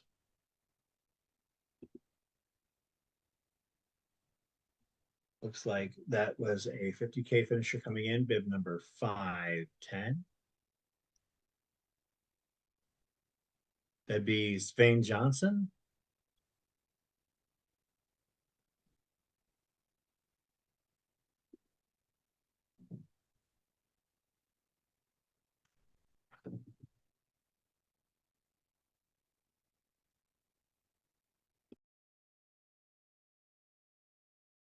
Everywhere. But sometimes Phoenician, sometimes NorCal guy. So he's wearing a hoodie and a vest. So it's probably still a little bit chilly out there.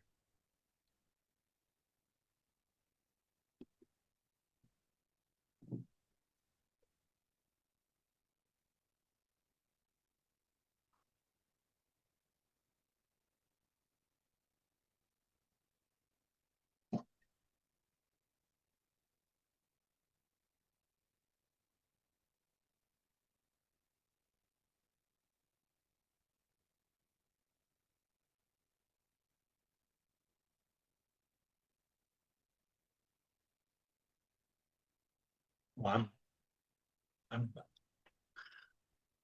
all right. That is bid number 918, Andrea Carlson coming in to finish the half marathon. And it looks like we are being joined by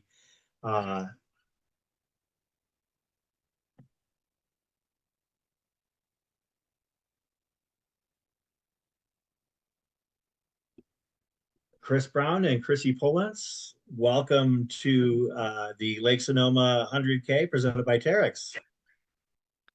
Hey, Chris, happy to be here.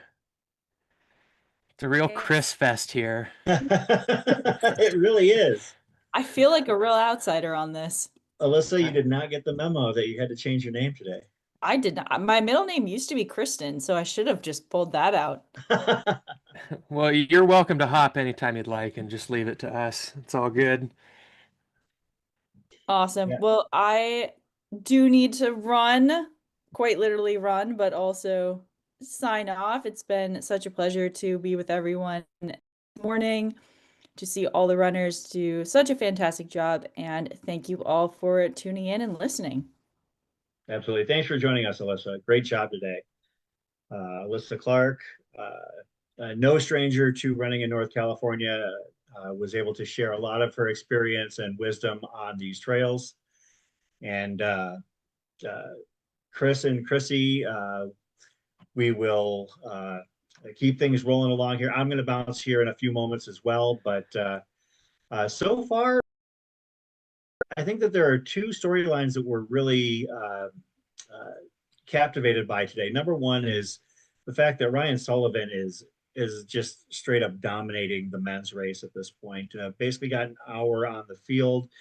Nick Reshetnikov moving very well, but also the fact that women are holding two of the top four spots.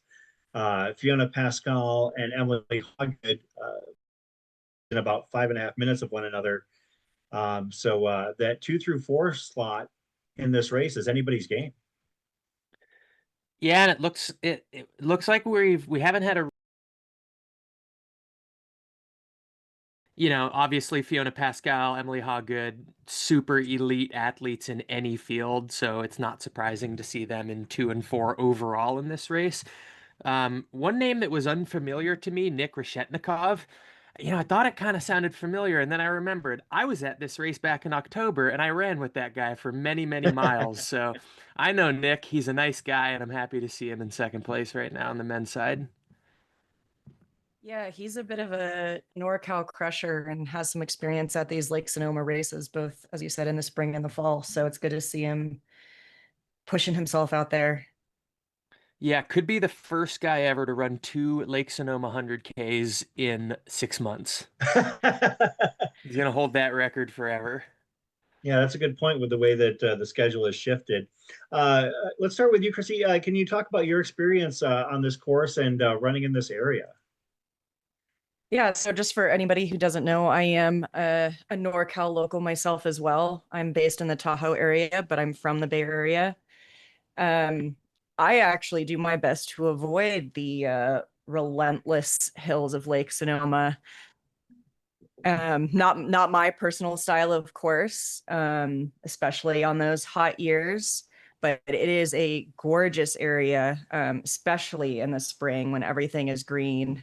And a day like this when it's raining and storming and just gorgeous. And Chris, you let it leak there that you have ample experience and familiarity with this event. Yeah, so I was here back in October, doing this very race, Lake Sonoma 100K. That was 10 years after the first time I actually ran on this course, which was in 2015, the Lake Sonoma 50 miler. It was kind of when I was getting back into ultra running after a hiatus. It was really cool to be part of such a legendary event. Even in 2015, now 11 years ago, this was already a legendary event and a legendary course back then. It's kind of it's a place where a lot of people have stepped on to the main stage as ultra runners, so maybe kind of working their local scene and then have breakthrough performances here and kind of step onto the for two fellas by the name of Jim Walmsley and Jared Hazen, who are winning the parlance these days, random ballers. Sure enough, the experts were right on that one. Yep, absolutely. And on the women's side too, I think Stephanie then Howe was I think she won it Yeah. that year. I remember running some miles with Cassie Scallon. That's a throwback name. Yeah. So anyway, this is just anyone who's anybody has ran this course, and yeah, it's cool to be watching the next generation do it today. Yeah, absolutely. Whether it be the 50 mile or 100K iteration, uh, the the history behind Lake Sonoma, whether you know it as the Sonoma Fall Classic, Lake Sonoma 100K, Lake Sonoma Time. On that note, Chris and Christy, I'm gonna duck out here and let this event into the evening as we watch the 50K, 100K, and Trail Sister Half Marathon competitors finish. But stick around, the Lake Sonoma 100K presented by Terrex. Thanks a lot, everybody. And you guys have fun out there. Nice to talk to you, Chris. See you next time. Take care. Hey, Chris. Chrissy, it's you and me now. It is. So you said this is not really your style of race, huh? You're a, you're No, a, a mountain athlete. Is that what I'm inferring here? it is. It is. I much prefer the change of pace of mountain courses at this point. Um, if I want to go fast, it's got to be under an hour. Wow. Well, this may not be a mountain race, but they definitely are facing the elements today. I think the rain's kind of let up, but they were definitely facing it earlier. You could see some kind of discomfort out there with the weather. So yeah, it's not really typical here. One of the kind of year after year themes here is typically hot weather, trying to stay wet, stay cool. There are some long stretches without water, so managing your resources in that way. Um, that's typically the theme of this race, but this year, managing the cold, kind of a unique curveball that they've been facing this year. Yeah, I mean, certainly April in Northern California can really give you anything, we see it at canyons as well. There's going to be a lot of banner hot years, especially in this part of California. But every now and then we're going to get that kind of, call it Irish weather, that really tests people who expect to come for sunny California and heat train, and really brings out kind of the winter athletes that are prepared for it all. Yeah, absolutely. So have you been following along this morning? Yeah, I've been watching the past few hours. Definitely a very exciting, I would say, really exciting women's races. Yeah, clue me in because I've been on a run and I just kind of hopped on. So how's the day been so far? Yeah, I mean, in the 100K, we have, Fee Pascal and Emily Hawgood. They've been fairly neck and neck. I would say, if anything, Fee's started to pull away a little bit, but Emily is no stranger to these trails, to these types of trails, to this course. And she's hanging on. It looks like at Liberty Glen, about 41. She was still only 6 minutes behind, so she's sticking to Fee. The rest of the women's field kind of falls back a bit from there. And they're running in second and fourth overall, so they're really mixing it up with Ryan Sullivan up front, Nick Reshnikov, as we mentioned, kind of running between them now, and a few guys closing in behind. And then in the 50K field, again, it's a battle of the female Adidas athletes. It's Hannah Allgood and Taylor Nolan. They've got a bit more of a gap between them, I would say. Hannah Allgood's pretty handily leading now, but it looks like we just had Hannah finish and we're still waiting for Taylor. So looks like it could be anywhere from maybe, a half hour plus between them. Okay, yeah, I'm just following along on Ultra Live as you're saying all this. I think I missed Hannah finish. I'm glad I wasn't on mic for that. But yeah, it looks like Taylor Yeah, Nolan same. about 45 minutes ago was about little under 4 from the finish. So we should be seeing her absolutely any moment, and we'll keep an eye out for that. As you can see on the feed, at least what we're seeing, we're kind of just hanging out and watching the finish line right now. Apparently, we don't have a lot of on-course camera action. That 100K, could be the speed T? No, that's that No. fella we were seeing giving high fives before. Yeah, as you can see on Ultra Live, and as we were mentioning before, it seems like the 100K is in a little bit of a lull there, kind of a dead zone between mile 40 and 49. Based on just the splits there, I would expect to see that mile 49 split coming through very, very soon. But in the meantime, we're just going to kind of watch the celebration and see these people crossing the finish line, whether they're leaders or not. I think I see Jesse Ellis there, notable camera person. Yeah, we've got Jesse Ellis taking photos. We also had McKinnon Walton taking photos out there. And it looks like we've got a lot of these women's half marathon finishers. So it's a really big community effort to get, women from all over California. And looks like it's a pretty dense race and everybody seems to be having fun despite the weather. So Yeah, cool to see. big party vibes right now, celebrity bystanders. And as we said, we'll get some cameras out to the competitive side of this race right now. But I think the next piece of action looks like it's probably going to be Taylor Nolan coming through the finish line. Interesting. I feel like Lily Bearwanger is kind of moving up on her. I doubt 4 or less than 4 miles is enough time to make up a 10-minute. And then after that, I think it'll be kind of all eyes on that 100K, as we should see Ryan, Fiona, Nick, Emily coming through that 49 aid station here relatively soon. Yeah, absolutely. Looks like we have maybe a few more men, and then we'll be expecting Taylor into the finish. And as we speak, Ryan Sullivan is through Warm Springs. That's mile 49 at the 6:45. We won't know anything about the gap back to 2, 3, 4 and beyond for, let's face it, quite a while. The guy's way out front. But good to see he's still cruising along. And about 5 minutes ago came through Warm Springs. So he's got a little over 10 miles to the finish, which has got to feel good. And he's got a pretty big buffer back. You wonder if he has that info, but either way, he seems to be trucking along. Yeah, he's got to be feeling a bit secure and comfortable at this point. I mean, even just to Fiona, he's probably got 45 minutes, maybe. Yeah, yeah. And Ryan's got, plenty of credentials to his name. This isn't a step up in distance for him. He's been out at Run Rabbit, so real, mountain ultra guy, performed well in the 100-mile distance there. He's done 100Ks aplenty.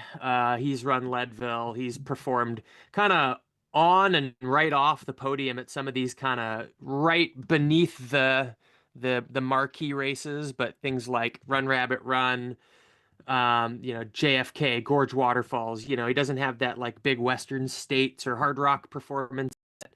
A lot of classics around the country, and is performing really well at a lot of them. So I don't know. I feel like this guy should be on my radar a little more than he is. But reading through his resume this morning, yeah, he definitely. It's no surprise that he's out front, and we're stoked to see him there. Yeah, I'd say he's always kind of a solid, reliable at a race that he shows up. I don't know if you mentioned fifth at Black Canyon 50K this year. Yep, absolutely. well. And that was absolutely stacked. So, Yeah. fifth was hard to come by at that race this year. And any year really. And it looks Yeah. like he'll be doing Run Rabbit run again. So hoping to improve his fourth from last year.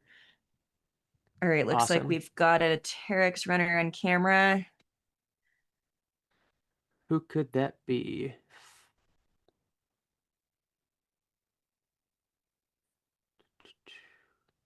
Looking for a bib 520. Grayson Lee Grayson Lee.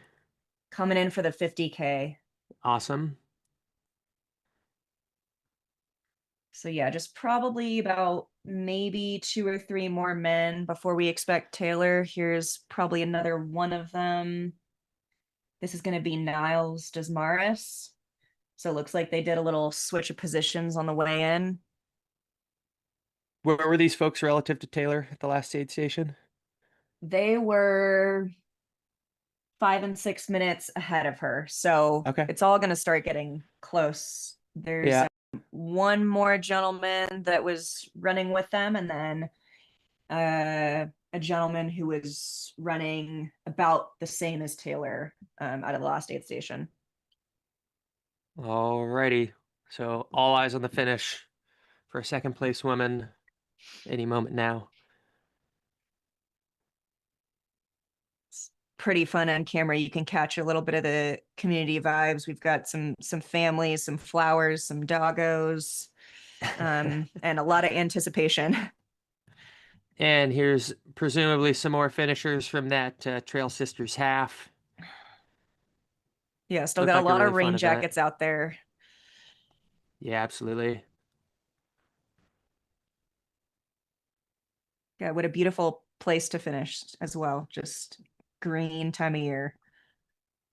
Yeah, I was actually down in Santa Barbara, so it's pretty far away, but same general part of the world for the past couple weeks. I spent a lot of time there in my life, and just went back for a visit. And this time of year, if you don't live in California, it's hard to visit this time of year because boy, is it lush. It's just beautiful, bright green, and can kind of make you forget that a lot of the year it can be pretty brown and hot and dry there, but it's just lush and really a paradise right now. So I was feeling some regret about moving away, but I'm up here in Missoula, Montana now, and love it here as well.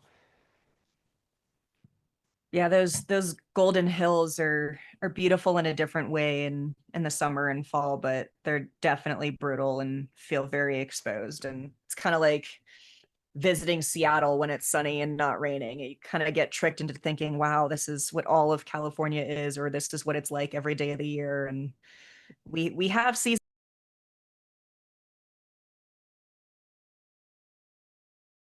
How's Tahoe this time of year? It is dumping slush right now. We're luckily getting a storm, but it's been, pretty very mild, very sad winter. So it's nice to get some precipitation. Yeah, we had a pretty dry, pretty temperate winter this year in Missoula. At the risk of getting my mic turned off here, I'm going to describe this time of year, typically, although we were a little too dry this year, but typically right about now, late March, early April, the kind of base layer of snow in town is finally melting out. And so what happens is you get all these piles of dog poop that were just below the surface of the snow all winter thawing out all at once. So there's this couple week period where it's just poo slush all over town.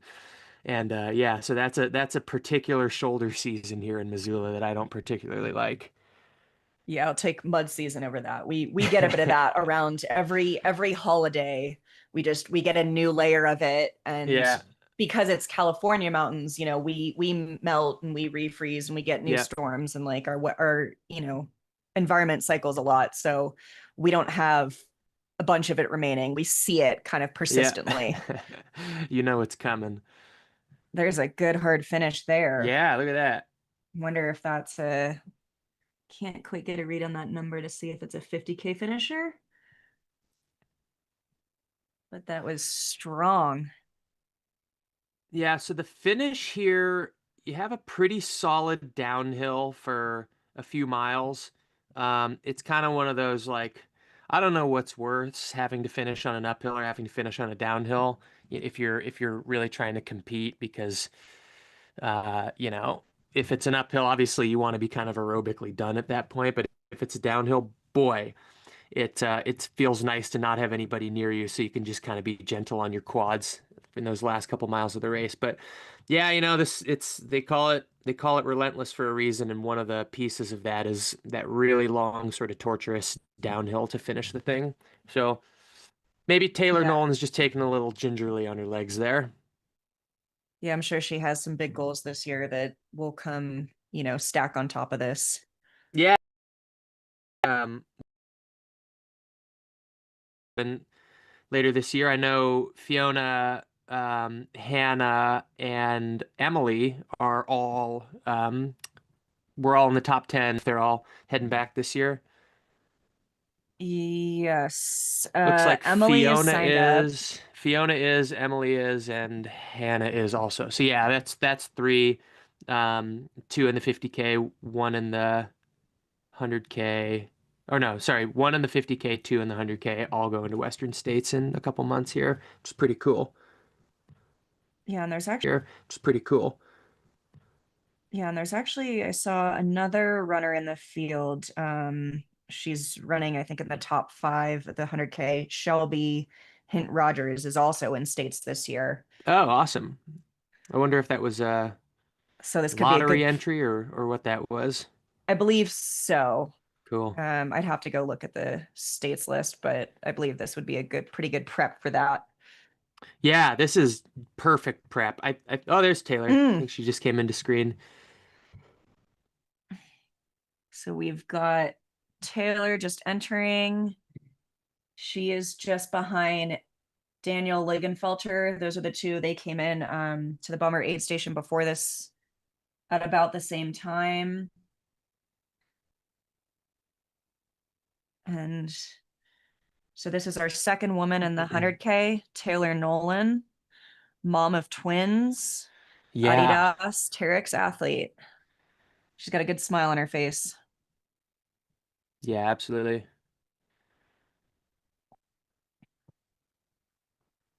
And she'll be here just under 5 hours, it looks like. Yeah, and her last go at States, I believe, I'm scrolling down to make sure there's no DNFs in there. But back in 2023, she was 6th there after a 7th in 2022. So no stranger to that. It'll be cool to see her, presumably re-add that goal to her docket after, maybe growing those kids a couple years or more. Yeah, it's always curious, like how many is enough for someone at states. Yeah. Well, it looks like she's signed up for Broken Arrow 46K this year, so that is going to be a little race in Spokane before that. So she's got some fun races and maybe a big goal at Broken Arrow to get a good check as well. Yeah, that'd be super cool. Yeah, it's always cool to see folks come back from having the kiddos and re-engage with racing. I have a 1 year and 4 month old right now, and the idea of competitive racing ever again in my entire life seems like it's completely out the window, but you know, hey, maybe that's okay too. Yeah, it's a special kind of life balance. Yeah. Look, the twins have some matching outfits on. Yeah. Maybe some raincoats there. Got to imagine Adidas hooked him up with some little matching yellow rain slicks there. Looking good. Couple little babies. And now we'll follow back to some more half marathon runners coming down, and then let's take a look and see. We don't expect too many updates in the 100K right now. Ryan Sullivan is still making his way between aid stations, and we're still awaiting Fee Pascal in Warm Springs at mile 49. Yeah, and to be clear, he had about almost an hour ahead of second place overall at Liberty Glen. So we're gonna get to know each other here, you and I.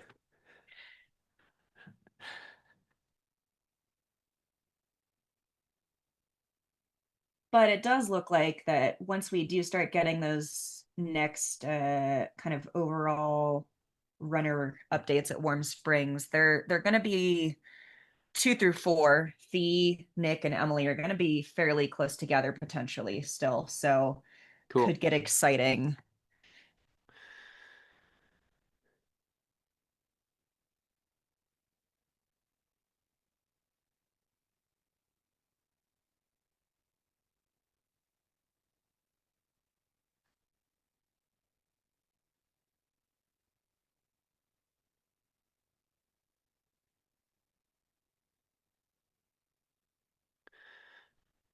Folks, we are just getting educated here as your broadcasters that Warm Springs checkpoint, not super reliable on the tracker that we and presumably you are looking at. That's a ham radio relay. So it's kind of at the whim of the folks out there. They're writing these times down manually and then radioing them in. So it's not going to be a real-time update on ultralive.net for that Warm Springs aid station.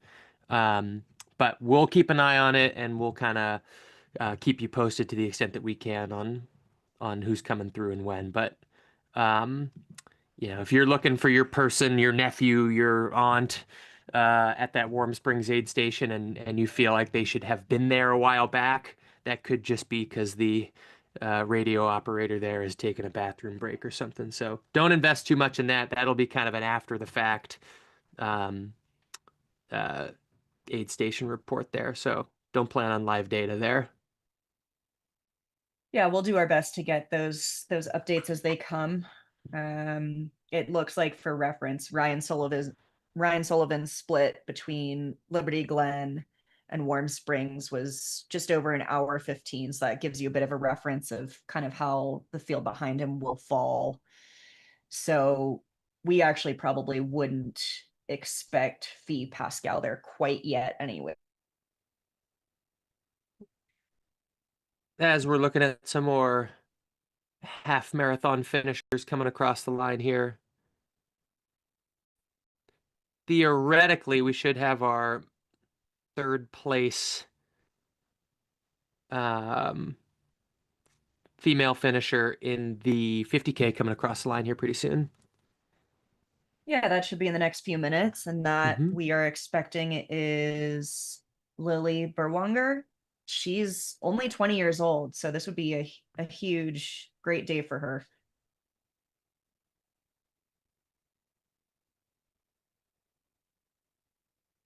And she is coming from Montrose, Colorado, so stormy weather's probably no challenge for her.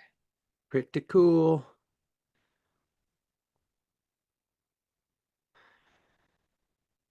And then behind her, the 4th female, Sierra Palmer, and 5th female, Chalise Armstrong, are running pretty close together, but they haven't hit that bummer aid station at 27.8 yet. So it'll be a while before we get them close to the finish line to finish out that top 5. Looks like we're doing a little award ceremony at the finish line here. I believe this is the Trail Sisters Half Marathon overall awards. Yep, that is going to be Evelyn Ramirez, Jackie Ramirez, and Novella Light. Congrats to them. I'm curious if Evelyn and Jackie, they're the same age. I wonder if they are twins by chance or sisters. I don't think I have HD on the feed here, but they looked like sisters to me. Those could be a twin 1-2, only Be 2 pretty seconds cool. apart. So Wow. I wonder if they just pushed each other all race. It's pretty fun. Yeah, I was kind of tracking them throughout the race, and there was never really a gap, so I'm assuming they ran together and weren't really totally competing against each other. Well, they certainly had Novella Light at only 18 years old, close behind him. Oh, really? Wow. Only 18 seconds behind Jackie, so Whew. definitely couldn't let up. Yeah, there's some little technical downhill running in the late stages there. That can get a little dicey if you got someone on your heels that close. Yeah, it's good to be young and nimble for sure. Yeah.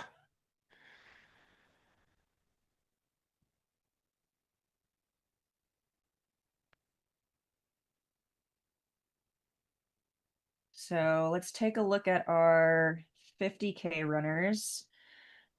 They continue to kind of stream in as well between all of these women's Trail Sisters half marathon runners. And it looks like we should have a couple more. We're still waiting for Lee, who's going to be our 3rd place 50K runner any minute now.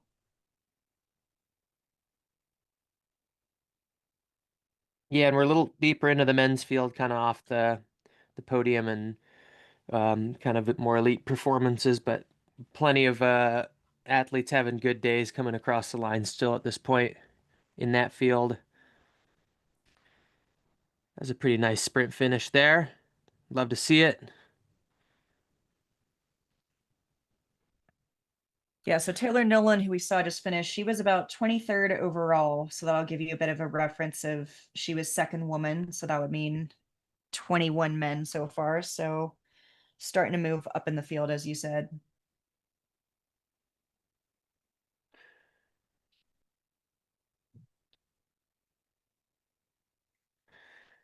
Really cool to see Terrex supporting this event. Obviously, no coincidence that the top performers in just about every distance on each side today are Terrex runners.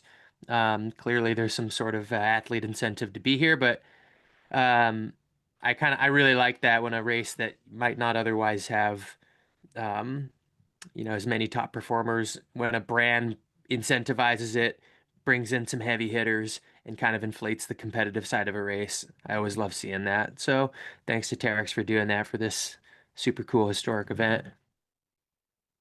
Yeah, definitely bringing it into like the next generation of runners, but still trying to keep that competitive feel alive here at Lake Sonoma.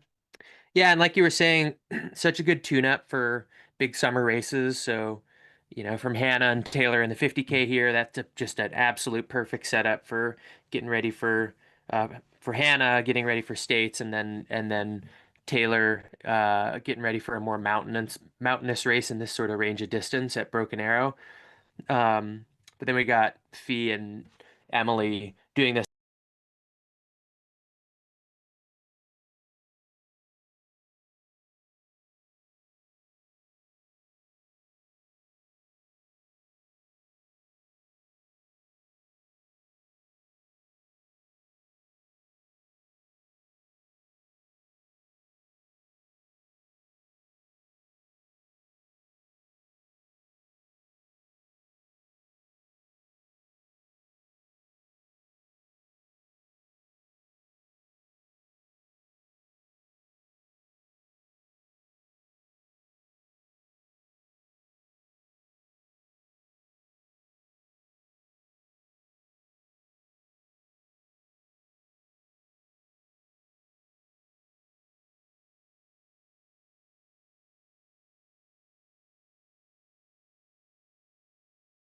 in 5:07:45.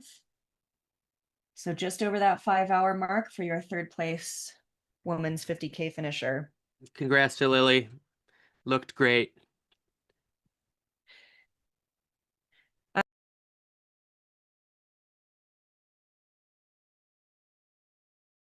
Swiss Canyons 80K in the end of May. So Sweet. I'm trying to get out of winter skimo training and right into the running training. Yeah, is that a big burly mountain event? It's kind of like a foothills. I would equate kind of a similar to an Auburn area, runnable enough, but Mm-hmm. a little bit more vert than we're used to here. Very green this time of year. As the rest of the Alps above start melting out. So it's going to be a lot coming out of ski season, but I'm really excited. We have a huge group of European folks meeting out there. Cool. So it's going to be a really fun one and good way to kind of kick things off before we go into kind of Broken Arrow and States Month. Yeah, absolutely. That'll be super fun to go out there and run that one. I admit I haven't heard of that event before, but I do love running out in that part of the world. That's super cool. Yeah, it's just I guess east of Geneva, Mm-hmm. kind of between Geneva and Bern. Yeah, cool. So it's a good kind of, as I said, season opener while it's, already melted out. How about you, Chris? What's next? Any fun races? I know you said competitive racing's tough right now. Oof. Well, I'm just kind of on that, just killing a few years, just phoning in Western States lottery qualifiers. So I'm actually heading down to Quicksilver, which is a race I've had on my radar for a really long time. Like this one, just been around for a long time. It's in San Jose area, early May. I think it's been going on since the 90s or something like that. Which doesn't feel like forever ago, but in the grand scheme of ultra running, it's one of the older ones in the US, and just a really nice set of trails and mountains there. Yeah, I haven't done that event before, but like I said, it's pretty legendary, pleasant experience despite not really doing the long runs that I need to get ready for it. So yeah, we're in the joy phase of running. Just to get that. Oh yeah, yeah. We got the sauna at the house. We had the Missoula crew over last night. Jeff McGavro, Adam Peterman, everyone was baking in the box yesterday. So um, we have a little social tool here at our house. All the ultra runners come and cook in the sauna, which makes it pretty fun. All right, it looks like we've got a runner on course.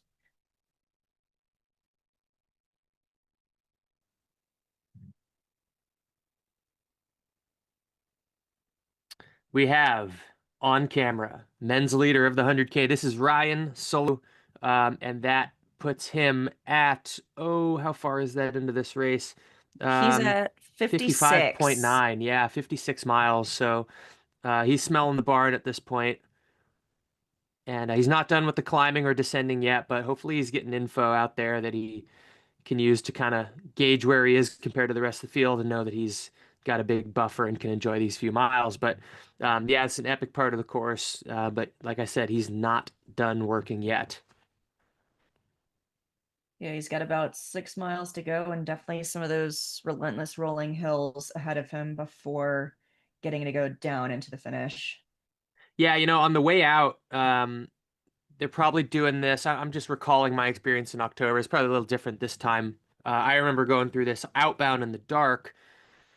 But regardless, on the way out, it doesn't feel, you don't really notice it on the way out, but on the way back, you realize that this section, as close as it is to the finish in actuality, it feels really remote out there. So you get kind of that middle section out Liberty Glen, that area, that's all, there's a lot of access out there. You're kind of constantly coming across roads and zigzagging in and out of civilization, so to speak. But this section, despite being close to the finish in terms of miles, close to the start and finish, that's when you're kind of in the middle of nowhere. That's where there's no road access, and that's where it kind of feels like a little quiet. So he's kind of through that and back into civilization a little bit, but I remember this part of the course feels a little bit lonely on the way home. So he'll be happy to see those miles clicking off on his watch and realize that he is actually making it through, because yeah, it can be a long section there. Yeah, I mean, even just running by yourself at this point. Yeah, absolutely.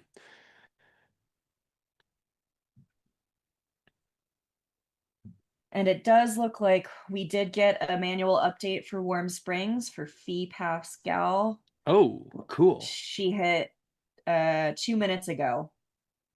So that is Wow. mile 49. That puts her, I think, about an hour behind Ryan. Okay. So it hasn't changed. I kind of felt like she was catching up there, but I guess time flies when you're commentating. But yeah, holding right there, still in the lead on the women's side, as Ryan, who we now have eyes on, um, continues to hold the lead on the men's side. So that is experience being put to the test and execution happening. So what do we kind of project in here in terms of a finish time for? By the way, one of my favorite things to do is ask you a question that requires you to do research and expect an answer immediately. So watch out for that today. Yeah, I'm just kind of wondering out loud here what we might expect from him in terms of a finish time, because he's at about 56 at 7:47 elapsed. Obviously, no section of this course runs exactly the same, so hard to do the math based on projected pace, not knowing the terrain. Yeah, we could say his average pace is probably somewhere around 8. It looks like he's kind of averaging 7.5 in faster sections and 9-ish in harder sections. So Hmm. if you put his average pace in 8, say he has 6 miles, we're looking at under an hour. We're looking at 45, 55 minutes maybe, depending Cool. on how So he's feeling. yeah, so somewhere between the high 8s and low 9s here, which is going to be a great performance for him. And it's a great performance just kind of outright there, but as far as course record purposes, this is a new route this year, so it won't exactly count against old Lake Sonoma 100K course records, I believe. But it's kind of relentless in all directions, so I think a comparison should still be pretty fair. Yeah, I would say that the course, no matter how you cut it, it's pretty similar terrain, so somewhat equatable. We've got our old CR just under 9, so we'll Cool. And who see. is that? That would be Dan Jones from 2022, Yeah, 8:59:58. no slouch. Dan Jones, another Terrex athlete, absolute monster. Uh, Top 10 states finisher, has obliterated course records all over the globe. Total legend of Tarawera. He's down from that part of the world. Anything you could do on this course that even resembles what Dan Jones did that's going to be a pretty stout day. So to even be kind of flirting with that is really awesome for Ryan. Yeah, I think he'll be getting close to that, probably closer than you did in the fall. You've got the fastest, fifth fastest time at 10:04. Let's not talk about it. Do I really? Ugh. You do, yeah. I thought I might have the record for slowest winner of that particular race. But that said, really fun day, fun course, amazing part of the world to go on a run. Also super underrated just from like a recreational running standpoint. Um, I think it's just kind of out of reach of Bay Area runners. It's like why drive an hour and 15 minutes north when you've got the Marin Headlands right there. Um, which is obviously a world-class place to run, but I just really feel like this Lake Sonoma area is totally slept on for weekend long runs. It definitely is. It's kind of sneakily remote out there. Yeah. I think you can get away with kind of doing some car camping or something if you're trying to weekend it. But there's, the benefit of NorCal and having decent enough weather all year is we have so many trails, as you said, in the Headlands and then in North Marin, in the East Bay. People don't have to go that far unless you're trying to get some training specificity for this race, for example. Yeah, proximity of high quality trails can actually be a curse. Like living here in Missoula, I always run from my door, which means I'm on like the same 3 routes every day. But if I just drove 10 minutes, I like the whole world opens up, but I don't do it because I can run from my door. As we get some gratuitous nature shots here, the slow zoom to that lakeside single track where Ryan Sullivan, having an epic day.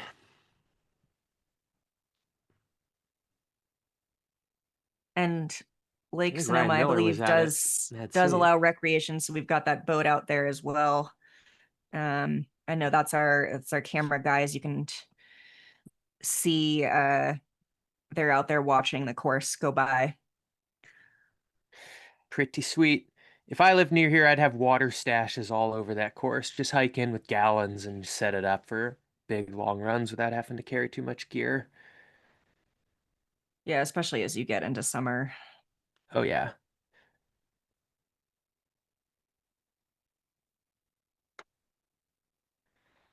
Well, it's that time of day when you have the race leaders wearing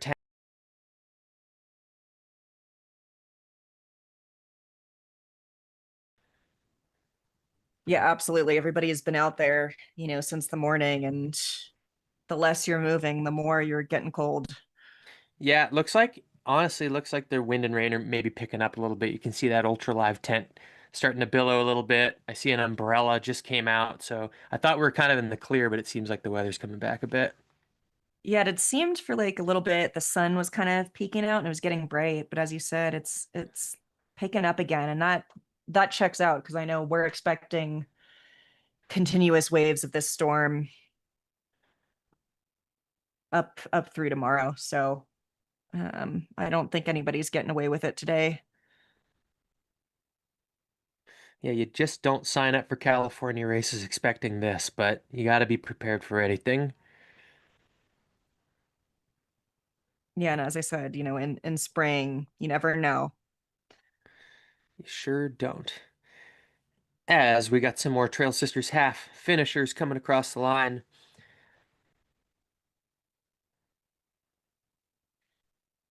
Looks like so far we've got about maybe 38 Trail Sisters half marathon finishers. So we're still got a good bit of the field to go. A lot have hit that Bummer aid station, which for this race is 9.7 miles. So we've got a big field moving towards us that is just going to keep coming as the 100K runners start creeping towards us as well. So we got one more update from Warm Springs. We got Nick Reshetnikov, who he came through there just under 5 minutes ago, and that was about 6 minutes back of Fee Pascal. I've never called her Fee before, but I heard you do it, so I'm gonna go with that.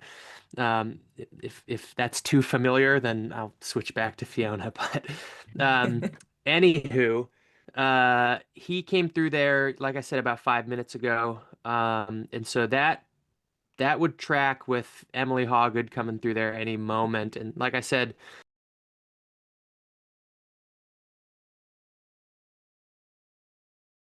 link out there, that is ham radio, full old school split relay from that location. So we're at the mercy of human urgency out there at Warm Springs, but we're looking forward to seeing a split from Emily there momentarily. And then from there, it wasn't too long until we started getting Ryan on camera. So I'm personally hoping for Emily to come through there any second now, and then if she does, then we might have a little race on our hands, because 10 miles of the finish could be as little as 10 minutes apart. That'd be a pretty cool scenario. Yeah, and she knows how to stick to it, and it it does make things very fun if she can kind of get another kick out of herself and push the runners in front of her. It does look like it just started dumping rain out there again. So these half marathon finishers have to be really happy to finish at this time and to go get some dry clothes. Yeah, super cool.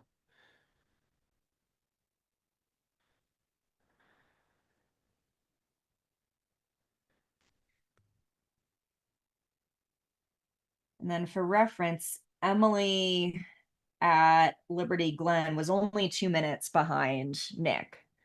So again, we're waiting. Oh, speaking of, there's her manual update. So she was 12:55 a minute ago. She was 5 minutes behind Nick coming through that mile 49 Warm Springs aid station. Cool. Yeah, one of the things you can kind of count on with the professional bona fides there of Emily and Fee, there's just not going to be at quite as much of that natural attrition. Yeah, I feel like kind of the layperson running one of these races, even if you're having a good day, you expect to see a slowdown over the course of the race and maybe a 20% positive split, something like that. That'd be pretty normal. That'd be acceptable. That could be a good day. But when you're up at that level, where you're wearing that Terrex kit and you're flying around the world doing high level races, that's just not how it works anymore. You're talking more even splits. You're not fading as much in the later stages of races. So I think we can kind of expect to see Emily continue to move well here. Agreed. And weather like this just kind of evens the playing field a bit. As you said, you get, less attrition as well because you're not dealing with heat management and body temperature management. Yeah, big It's time. really just about where you're at in training and what your strengths are. Yeah, unless they're getting cold. I wonder about that. I wonder, because it's something like UTMB maybe where you got that overnight component. Like getting cold can actually it can be as dangerous as getting hot. Something short like this, I feel like you're moving hard enough, your metabolism's gonna counter any weather in terms of being cold. But you never know. Yeah, I mean, hopefully we're looking at low mid 50s. We do have a bit of a strong wind, but kind of warm enough that as long as they're moving and fueling themselves, they're keeping the body working. And we don't have to worry about that as much at this time of year. Yep.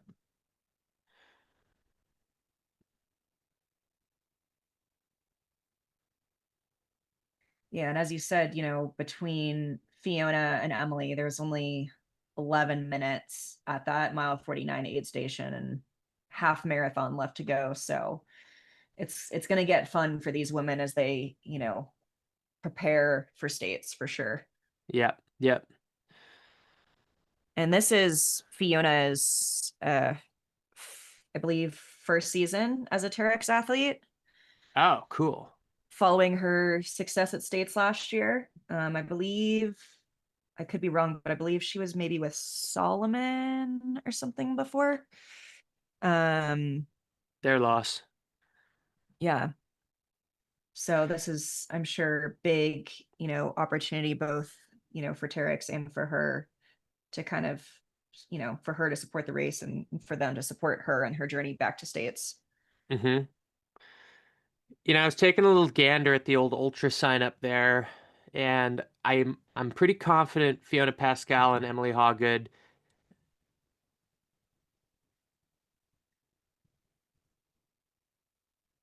Sorry, folks, I just got a producer in my ear. Sorry to cut off there. We were just getting the report on what we're seeing on camera. So this is the turnaround point. So we're just kind of looking at some mid packers, not a front of the race, but yeah, it's just a turnaround point out there on course. Kind of a fun little look into what the racers are doing right now, though.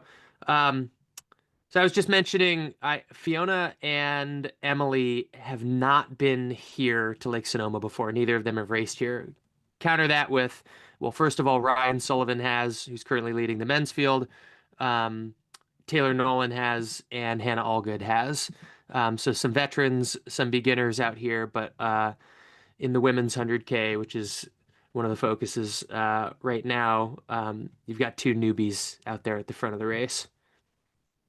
Yeah, I would say Emily, being not far from here, has probably, I would think, have had some training here. Certainly, she's had a lot of similar terrain in the Folsom and Auburn areas.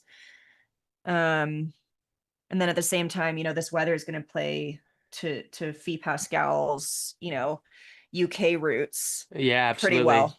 So there's a little home course advantage for both. Fiona's got the weather, but Emily, despite not being an American, we've kind of adopted her here. I feel like she's had pretty good taste in getting around the US to do all the legendary races that we love here. I'm honestly surprised she hasn't done this race before, because it seems like something that she would have put on the schedule before this year, and it's cool to see her finally checking that box.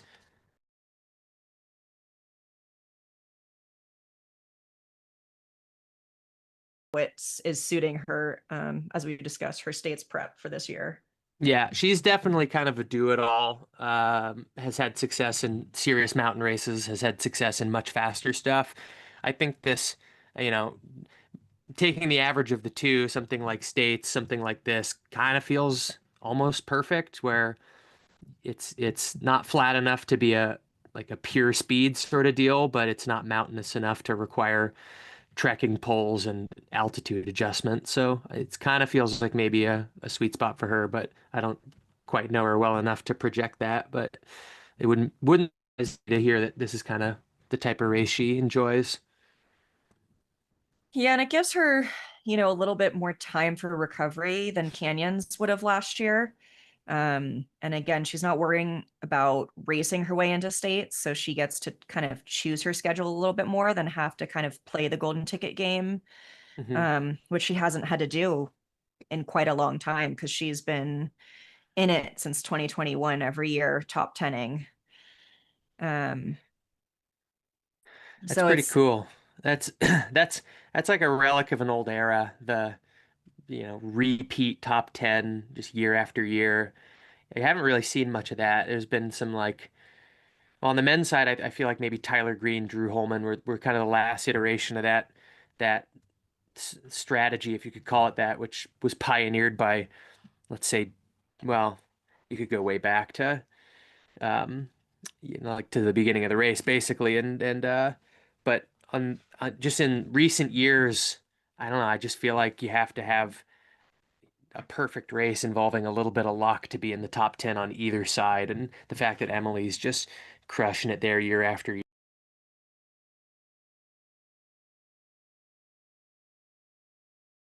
So really cool to see her doing that.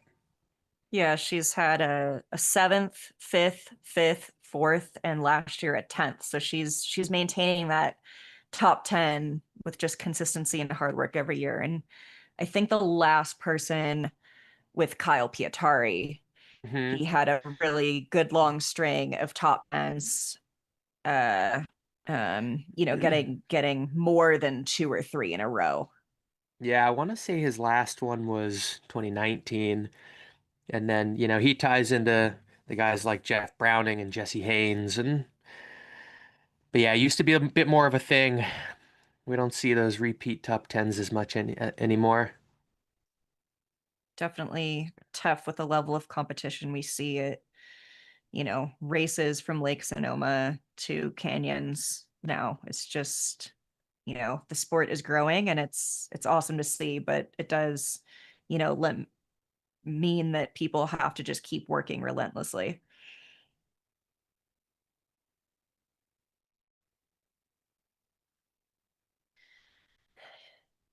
Well, this is the Lake Sonoma presented by Terrex. Right now, we are looking at the 100K aid stations, a little bit of an optional. There's a timing mat just so they're able to cross and then cross back, or they can go and they can get some aid before turning back. But that's what we're seeing here. The 50K runners, they go through this, they don't cross back. The 100K runners turn around here. And on the small top finishers for the 50K, we've had a portion of the Trail Sisters half marathon field come through. we will start to be looking for your first men's 100K finisher, which is expected to be Ryan Sullivan. He's probably around 4 or 5 miles out from there. Screen's pretty small. It might be the men's 50K, maybe. Kind of hard to tell.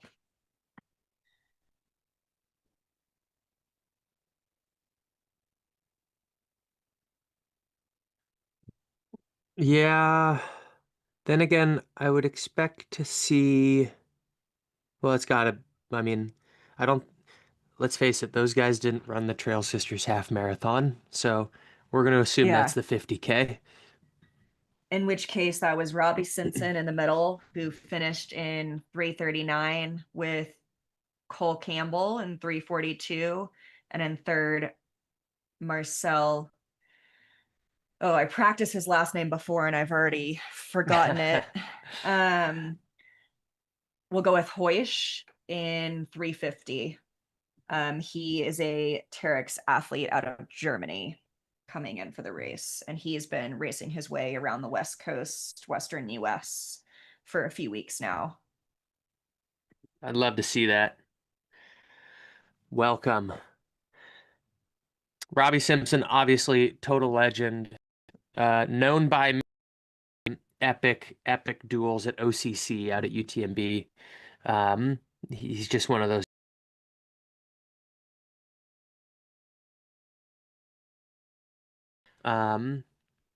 Absolutely super elite. And yeah, I think he's had some battles with the likes of John Albon and other superstars. And it had been it's been a few years since I've seen him on results. I don't know if that's just his choices not being on ultra sign up or what. Maybe he's doing road stuff or something. But yeah, he was kind of a perennial OCC guy there for a bit. Yeah, I agree. Absolute legend, and experience certainly came into play today as Cole Campbell led for a lot of the race, moving really well. And Robbie was able to just put the hammer to him in the end and pull away just enough to drop him by only 3 minutes. So it's good to see that Robbie can still put that kind of speed out on a course like this.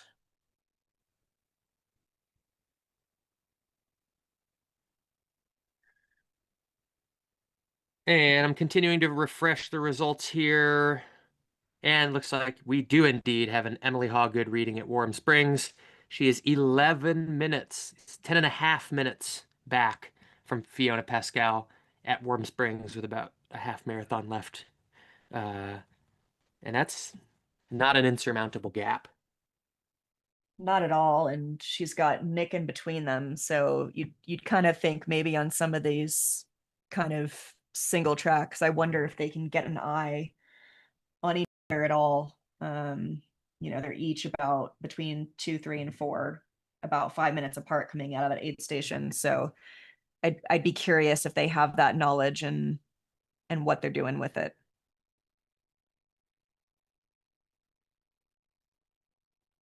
And we'll probably get our third male, Kevin Walker, 5th overall, into that aid station as well. As we mentioned before, those updates for Warm Springs are done via ham radio, so they might not be immediate if they get put in at all. But we're looking at Kevin Walker, 3rd male, Isaiah Norton, 4th male, probably running pretty close to each other going into that. And then our 5th male, Michael Paolo, just maybe 25 minutes behind them. But she is currently running in 2nd overall and having a great day. So we'll keep eyes on that. But in the meantime, we're going to go down for a short interview, I'm being told, and that's Cole Campbell, men's runner-up in the 50K. Yeah. All right. Hey guys, I'm David with Mountain Outpost. I'm here with Macy, who took 3rd place today at Lake Sonoma 50K. Today brought out a little bit of weather, but the hills were green, the trails were rolling, and the competition amongst the Terrex team was quite good. Why don't you tell us a little bit about where you're from and what kind of running you like to do? Yeah, thanks for having me. I'm Macy. I'm from Germany, as you probably have figured by now. I was born and raised in the very center of Germany. Spent the first 18 years of my life in a small mountain range called the Harz Mountains. Then, left for university and work, and then turned pro. Mainly went back home for the preparation of the big races. Just because there's no place like home, I'm like my strength are technical trails. So when I lived like somewhere in the Alps, I always just did the technical trails, very steep as well. So I wouldn't really accumulate too many Ks. And I don't think that necessarily made me a stronger runner. It didn't allow me to work on my weaknesses. And that's exactly, I don't have I don't have a choice in my hometown. I have to work on my weaknesses. And I think that helped me to become a stronger runner. So I'm very happy with being home more nowadays. Well, you've been away from home for a little bit. You said you've been in the U.S. for about 5 weeks now. You started this trip with a big Alta and then something in the middle. How's the trip been? Oh, the trip's been amazing. Like you said, it was 5 weeks. I had Big Alta and Lake Sonoma on the schedule. And Lake Sonoma went fine, 28K, so it was a little bit shorter than what I like doing. And obviously, like I said, I'm good at technical trails. You don't find too many at Big Alta. It's relentlessly fast, which is good, fine. It was hot as well. So that was good. Finished third, which I'm okay with. And then I did a little bit of a road trip. Started in Salt Lake, went to Moab, where I then found out that the night before that Behind the Rocks was going to happen. It's a classic. Yeah. And Moab is just so beautiful. It's one of my favorite places I've ever been to, honestly. Be going back there for sure. Yes, because I only got to do the 10-mile race. Because I had something speedy planned anyways, and it was too close to this one to do the 50K, which apparently you found out about it the night before. That too, yeah. So I think for Red Hot or for Behind the Rocks 50 or all of the above, or just going for a run there, Absolutely. I definitely want to go back. And then Flagstaff and Cedar City, ran with Hayden Hawks for a little bit. And then I flew here a week out, just under a week out of the race. Did a little bit of a course recce. And now we're here. Finished third here, also happy. And unfortunately, now my US trip is almost coming to an end in a couple days. Well, you certainly got a lot in. You visited some of the best places. Yeah. What was the highlight for today? How did the race start off, and who were you running with to start out the race? Honestly, I don't know why, but I'm always in the nirvana. I almost always run by myself. It always turns out that way. I made the conscious decision to run my own race. There were 3 guys in the front going out very, very hard. My 2 teammates finishing 1 and 2nd, and Anders, the Norwegian cross country skier. And yeah, I think I'm pretty good with pacing myself and not throwing overboard the race strategy first thing after the gun goes off. So I just stuck with it. The first 3K were on the road, so I had 2 or 3 runners around me there. But once we set foot on the trails, I was by myself until I have to talk in kilometers because I'm not so good in miles. At kilometer 35, I caught up with Anders, who had been going out with the very strong guys, and that might not have been the best choice for him, as it turned out. So I caught up with him and was able to then. Are we offline? I think the light just flashed with the generator, but I think we're still good here. Okay. So caught up with him and then was able to create a gap, which then brought me onto the podium places, which I was very happy about. And that felt like a win for me. I think you touched on something that, I think people consider a lot, whether right now, if you're coming to a race, you're here to win. And sometimes it seems like with the sport growing, there's none of this, you're able to run your own races. You have to show up, you got to stay with the pack, and you have to have some experience to be able to say, I'm going to run my own race and still be in contention. Yeah. How do you approach that? Honestly, my coach and I, we just talk, and we set a heart rate range that I should aim for. And, I've made many experiences where I did not stick to that range. And then the race went south. Learning experience as well. Yeah, exactly. And you always wonder how many of these experiences you actually need before it clicks, Sure. But it has clicked, and most races I still mess up every once in a while and do not stick, and then just go with the guys because it's so much fun, and you think I can really do this. I think today is the day, You never beat math, you never beat the science. So yeah, today was one of the days where I also knew there were guys in the front that I had the best chance against if I just stick to the heart rate range. So I did, and like always, it turned out to be the wisest decision I could make. 50K is a little more intense. Was there a part of the course you were able to feel like you enjoyed, or?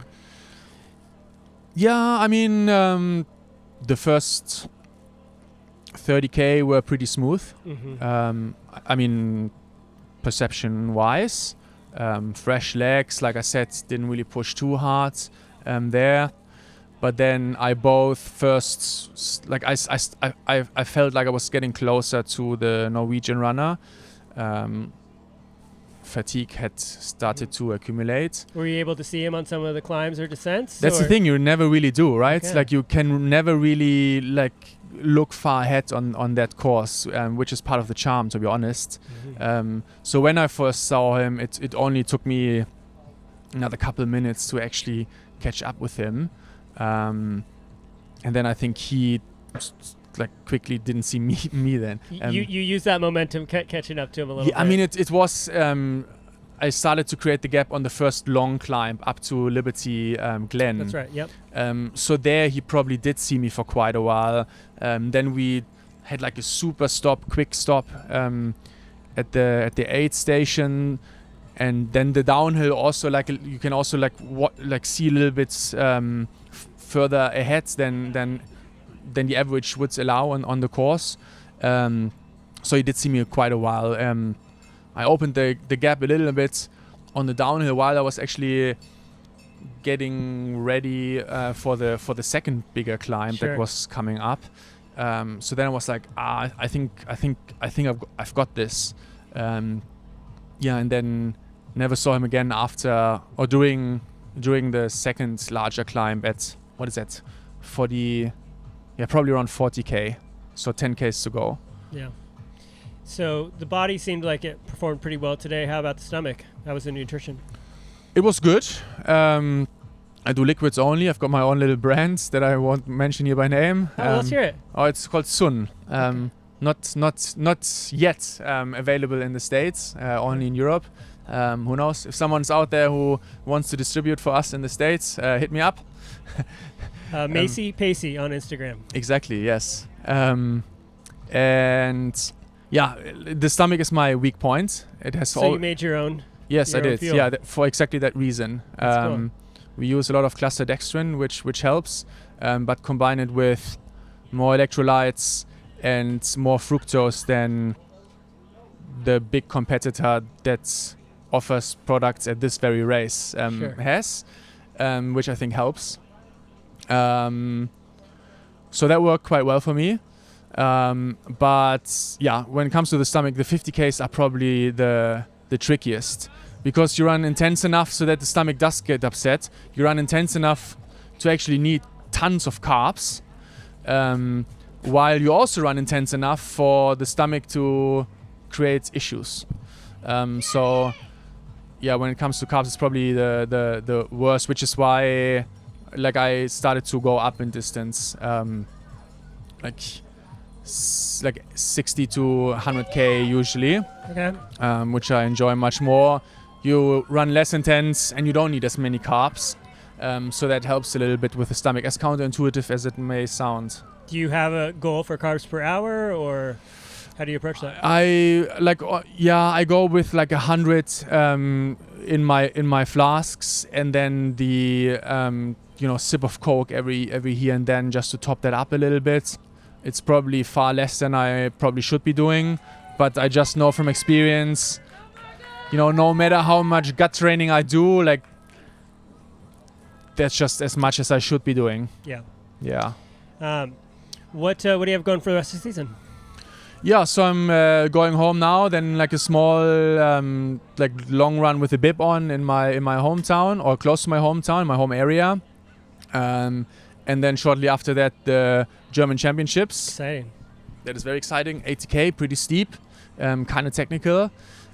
So that's my thing. That's the big race coming up here. Yeah, that's in May. And then Monte Rosa 80 in July. That's a beautiful course. Beautiful mountains there. It must be. It's also very steep and very technical.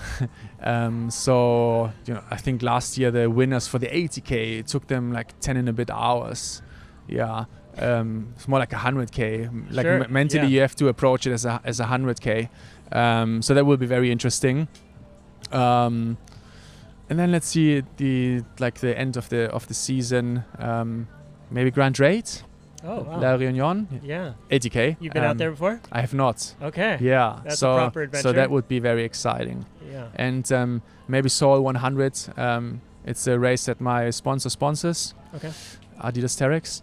And I think they would love for me to go out there, and I wouldn't complain going there. Sure. So it sounds like you've got the next big race is pretty locked in, and kind of see what happens and how you're feeling and what you're excited about. And go for it. Yeah. Well, that's really cool. Congrats on your race today. Thanks. And a big Alta. It sounds like this was a successful trip for you, and you're ready to kind of lock it in and get ready for World Champs. And yeah, it's exciting to see you out here and to have your team out here. Look forward to maybe seeing you at some more of these races that we. I would love to see you again. Cool. Cool. Thanks, All right, guys. and we'll keep an eye out for soon. Thanks. Okay. Cheers. Cool.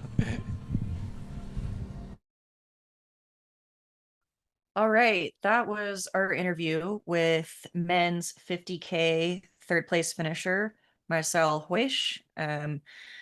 We just caught the tail end of that, but I'm sure he had an exciting story as well about kind of chasing the other gentleman, first place Robbie Simpson and second Cole. That we are now on the drone camera, as you can see on YouTube. We are following some of our runners in the 100K. Since we last spoke, Fiona Pascal hit that Island View second time aid station at about 9:03, about 14 minutes ago. 7 minutes behind her, second place male, third place overall, Nick Reshetnikov hit it as well. So I can't quite tell with the trees here who we're following around the lake right now, but you'll expect them, and shortly behind them, Emily Hawgood should be coming into that Island View aid station for the second time as well. Yeah, we had Fiona on the drone before we cut to that interview, which I unfortunately again prepared you incorrectly. I thought it was going to be our second place finisher, and it turns out it was not. However, so I'm not sure if this is Fiona or whether we've caught up with somebody else behind her, but um, it is it's cool to see Fiona out on this course in particular. You know, she's got a strong resume for especially UTMB races out in Europe, from Wild, Struble, Mozart, Julian Alps. She's kind of in the she's kind of the queen of the UTMB Alps races that aren't the UTMB championships. Not to say she hasn't done well there too, but she's really been on that circuit out in Austria and Switzerland there. So kind of like with Robbie Simpson, it's really cool to see somebody with kind of that European resume come and run what amounts to a hometown race here at the Lake Sonoma 100K. And for those who recognize her name, we'd probably be remiss not to mention that she is, in fact, Beth Pascal, Western States winner's sister. Of course, she's had a banner few years in trail running career herself, as Chris mentioned. But just so you know where that name is coming from, she is also a very strong UK runner. Yeah, it's tough to have that kind of resume and still be referred to as somebody's sister. But can you think of any brother sister, sister sister, brother brother combo in ultra running with that level of combined credentials? Who I don't know. I mean, the only thing that's on my mind right now, because Marathon des Sables just finished today, is the Morabiti brothers, who were both podium finishers again this year. That's just what's fresh for me. But no, I can't even think of anything in recent history that's, as strong as they are. I would say, we could look at road and trail and look at the Hall brothers, Ryan and Chad, who are both now very strong into trail. And that might be the closest thing I can think of. As the question came out of my mouth, I realized I didn't have an answer and thought I was setting you up for failure, and you just nailed two epic brother combos. So kudos to you for that. That was awesome. Yeah, it's been fun to certainly watch both, honestly, those brother combos. I mean, the brothers every year after year hit Marathon des Sables like it's, just a normal day. And, Chad and Ryan Hall has just gone from, road running record books to just a beast of mountainous all day adventure running. And, his brother has had a lot of success in a lot of the short trail races, especially at places like Mammoth, given that I think he lives in Big Bear. So it's been pretty cool to see kind of our sport also have talent running the family, as, many other sports do. Yeah, absolutely. That's super cool. And so, as we said, with the Lake Sonoma 100K here presented by Adidas Terrex, we have now had 4 people go through the Island View aid station the second time. The first was, of course, your first place male finisher, Ryan Sullivan. We've now had the second male is sandwiched by the first and second females. Emily Hawgood just went through, clocked about 6 minutes ago. So the gap is maybe between those 3 is maybe opening a tiny bit. It was previously about 11 minutes from second through fourth overall. Now we're looking at about 13, but they are all very, all about 6 to 7 minutes apart from each other. And I'm just checking the splits here. It appears from that 3 to 4 spot from that sorry, as I pull it back up. Yeah. So between Nick Reshetnikov and Emily Hawgood, between the last 2 aid stations, the gap opened from about 5 minutes to 10 minutes. So Nick's pulling ahead of her just a bit. We do now have what I previously promised, the second place finisher from the 50K. That's Cole Campbell. We have him down at the finish line now. So we are going to go to his finish line interview now. Okay. Hey guys, I'm David with Mountain Outpost. We've done a couple other interviews. We are here with Cole Campbell, who took second today at Lake Sonoma 50K. Cole is here with the Terrex team. Have you been out at this course before? Yeah, I came out last year. I raced the marathon, so got to see some of the course. So you knew what to expect a little bit? Yeah, a little bit, yeah. Okay. And have you been racing already this year, or? Yeah, I raced Black Canyon back in February. I did the 50K, but that's the only one this year. Okay. So let's talk a little bit about your background. Just a minute ago, you mentioned you ran I'm Tough. That's a little bit of a different race than this. Is there a distance you like best, or you just like being in the mountains? And yeah, I mean, I love being in the mountains. Race-wise, I like everything because it's just all a little bit different. It just kind of depends on what you're looking for. I like the 50Ks because you can kind of race at a little bit of a higher frequency and recover from it. So you can, stack a couple races throughout the year and be okay. The 100-miler, that's pretty special as well. It's a long day, and it adds certain dynamics, like just the mental and spiritual side, which is also really, the Vision really Quest. neat. Yeah, the Vision Quest, exactly. Yeah. So yeah, just depends on where you're at in the year and kind of what you're looking for out of a race. But so earlier we were talking about you went to College of Idaho in Boise, and so you did a lot of running around the Treasure Valley and probably the mountains in Idaho, but now you are outside of the Wallowas. What's the running like there for you? Yeah, it's incredible. Super great playground. It's just a lot of big mountains.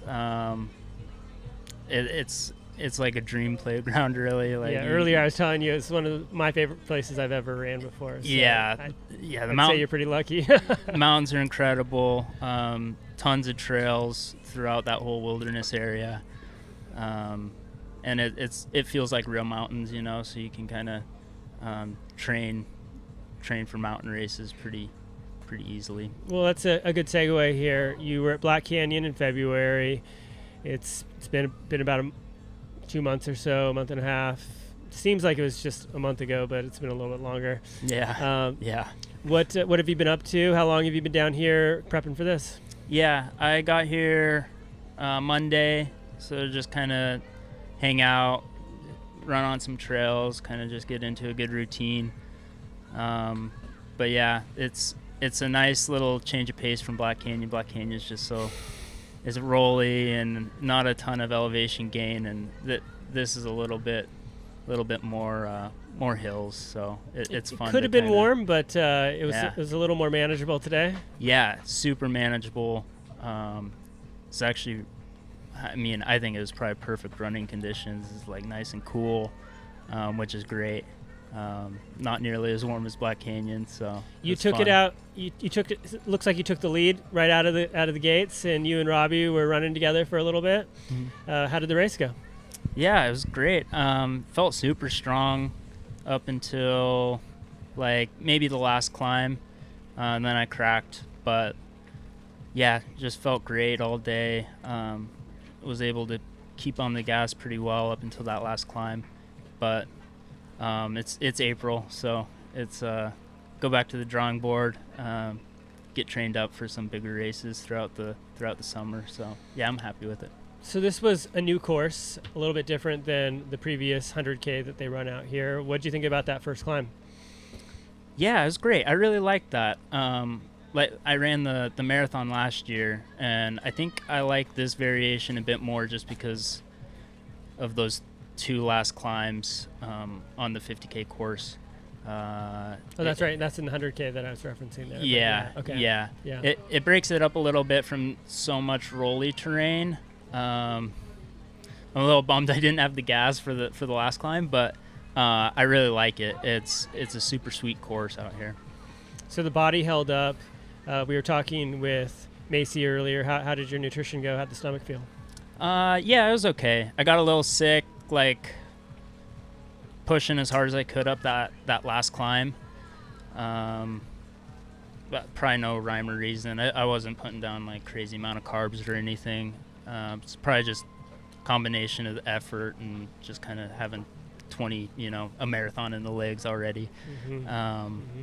But yeah, I think it went well. It's nice on days like this because the heat isn't as much of a factor, which is great. It's wet, but it's not too cold out today. So No, it's not. Didn't feel cold at all. Wasn't crazy windy. No, it was good. Yeah, like I said, I think this is just about as good running conditions as you can get. So. And what's the rest of the season look like for you? Yeah, I'll planning on heading out to Riggins, Idaho in a couple weeks. I'll run Heaven's Gate. Oh, that has quite the reputation. Yeah, it might not be well known, but it's a stout course. Yeah, I have to give it a shout out. Jeremy puts on great races.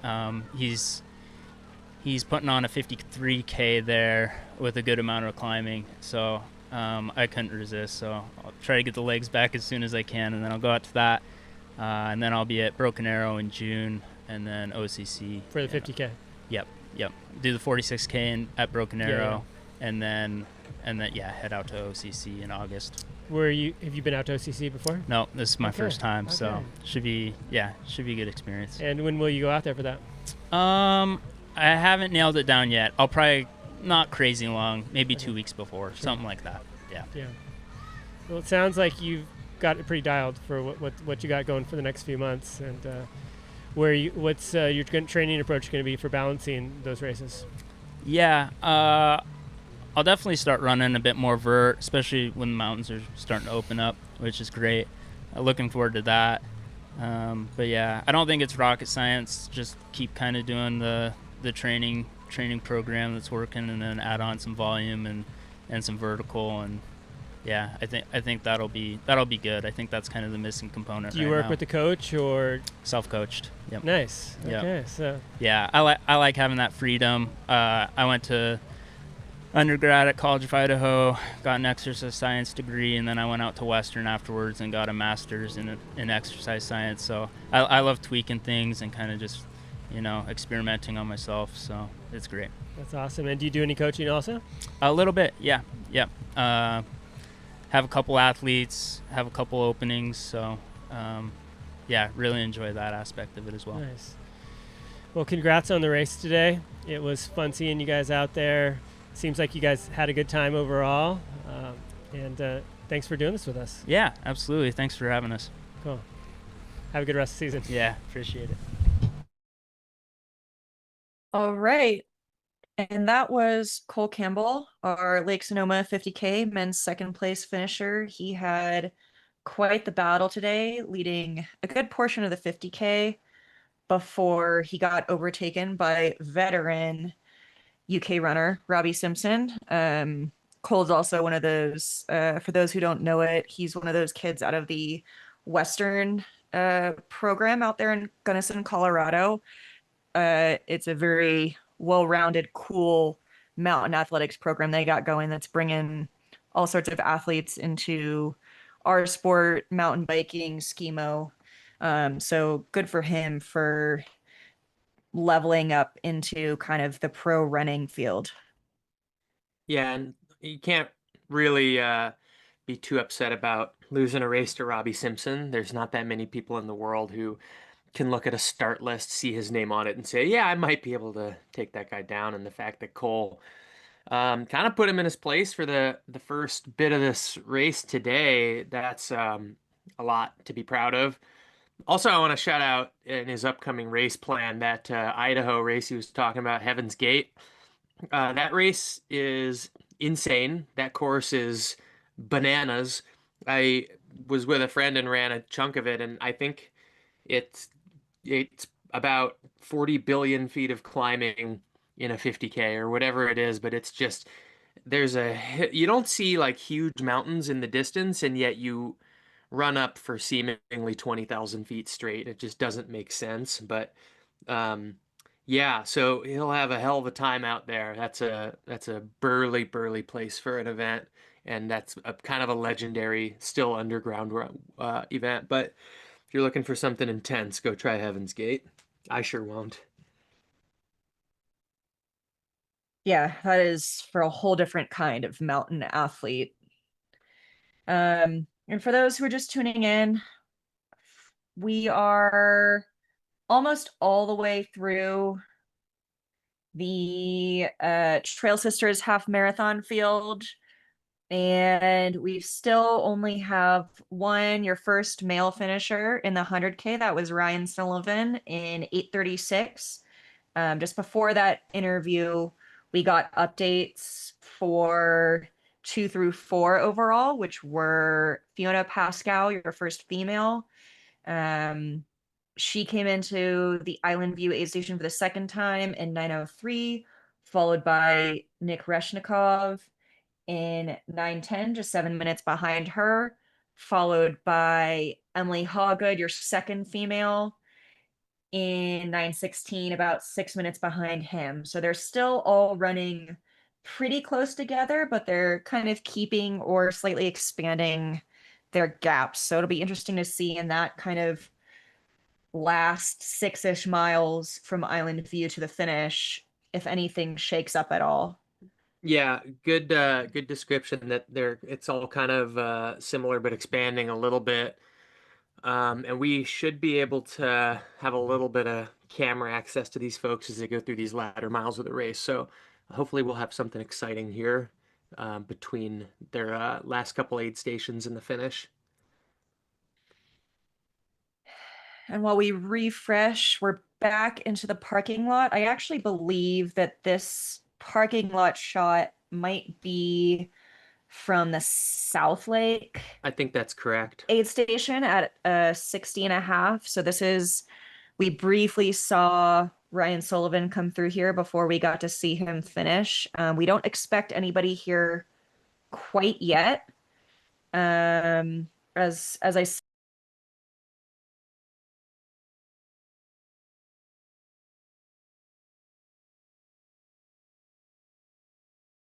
maybe a little bit more time, and she will be the next one we would see through here. Yeah, and last time when Ryan came through here, I was yapping away and looking at a different tab, trying to look at some old results or something. And for the love of God, if I do that again, tell me to shut up so we can.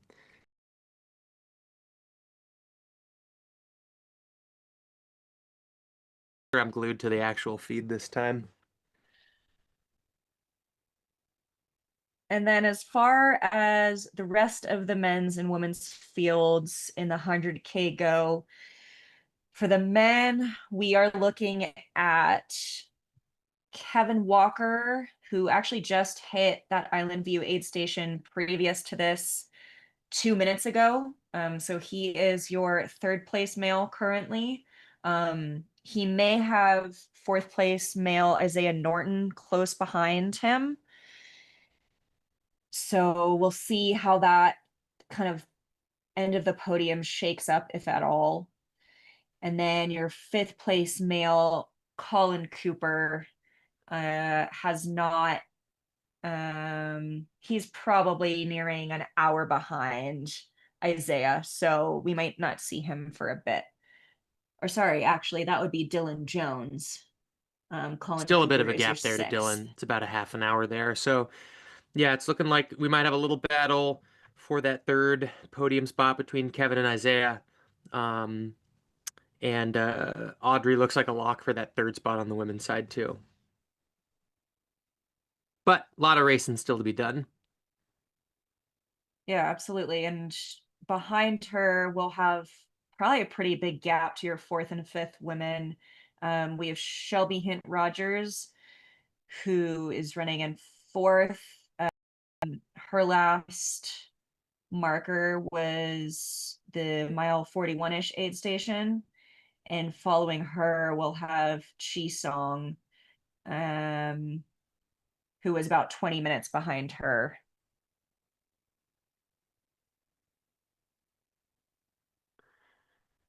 And hopefully we'll see if so we've gone through interviews from the men's podium. I'll be curious to see if we can get some time with the women's podium in the 50K. That, for those who are just tuning in, was Hannah Allgood in first,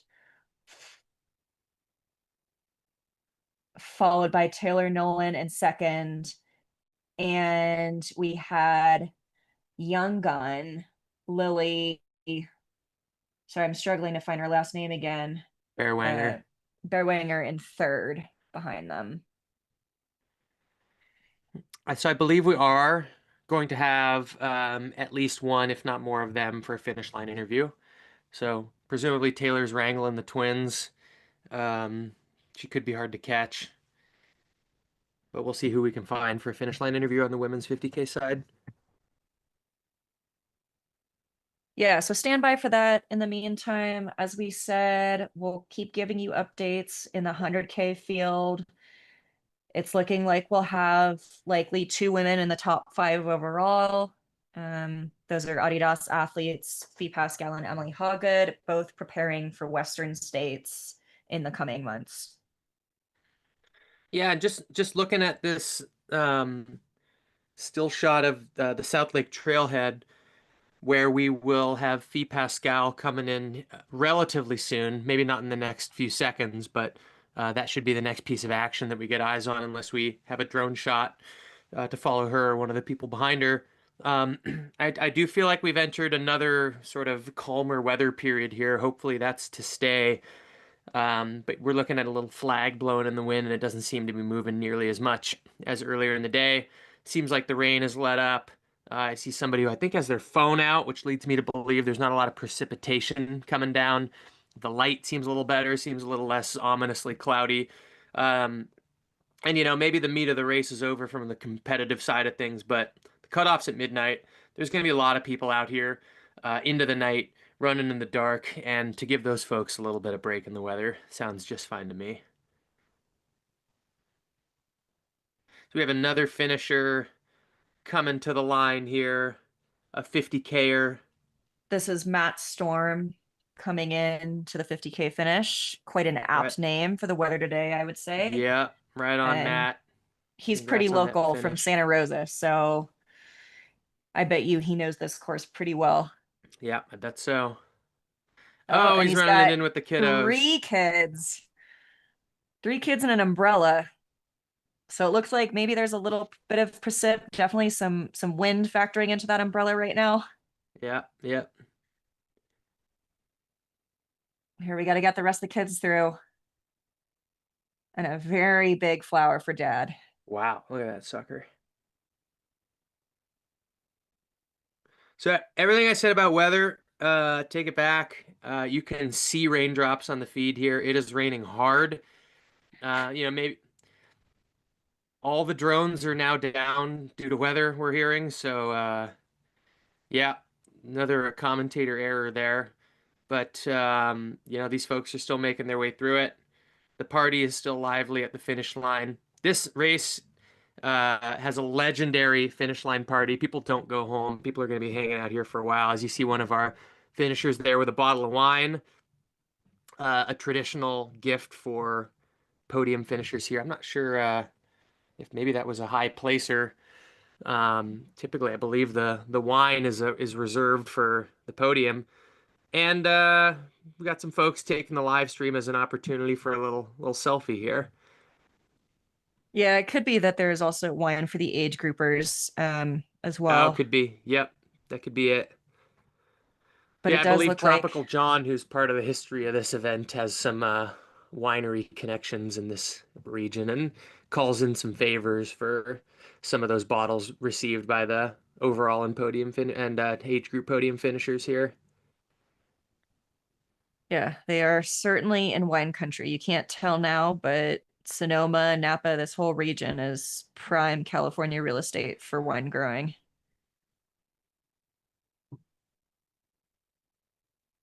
Yeah, last time when I was up at this race, we pulled over at the Francis Ford Coppola winery, which wine's pretty good, but we were really there to watch or to see some of the Godfather memorabilia.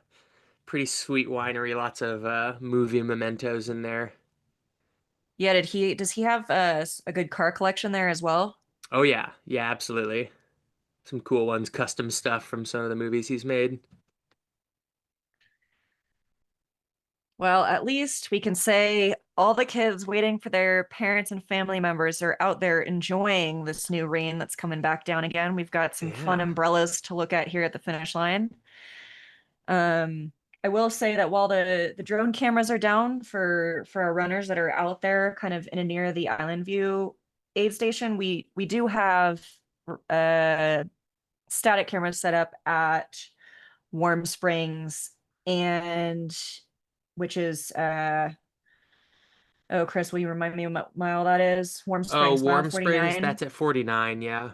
And then we also have a camera set up in the parking lot At South Lake. at South Lake, where we're hoping we'll see second overall, first female Fiona Pascal soon. And this camera right here on screen is Warm Springs at mile 49. Yep. So we should be seeing Isaiah Norton potentially coming in here. We had Kevin Walker go through maybe about 15 minutes ago, and the next one we would expect to be Isaiah Norton, and he would be fourth male. So that could be any moment. So maybe we'll get a shot there. We won't have a camera at Island View. That one's pretty remote. It's odd because it's one of the first aid stations you hit on the way out, one of the last aid stations you hit on the way back, but it's just remote. It's tucked in this little valley on this little corner of the lake.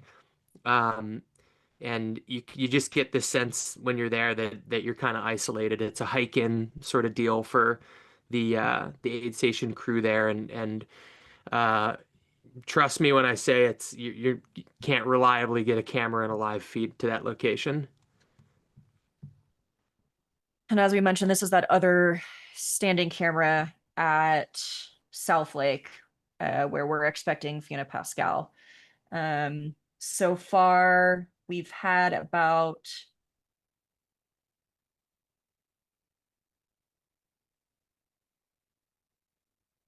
and while we wait for Fee to come through and the rest of the runners to start coming through, we're going to kick it over to women's 50K first place winner, Hannah Allgood. Yeah, we are ready. I think you're good. Yeah, you can hang out. Yeah. It's actually going to be a signal here. Okay, beautiful. All right, here we are. We are back. We are with the Lake Sonoma 50K women's champion, Hannah Allgood. We're here. Good to see you again. Yes. I saw you in mid-course towards the end, and you're like just determined, just getting it done. What was the vibes out there today? Yeah, just really just done. I think trying to really like stay in it mentally and keep my foot on the gas. You were definitely doing that. Yeah, I think that's something that I'm just trying to get better at, is like the actual racing portion. And when you feel a little tired, it's like, okay, Hannah, like, let's lock in a little bit and push it a little bit more.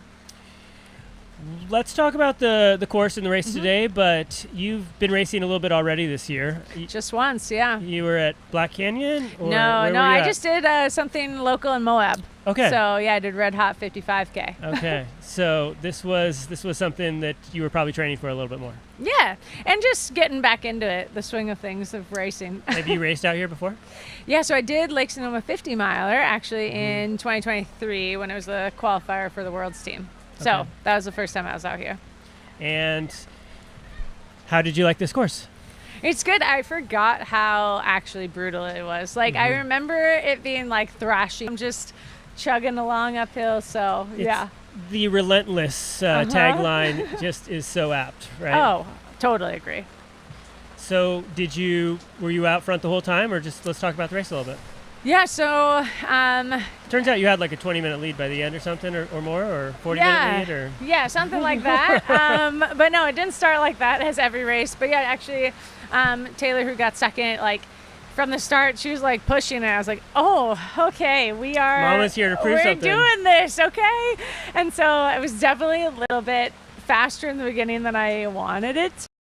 And then kind of right off the road, so it was like 2.5 miles uphill on the road, and then you pop down. It was like 2.5 miles uphill on the road, and then you pop down onto the trail. I was like, okay, I need to get. And then, then we got to this uphill probably around mile 4 or so that I just was like, all right, like let's go pedal to the metal. And so then, just kind of put the gas on the uphill, and then just started to really try to fling myself on the downhills, and just like I said, foot on the gas the whole time. And how was the training leading up to this? Really good, yeah. I have felt really good, thankfully. And so I also have been doing quite a few long runs like of the same time as this, so it felt pretty unstressful to go out here for that amount of time. That is an excellent way to feel coming out to a good early season race. Yeah, so super excited about that, and honestly just to test things. I've been really pushed in training lately, and wanted to see how that felt, and then also being out here in 2023, obviously a different distance, but it's really cool to just see. You had an idea what to expect. Yeah, and I just really wanted to see the progress that I've done over the last 3 years. You know, you don't get to do that too often, and I think being overall a newish athlete to this, it was really fun to be able to see the progress made in the last couple of years. And you guys came out about a week early for like a bit of a team experience. You got to recon the course a little bit. Yeah, so I came out just on Wednesday, actually. Yeah, Wednesday evening.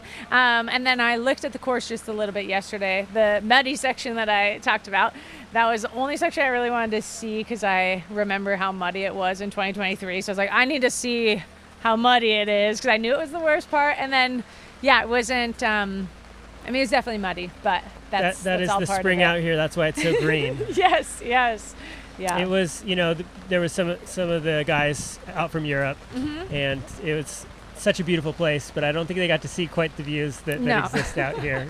But we did have some nice days during the week. I feel like the whole forecast was like Wednesday, Thursday, Friday, all beautiful with some rain, and then today was just rainy, but it's fun, It was a tease this morning because it seemed like glorious, beautiful day, but I don't know, I think it's fun. It makes it a different experience. Glorious, beautiful day, but I don't know, I think it's fun. It makes it a different experience, and like you just have to run with it a little bit more.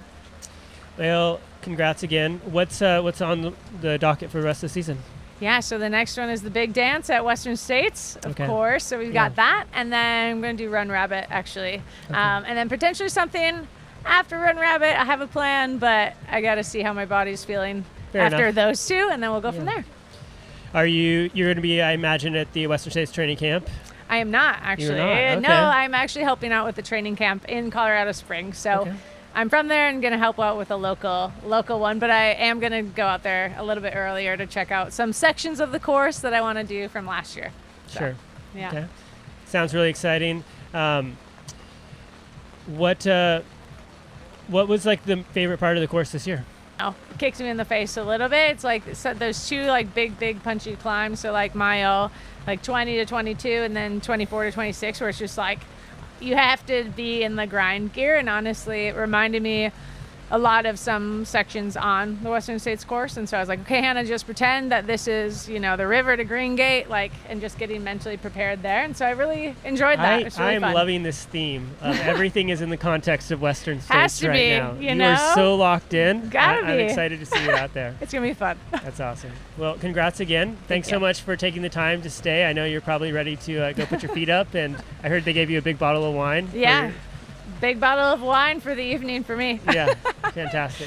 Beautiful. Well, have a good rest of your training. We'll look forward to seeing you at States and do this again. Yes. See you soon. All right. Take care.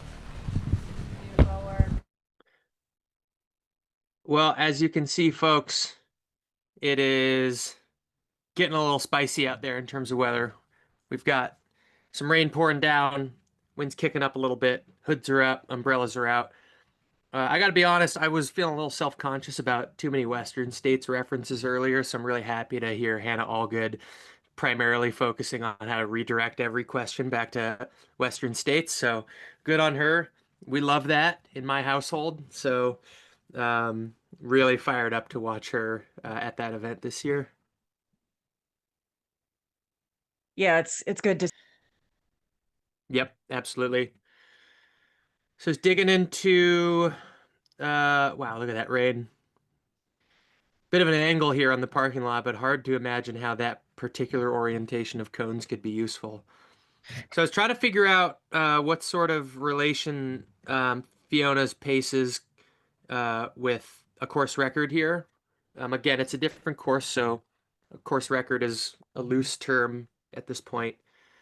But historically speaking, we got an 11:24 to contend with here. And my suspicion is that she's pretty far under that pace.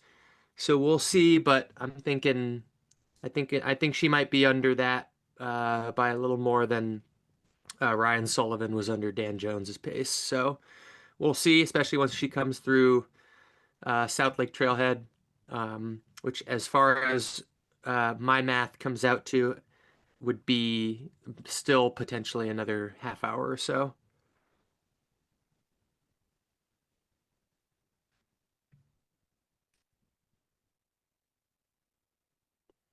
And just looking at it, she's right now averaging kind of, it looks like a high 9-minute mile pace. I don't know if you were able to look out what the pace was for that previous CR to compare that to. I'm not sure, but Hannah was there on the interview kind of confirming what we were talking about with those muddy sections. So even though this is cooler than typically you see at this race, and maybe these athletes are benefiting from some more hospitable temperatures, there are probably more challenging underfoot conditions than you'd typically have to work with here. So there is some mud out there, and that might offset the lack of heat. But either way, the times here are looking pretty good, historically speaking. Yeah, I mean, by my estimation, we may see her in the low 10s. So, maybe an hour 20 hour under the previous course record for women. And while we were in that interview with Hannah, we did see one more person, our fourth male, Isaiah Norton, come through Island View aid station at about mile 56. That was 5 minutes ago. So it looks like he was about 17 minutes behind Kevin now. So we might be starting to see that third place men's spot kind of lock up with Kevin and Isaiah spreading out a little bit more now. Yeah, so it seems like the tight gaps now are kind of Fiona back to Nick, Nick back to Emily. Not so much Fiona to Emily, but there's still potentially some space to work with there for Emily. And other than that, we're kind of looking at some bigger gaps, especially considering we're only looking at 7 more miles from that aid station to the finish. So we'll try to drum up some excitement here for you folks, but it's going to be hard for anybody to close on the person in front of them, it's looking like at this point. Yeah, and on that note, we have third place woman Audrey Lawrence. She's going to be a bit off. There's maybe one other person that'll come into that Island View aid station in front of her. Our fifth place man, Dylan Jones. And then it'll be our third place woman, Audrey Lawrence.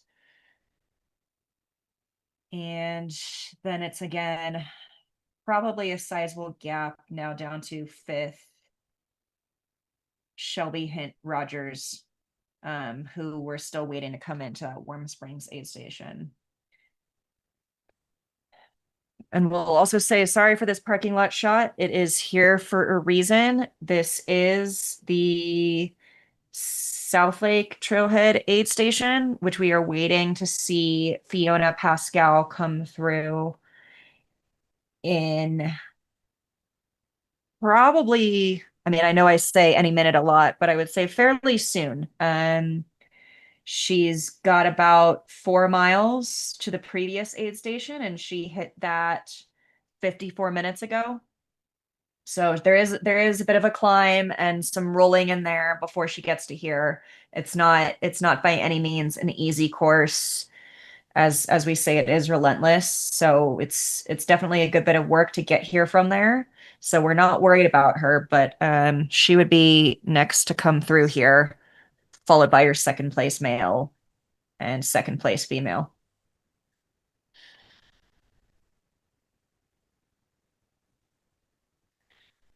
And then I guess also to recap, we had the Trail Sisters half marathon happen this morning as well. How appropriate that was literally won by sisters. I'm going to go and see if I can confirm that, because by our speculation, they might not just be sisters. They could possibly have been twins because they are the same age and the same last name. So I'm gonna go see if I can find out more. I'm gonna go with the circumstantial evidence there and say it's true, that they are sisters and in fact twins. I certainly hope so. That makes for a pretty special story for them to run the race and finish 1-2 together.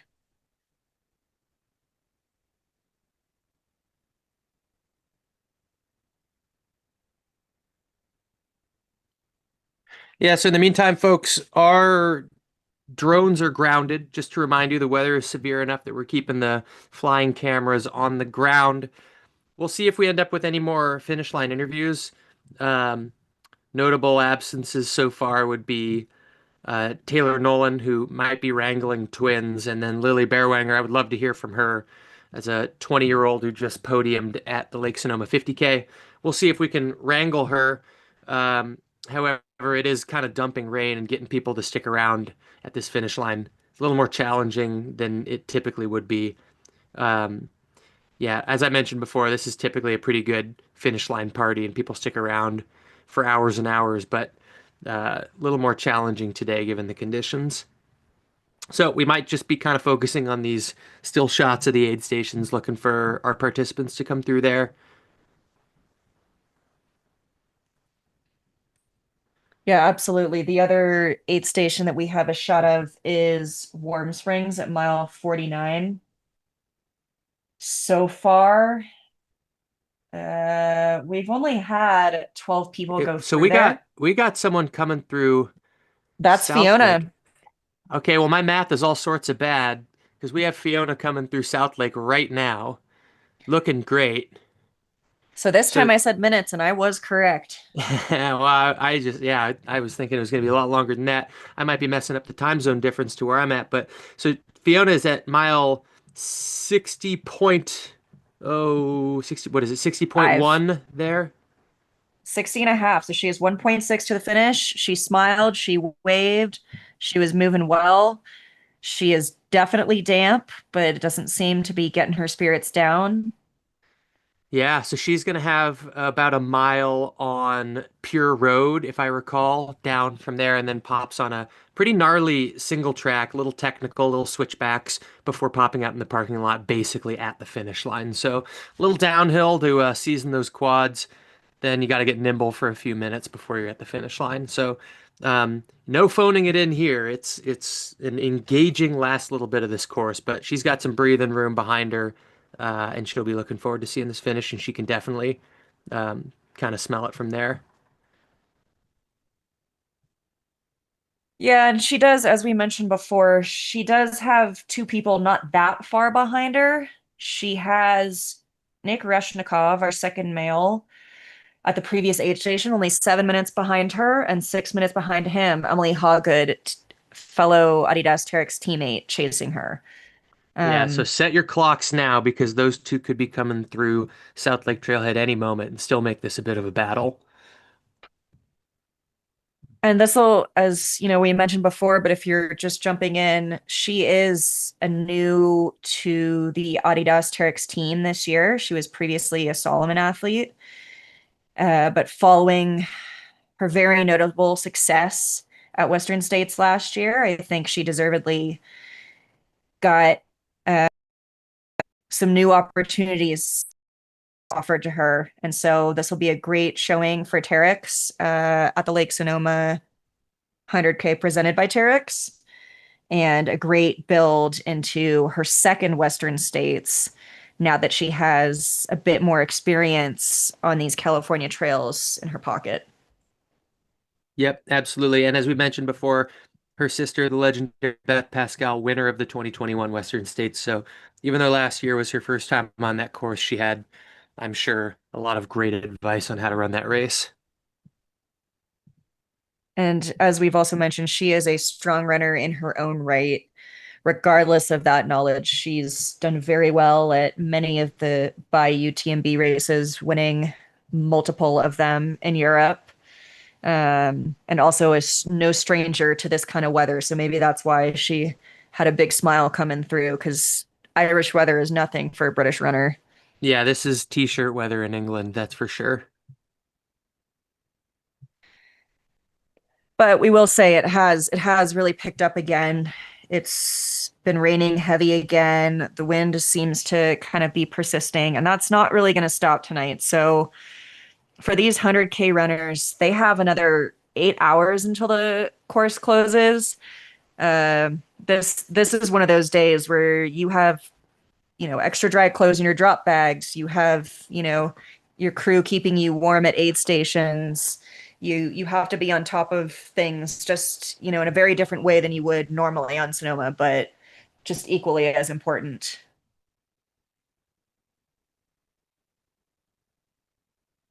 I believe Chris is trying to speak right now, but he is muted. Yeah, that's my bad. Hey, I'm looking at this finish clock right here. 10:04 and change on that finish clock right there.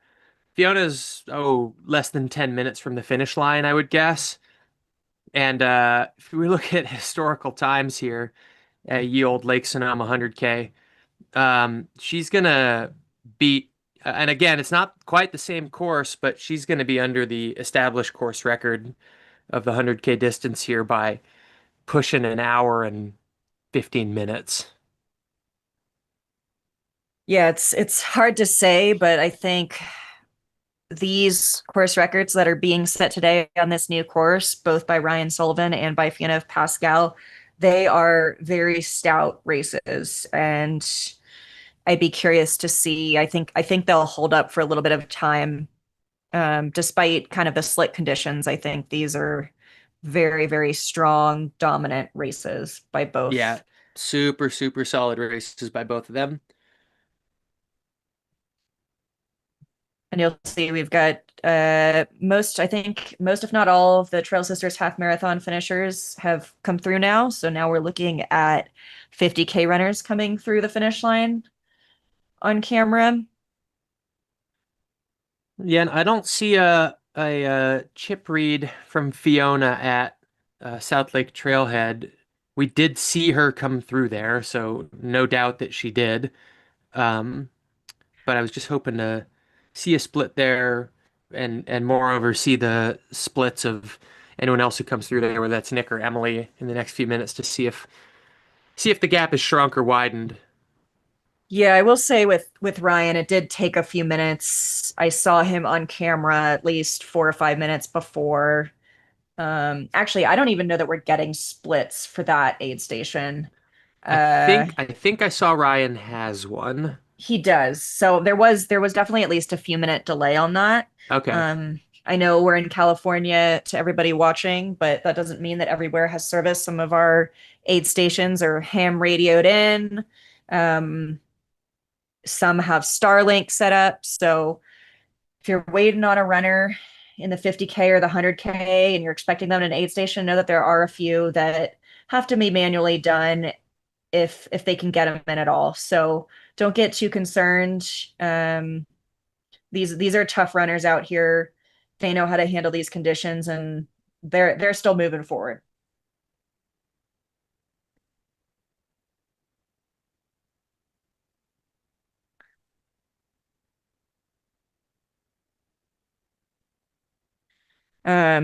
And as we've mentioned, because of the remoteness of some of this course and because of the weather, we do have cameras that we'll be switching between at Warm Springs aid station at mile 49 for the 100K, as well as that parking lot camera view at South Lake Trailhead aid station at mile 60 and a half. But we do not any longer have drone footage due to the weather.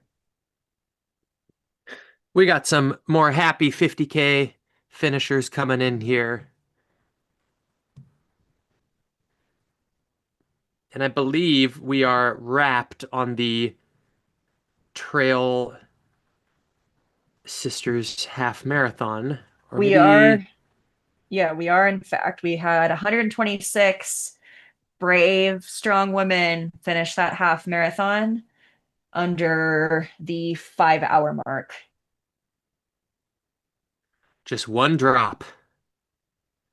It's pretty good ratio. That's what we like to see. That's how we get people into the sport and grow it. Yep.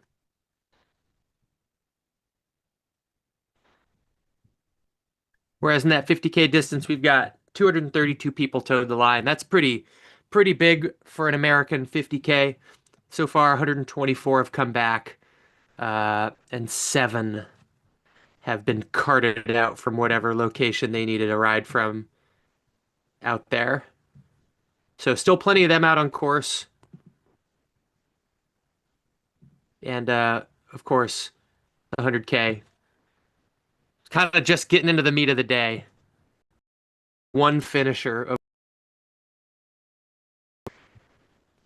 which will soon be 2. Fiona Pascal, just up the road. We should be seeing her any moment down here at the finish line. And how cool to see 50K runners stay and support each other finishing at the line there.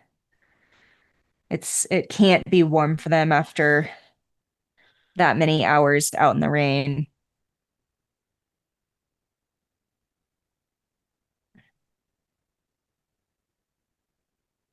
Satisfaction on that face for sure. Yeah, absolutely. It does look like, though, at least while the rain is coming down again, it doesn't look quite as windy right now. We don't see the tents blowing. For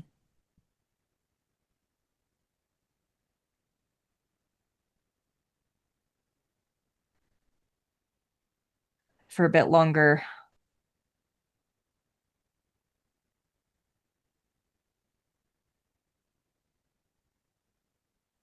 We see some finish line snacks happening. Photographers, videographers making sure to stay fueled and hydrated out there. Lots of outfit changes to accommodate the varying levels of precipitation today. I said it before, but tough day to be standing still out there. The runners, in a way, have it easier than the folks who have to be stationary in weather like this. Definitely. No one is dry, but at least if you're moving, your body is staying warm. I don't know how all these... Go ahead. I see a celebratory hand going up, so I'm wondering if we have a Fiona alert, but that could be premature. I believe if the men's winner is any indication, we should have some finish line tape rolling out for Fiona. It's got to be soon. I don't think that we're going to get that South Lake timing mat input, but I would imagine that, I think it only took Ryan about 11 minutes to get from South Lake. So yeah, I had Fiona go through there at about 3:02, so that means we're talking any second to the finish. Maybe within another 3-4 couple minutes. minutes. Yeah. In the meantime, racers are enjoying their bottles of wine that they have earned. That's awesome.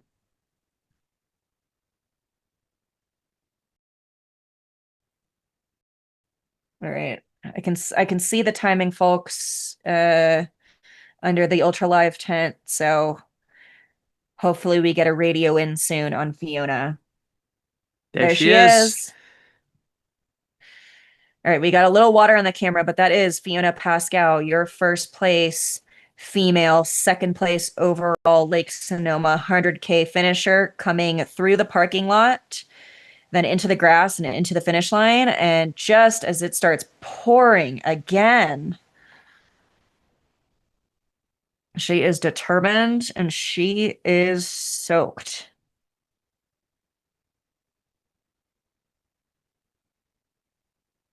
Oh, I'll be so excited to hear about how the race went down from her.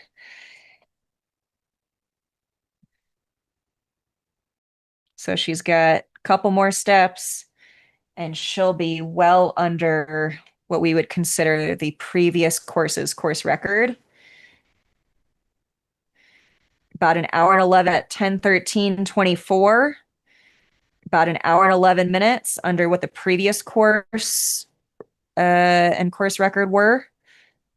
This is Fiona Pascal for Adidas Terrex, our race sponsor. Yeah, so We mentioned earlier, it's no accident that there's a lot of Terrex athletes out here today. I think they made a coordinated effort to try to get some of their top tier pro runners out to this race in particular. They sponsor the event. There's ways of incentivizing the athletes to come here. That's not to say it isn't a perfect race to kick your season off in preparation for Western States, where she'll be at the end of June. But I was looking kind of as she crossed that finish line for signs of whether she was taking this as kind of an easy, sort of hard long run, easy race, sort of just a long training effort. But there was a little exasperation there. I feel like she did give it a real effort today. You know, she's not on the ground, and she seems to be in good spirits, but I don't think this was just a jog for her. I think she did give it, I think she gave it something today, which is great to see. I agree. I mean, when you have Emily Hawgood behind you by maybe 10 minutes at the longest part of the day, running pretty close for a good portion of the race, you can't really let up that much because she is gritty and she's got the experience on trails like this. Yeah, she seems to be wondering where all this water came from. Yeah, you could see just before this, RD Gina Lucrezi was asking her about the rolling hills, and then how the day went. But I guess she feels clean again. I guess so. That's you wonder what sort of mediation you have to do for uh, poison oak after a rainy day like this. Yeah, Is it as much of a problem?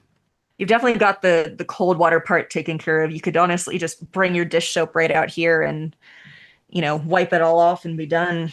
I feel like that should be a provided service at Northern California races in the springtime. Like whether you're way too cool or canyons or this, like there should be like a chamber you enter, almost like a little car wash where there's just like suds and spin people who ran canyons and were planning to run states but couldn't because they were still dealing with such severe bouts of poison oak from canyons. So it's it can get pretty grim out there, and this race is no exception. It's definitely in that wheelhouse of having that legendary poison oak component. And there's Hannah Allgood at the finish line and high-fiving Fee. Oh, Uh, awesome. Fee's got hopefully starting to get warmed up with the towel wrapped around her. I think that might be a Robbie Nice. Simpson sighting there coming in from the left side of the screen. Or was one of the Terrex men. And here's Emily coming into Oh, South Lake. yeah. So what did you say? That would be, is that 13 minutes after you clocked Fee coming through there? Yeah, about 13 to 15. So yeah, so Emily appears to have overtaken second place male to take that third spot on the overall podium. Not that matters in the results so much, but it's interesting for context. So she's looking, unless we skipped somebody on the camera through this aid station, she appears to be in third overall.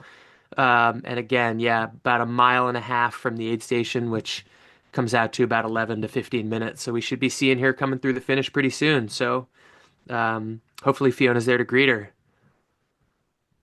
Yeah, and she looks, like her normal smiley self. So that's good to see that she's still moving well and in good spirits.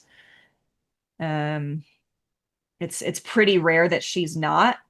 However, I would say maybe at States last year was probably the hardest she had to work for one of those States top tens, and you could Oh yeah. sometimes see it just a tiny bit. Yeah. Uh, I feel like there was a little bit of a trudge there in the step. A little bit of a trudge going through that South Lake Trailhead aid station there. yeah, But not an unusual cadence for her, and it could just be, all that extra water that you're carrying on your back. yeah, honestly. So we may or may not get a timer update on Ultra Live for that aid station. Don't be surprised if we don't. We didn't get one for Fee. Um, um, and then it'll be a little bit. All Okay, right, I so we have a just producer whispering in my ear that Nick actually did already go through. So we were hanging with Fiona at the aid station at the finish line rather, and we did have Nick go through. So he'll be here at the finish line sometime between now and when Emily gets here, assuming no change in order there. Yep, and to remind you all, he is the second male, third overall. He has run this race before multiple times. He's, I would say, kind of a NorCal crusher, if you will. But this will be a really solid result on a tough day out there. Yeah, and remember when he comes through, we get our first point of comparison historically between the old Lake Sonoma 100K course and the new Lake Sonoma 100K course.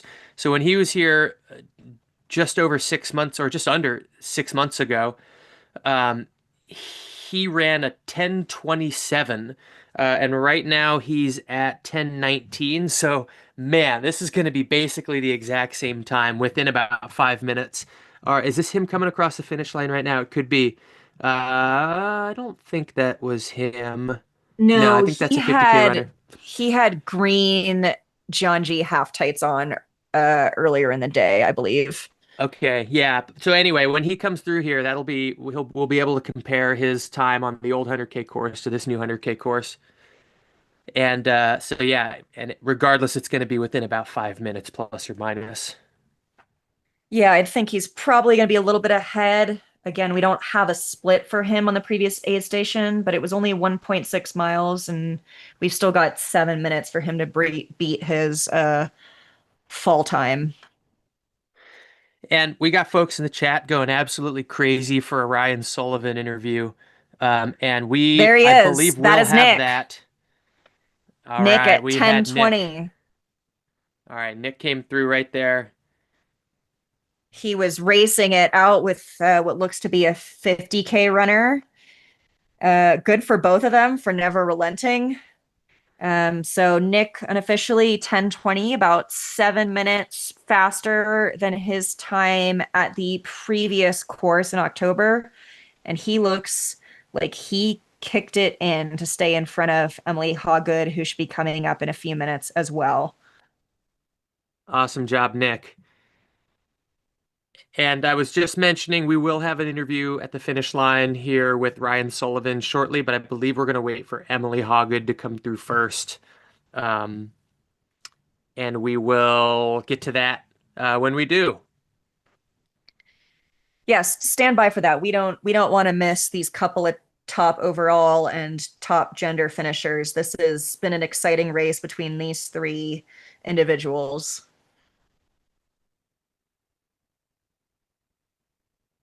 So we have to think, we saw Emily hit South Lake, what was that, 3-4 minutes ago, maybe? So maybe 10 minutes to go. I think it was about 5 minutes ago, so probably a little less. But yeah, all right kind of in that soon but not right now wheelhouse. And she will end up fourth overall, second female,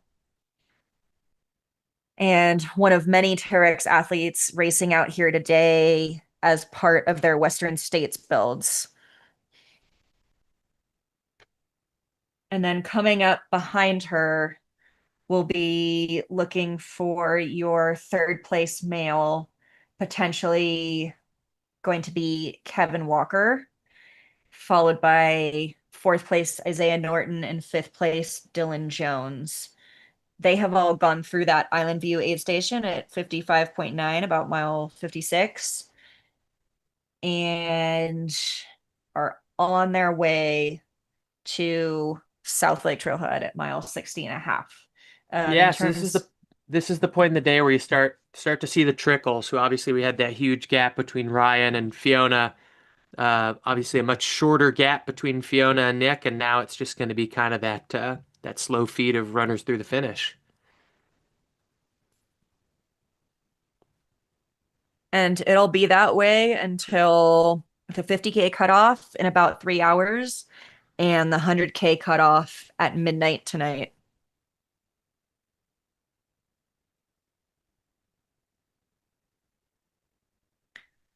But in the meantime, we will continue to wait for Smiley, Emily Hawgood embrace this finish line. I heard there's a band playing later. What'd you hear about that? I did see that. I was speculating on what kind of music it was going to be. If it was going to be kind Yeah. of like Sonoma, kind of like bluegrass folk, or what kind of vibes we're going to get. But I also wonder, if they'll have their own tent out there so they can kind of play in the rain still. Yeah, I bet it's a ska band. That would be fun. I could see Skip pulling something like that together for sure. Skip is, of course, the proprietor of Healdsburg Running Company, very huge in the Healdsburg, Sonoma, Northern California running scene, as well as race director Gina Lucrezi, who has been a big part of bringing Trail Sisters and this Trail Sisters half marathon into this race series. And I guess while we're recognizing people, we should also thank the race sponsors, Adidas, Terrex, Mountain Outpost, who is putting on this live stream. We also have Scratch Labs, and as I mentioned, Skip before from Healdsburg Running Company. And then down here, it looks like we've got Let's Wander Photography. That is Jesse Ellis. And we also have McKinnon. Major races this weekend. They kind of all still get their, just desserts and recognition and still all be successful alongside each other.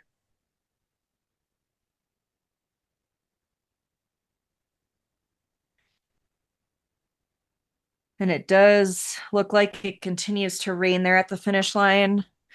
We are going to stay on this finish line camera as we wait for Emily Hawgood to come through in the next probably few minutes. We don't want to miss her. And then once she comes through and we get a little time with her and her finish, we will probably then shoot over to a interview with Ryan Sullivan, your first place 100K male finisher. So stand by for that. We're excited to see about how he put a very, very successful race together. Yeah, and I think we are in the realm of kind of any second here with Emily Hawgood coming across the finish line. Also, I don't think it's been mentioned. It has been a little tricky to balance Hannah Allgood and Emily Hawgood. Just I was really happy when the 50K was over, frankly, because saying those two names back to back has been a little tough for me all day. I hadn't even thought about that, I guess, because they're in different races, so I wasn't like trying to say them together, but that's a pretty good point. Now I'm gonna get tongue twisted on that when I least expect it. Yeah, it caught me a couple times, I think. That should make the states race quite interesting, though, Oh with yeah. both of them running.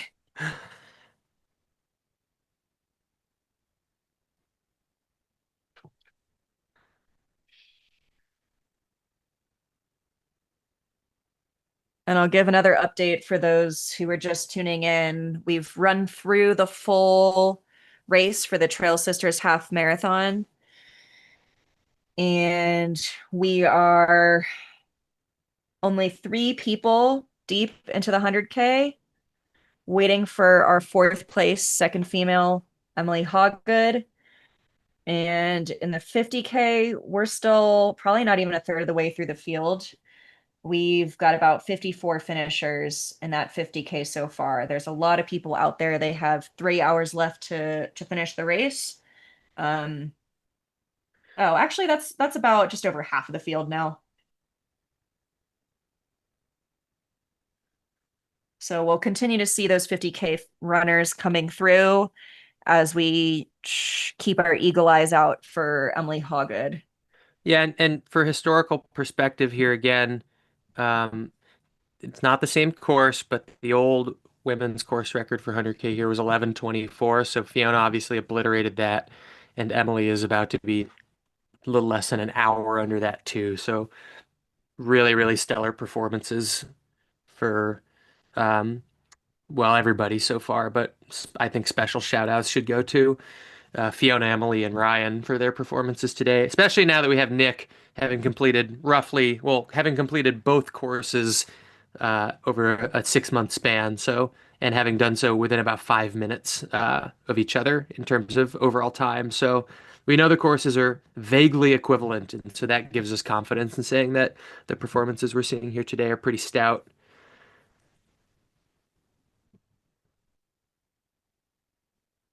Yeah, absolutely. And we've talked about some of the different factors besides the course as well. You know, we have different weather than usual. Oftentimes we're managing heat. Today we're managing kind of warmth and getting through the storm in one piece.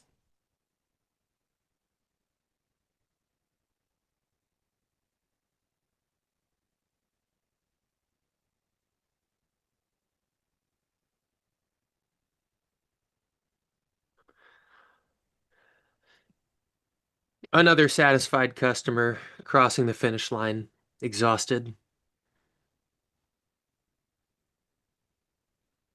And I see some camera folks moving to the finish line here, which leads me to believe we might have Emily coming in momentarily.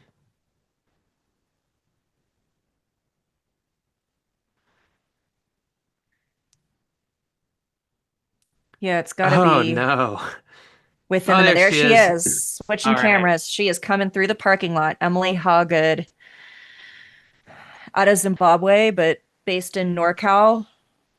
She is no stranger to California running, but this is her first time on the course, and she has her quintessential smile on as she becomes our second place Lake Sonoma 100K finisher. All right. Well done, Emily. Huge performance for a great athlete. A list of credentials as long as you could ever want. Just about 10:31 through here. So still close. And there's Fiona Pascal to congratulate her as well. Hopefully this means Fiona is going to now go put on some dry pants after this. And congrats to both Terrex athletes for quite strong races, running near and then chasing each other all day.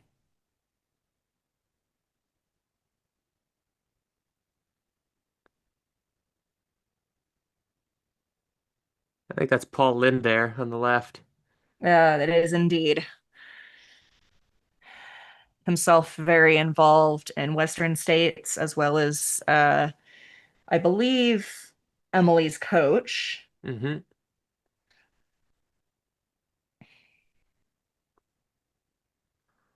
And what a, what a person to have on her side as she's been going through this Western states journey since 2021, and maybe even, in the lead into getting to those top 10 finishes that she's so well known for now. They just tried to hand her a second bottle of wine. That's a little aggressive. Yeah, I bet that's also not the first thing on her mind right now. Yeah.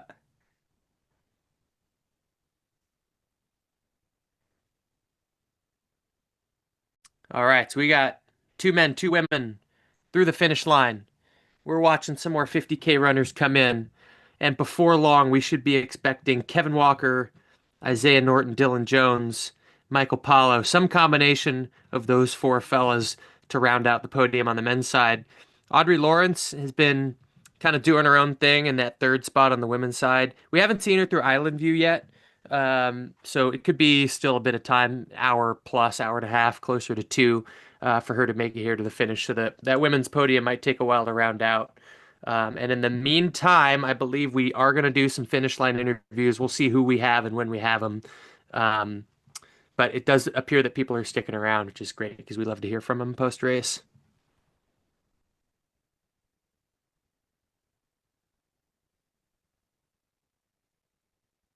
And I'm doing some checking because I've been curious about this, old course record, new course record comparison. Oh, can't wait to hear this.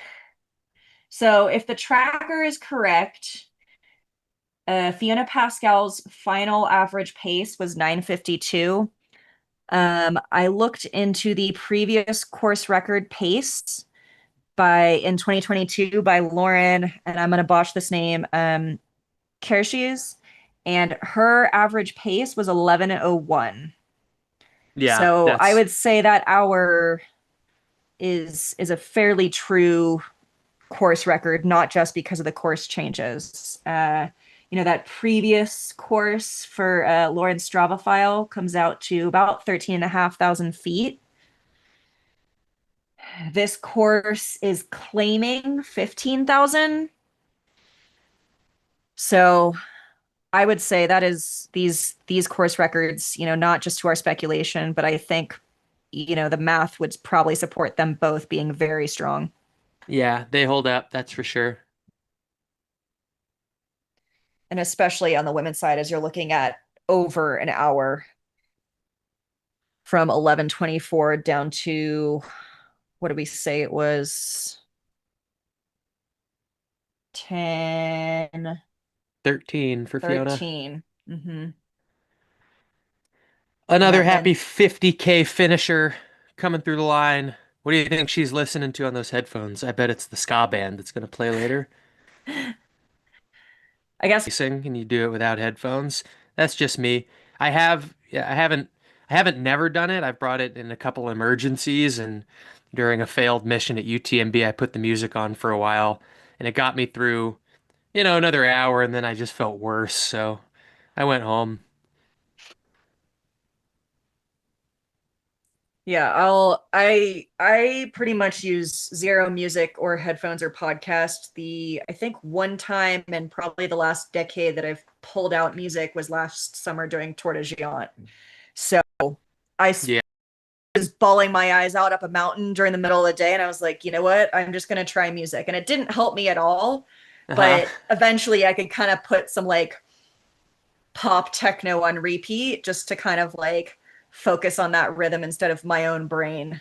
Yeah, yeah. I think it'll take you out of a dark place very temporarily, but not for long. It's not the sort of thing that makes the difference, really. But it As definitely, we I have think, another can be a finisher good coming mental in. tool. Yeah. Yeah. Yeah.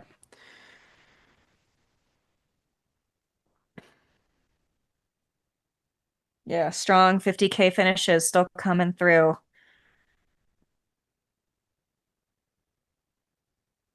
Wow. So based on the volume of wine bottles there, I think those might be for finishers and not just for podium and age group winners. I would say so. Maybe not for the Trail Sisters half marathon, but maybe for the 50K and the 100K, everybody's getting some wine to Yeah, recover I think to. I think some of them were minors, so I hope they're checking IDs at that booth there. There's some 19-year-olds in this race. Yeah, some strong young guns in the men's 50K race, that's for sure.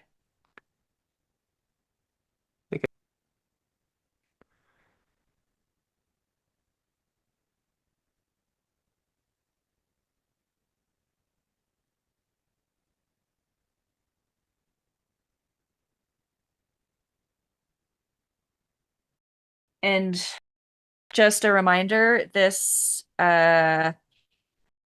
race is a Western States qualifier race for those who finish in under 19 hours. It is also a Trail Sisters approved race, and it is a UTMB. Really short, really fast, especially if you've got other commitments on the calendar, and especially if you live in a kind of less served region. Like, well, I'm up here in Montana, and there's not too many close to me. So, um, the Lake Sonoma 100K is awesome in terms of convenience.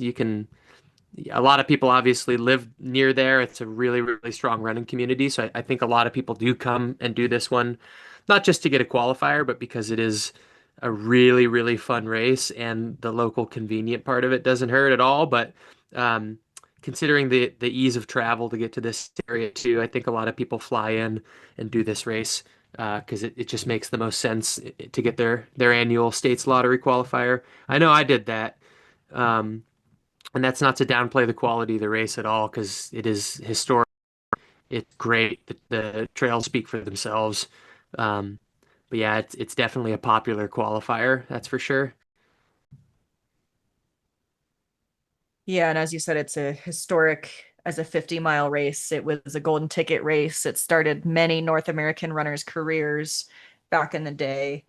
And this course we have now is basically one out and back plus the 50-mile original course. So it's a pretty special way to still be able to do a race that is very much a part of trail running history, both in California and beyond. Yeah, the number of ultra running magazine centerfolds and cover shots that are somebody at the finish line of Lake Sonoma, it's at least once a year. And from an era of a 50-mile states golden ticket that, that just doesn't exist anymore. It's all 100Ks and 100 milers now. Yeah, it's crazy. I think a lot of people understood um, when it was removed as a Western States Golden Ticket because yeah, it's not a 100K. 100K is a much indicator of your ability to finish and finish well at a 100 miler, but it was a relic of a prior time. It wasn't the only 50-mile golden ticket, and in fact, Way Too Cool was a golden ticket. There was a 50K golden ticket back when golden tickets just started. But those golden tickets, they've always rotated. Very few races have the golden ticket for very many years.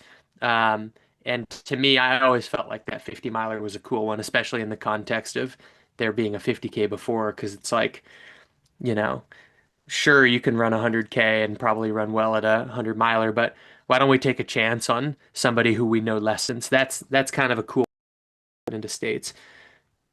So I always really liked it. Oh, we caught a couple of birds there on the live stream. Birds fly in the rain, I guess. Supposedly. Yeah, and it was, an era where it allowed some of these people on the golden ticket chase to not have to over race so close to states. I think that was kind of cool about this being like the last remaining shorter ultra for golden ticket races is it just allowed for different strengths, for people with different durability and different training styles to get into states on a course that's still, I would say, while kind of what we would consider short now as an indicator, still, terrain wise and time of year wise, fairly indicative of ability going into states. Yeah, and it's interesting. You're totally right that in the era where this was a golden ticket, it was the cool thing about it was it allowed you not to have to over race. But I feel like that era was unique and sandwiching era, but it does feel like people are willing to race much longer, much closer to that big summer goal. But then prior to the era that we're talking about, like back in the early 2000s, it was common to race Miwok in early May as hard as you can as like a preamble to Western States. I think we have our third place finisher in the men's 100K. Did you catch a number on him? As I just talked over him finishing, but yep, congrats too. That'd be Kevin Walker. So we have Kevin Walker coming across the line in 10:43 and change. And he definitely doesn't seem to have let up for that podium spot. He kept gaining on the fourth place male, which should still be Isaiah Norton. And he just got here in about 13 minutes. So we still have about that like 11 to 15 minute time between South Lake and the finish line for that 1.6 miles if we get the split. So I'm looking at Kevin Walker's ultra sign up here. It appears he's an Eastern boy. He's got a lot of results in Virginia, West Virginia. Well, it's all Virginia and West Virginia until you get to a nice 80th place finish at the 2022 Western States. So he's been out west before. So I'm actually going to correct you. Coaster. Oh, please. So there are multiple Kevin Walkers on ultra sign up. So you've got to scroll down to the younger Kevin Walker. There we go. Tell me about this one. The 32-year-old Kevin Walker, I believe, because this gentleman is in the 30 to 39 age group. So if it is the correct 30-something age group Kevin Walker, he just did the Big Alta 28K, and he was 14th there. And in the fall, he was 14th at the Kodiak 100-miler. Well, I see another Kevin Walker who's 39, and he ran the Bear in 2024, and I Am Tough in 2023, and Wasatch in 2022. So could be. Hey, Kevin Yes. Walker. In a way, we're all Kevin Walker when it comes down to it. I will say this Kevin Walker that's registered for this race is coming out of the Los Angeles area, which is why I kind of went with the 32-year-old version that's done some SoCal races. Okay. A breakout performance from a Kevin Walker or the Kevin Walker. Or all Kevin Walkers everywhere. On behalf of all Kevin Walkers in the United States of America, you, sir, are the strongest at this moment. And if it is the one in which I'm hoping I'm correctly attributing, he will be running the Angeles Crest 100 in the fall. Oh, awesome. What a legendary race. You ever think about doing that one? I haven't. Along with super runnable races, I tend to stay away from heat, so I get a little scared about SoCal race. Well, it's a legendary one. Hope to get there someday. Definitely, it is a storied race as well as Lake Sonoma. So he's checking his way through major races on the US West Coast trail running circuit. And congrats to him on a third place. So strong. It's also potentially the most cursed race ever in terms of having to respond to natural disasters. Seriously. Fires, reroutes, just year after year. It is like if you were to call. Potentially, we are back up if you hear me, but do not see me. Okay, stand by for our visuals again. We just had a little bit of a power surge outage. It is a big storm day across California. So while they work to get that camera back on, I guess we will give you the latest update in the 100K. We last, before we cut out, saw our 5th overall, third male Kevin Walker finish in 10:43. Yeah, and by the way, the live chat is going absolutely bananas for Kevin Walker. And he is 32 years old. So you had the right one. You found the right Kevin Walker. Kevin Runner today, but the people's champ, Kevin Walker, third place male in the 100K. Yeah, I hear he's running for office. Actually? No. But he's still the people's champ. Yeah, we love him. We love Kevin Walker here in this booth. We can now hopefully confirm. So that leaves next up Isaiah Norton. It looks like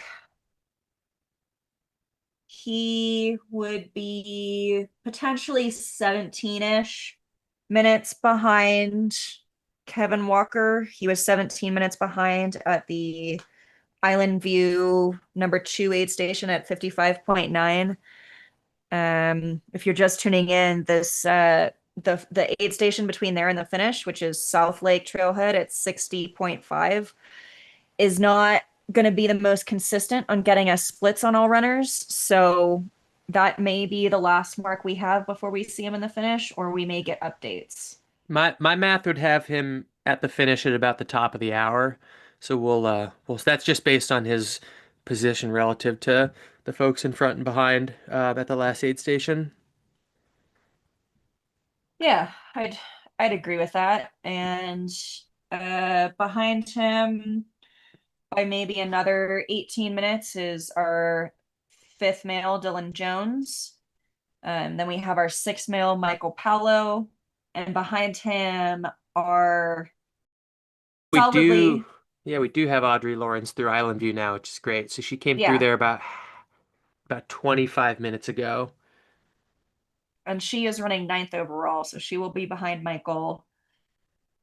And about 40 minutes back of when Isaiah finishes here soon. to give you a bit of context. So in the next hour, we'll see our podium complete on the women's side. Awesome. And the finish line cam showing, I don't know if that's a protein recovery drink or some sort of ice latte situation. Or just a good old-fashioned lager.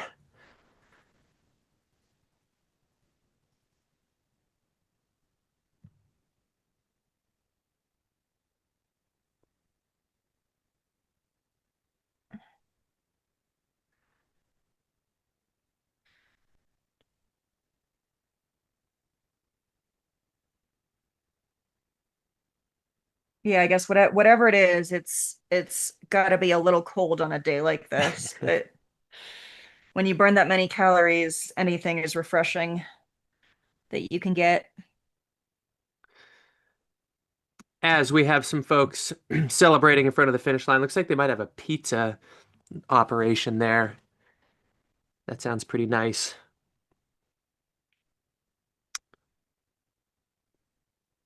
We have another happy, ecstatic 50K finisher coming towards the finish line.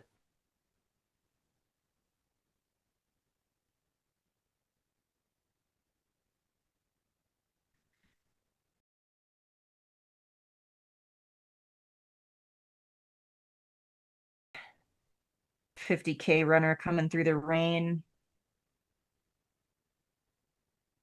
And as we said, they've got until 6:30 to finish the 50K. So they are going to be in this storm for quite a bit longer. That's what, about 2.5 hours now left in that 50K until the cutoff.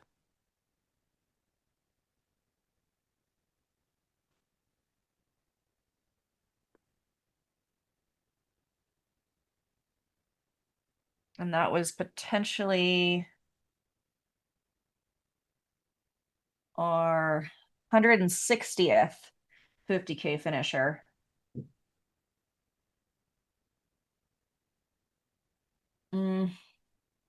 Potentially. Hard to tell what is updating and what is not at this point. I think things are still getting back up a little bit. So we will hopefully still have some finish line interviews from our 100K women's field here and potentially our 100K male winner.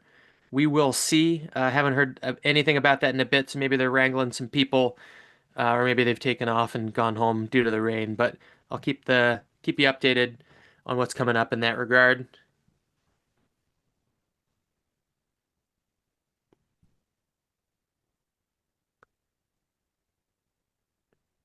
And in the meantime, we're covering this kind of middle of the pack towards the back of the pack in the 50K. This is the part of the broadcast where you're going to be seeing your friends and family coming across the finish line.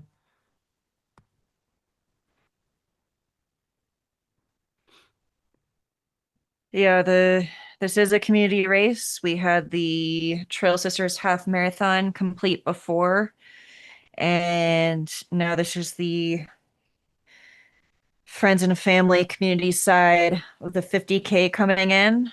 These are the supporters that have been out here all day, are no less wet or no more warm than the racers that they've been waiting for and supporting. So kudos to everybody for being out there today while we sit in hopefully our warm, dry commentating locations remotely.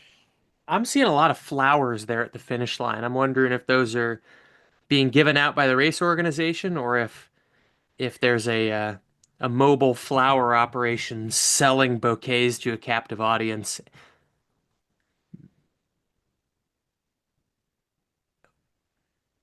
Wow. So the omniscient and hopefully benevolent producer just whispered in my ear that those are flowers being given to every participant, courtesy of Terrex. So Terrex sponsored that mobile flower operation, and every finisher is being given a bouquet. That's pretty awesome. I was thinking if it was a mobile flower operation that was selling bouquets, that's about the most genius place you could post up in your little truck or whatever you got going. But glad to hear Terex is pitching in and making everyone feel special there at the finish line. Yeah, and pretty cool to see them usher this race into the next generation, with such a large amount of support by doing things like that, by bringing some of their pro athletes to compete out here and giving it the spotlight it deserves.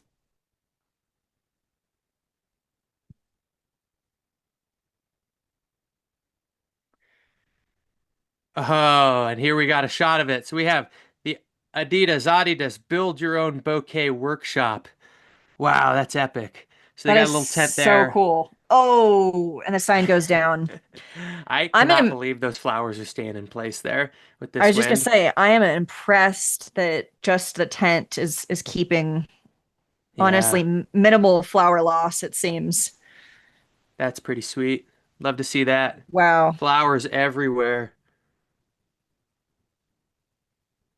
Yeah, that's gotta be, I mean, I don't want to be quoted, but that's gotta be a first at a trail race, or really most sport finish lines, to have a custom bouquet booth for families to give their supporters. Yeah, Or you gotta love a high value giveaway. Boy, it is really blowing there at the finish line. That Terrex arch is hanging on for dear life. I gotta say, I'm pretty impressed by the staking job done here. I haven't seen anything of value blow over yet today, and that despite some relatively exposed tents that are catching a lot of wind. So I hope I didn't speak too soon, but uh, it's looking pretty sketchy out there right now. That's for sure. yeah, it looks like we've got some manual holding down of that Terrex blow up finishing chute arch as they Wow. maybe rebuckle it down. Oh, you can see just stuff flying everywhere now. There may be a point at which they have to call it on a blow up arch, but I I, am s- I'm seeing one of the impressed. legs of that Healdsburg Running Company tent lift off the ground just a couple inches.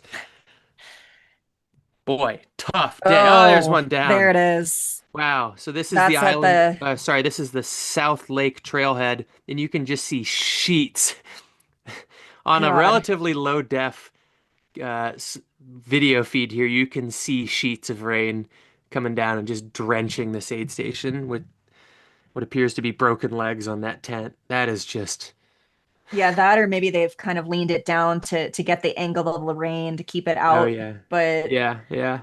either way, it is. Yep, there goes that arch. The arch Yeah, it's just is it becomes down. unsafe at some point to have to stand there and hold it for the next few hours to This is make sure that it awesome. doesn't fall.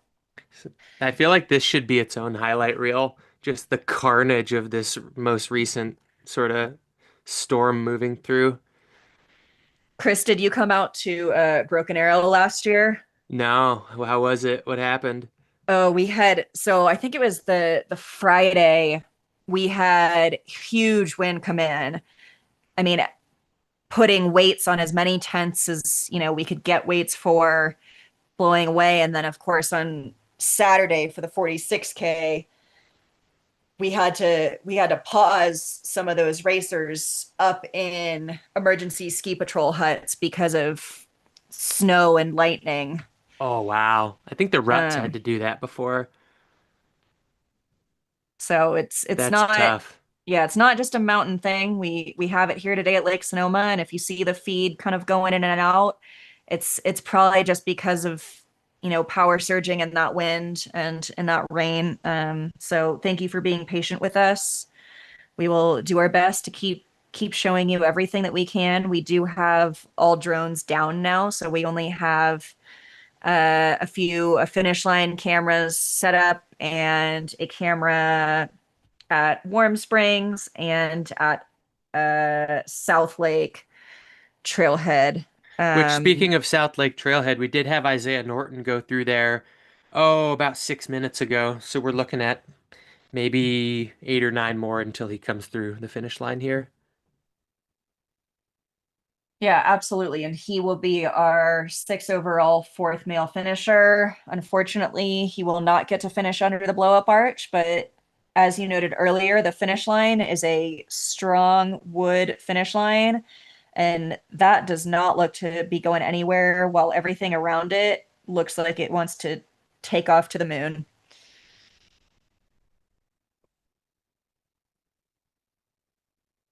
And yeah, just be patient with us. Our cameras are going to kind of probably have to keep changing as all of the race support tries to buckle down to everything that they can.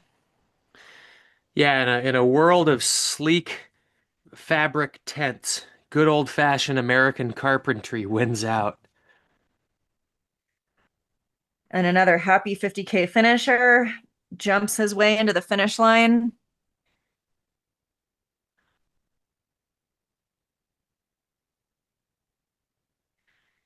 So just to update, we're about 11 hours into the Lake Sonoma 100K presented by Adidas Terrex. We have had 5 finishers so far. Our top 3 men and top 2 women, all coming in under that 11-hour mark. All of the women so far have been under the previous course record, and our first place male is also under the previous course record, which was a different course, but we do believe that we have more elevation gain on this course now. Wow, as you can see, runners, fans, and bystanders alike huddling for shelter. It's been rainy all day, and I was checking the forecast a couple hours ago, and it did kind of look like it was gonna slowly get better over the course of the day and hopefully be a little bit more clear for the folks finishing after the sun goes down. But boy, this is by far the worst we've seen today on a day that we have been talking about how bad the weather's been. So um, just kind of a nice exclamation point for that last 2 hours of that 50K when as that cutoff's coming up in about 2 hours and 20 minutes here.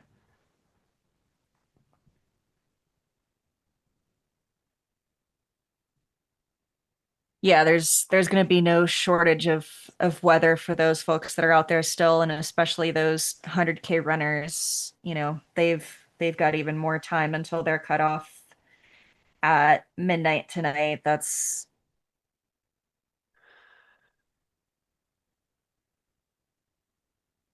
Yeah, and we got a close up on the under the timing tent, and really hope that these electronics there are vaguely water resistant. Some of it appears to be so, and some of it's just kind of in a pile with a grocery store power strip there. So hopefully everyone's electronics stay both functional and non-dangerous as they get soaked in water here. Wild out here at the Lake Sonoma 100K. Yeah, I think there was a while where a lot of people were hanging out and enjoying all of these tents around the finish line and all the community vibes despite the weather, and we might start to see people speed up that process a bit and just want to go into a drier, warmer place. But again, kudos to those volunteers that are holding tents down. We see them, popping water off the tents, helping refeed some of these 50K finishers here. Shout out to the camera folks who've been in and out of umbrellas and hopefully multiple changes of clothes today. Looking here again at the South Lake Trailhead.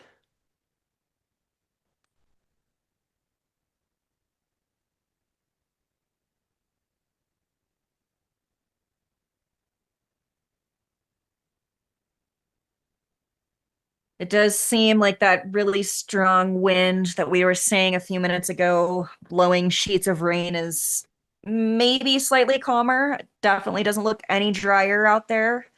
Certainly not for those aid station volunteers at that water only aid station, I believe, but at least they're not blown over at the moment.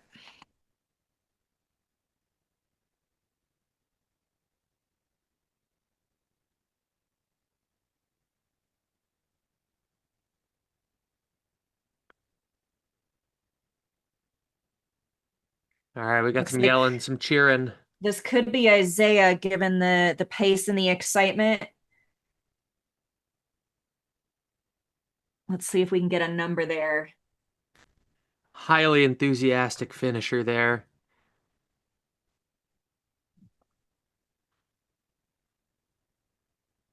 Let's see. That would be at about 11 hours, 9 minutes if that was Isaiah, which would be about the right time from the last aid station, but oh, I almost got to look at the bib. It's getting some water drained in front of us, probably off of a umbrella or tent. Yeah. Just to add, whoa. The waterfall. Oh, there goes the camera. Too close to the waterfall.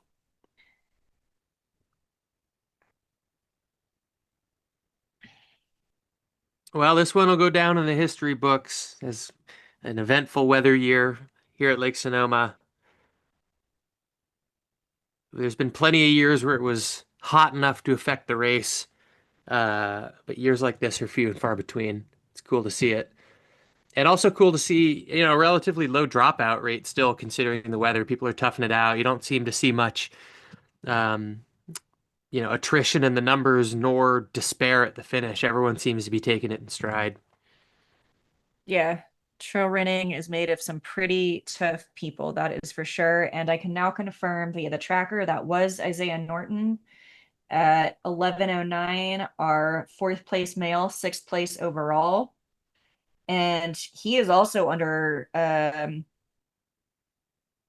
pretty fast time. I'd have to see where the rest of the men's historic times were.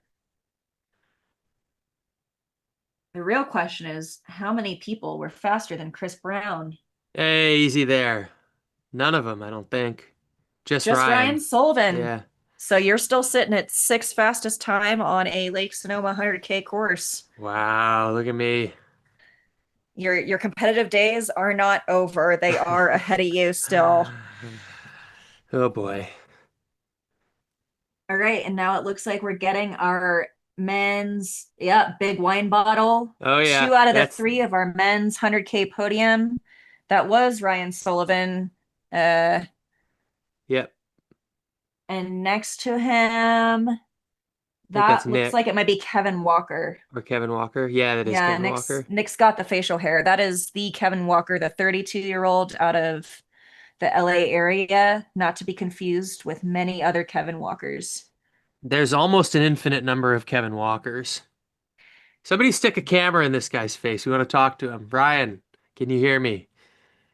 Tell us about your doggo. There's cameraman, photographer, McKinnon Walton. Open the bottle of wine. You won't. That lab has not stopped being excited in the last couple hours since Ryan finished.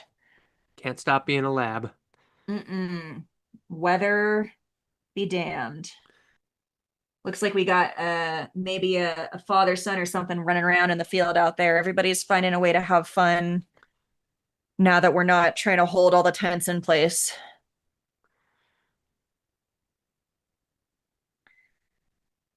So with that, we do have 6 finishers in the 100K now. We have 2 more men that have passed the mile 60.5 aid station and have 1.6 miles to go. They passed it in the last handful of minutes, each of them. So we should be seeing them in about 10 minutes or less. And that would be our 5th and 6th place males. And just behind them, we will be expecting Audrey Lawrence. She is going to top out our women's podium in the 100K, running in 3rd place. And she should be, I believe, through South Lake here pretty soon, since we have Dylan and Michael just read there recently.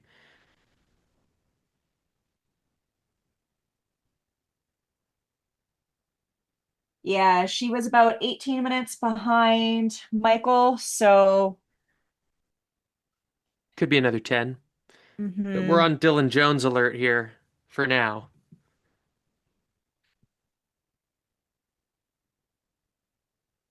Indeed, we are. We're still making our way through the overall top 10, the men's top 10, the women's top 10, still the early stages of the 100K.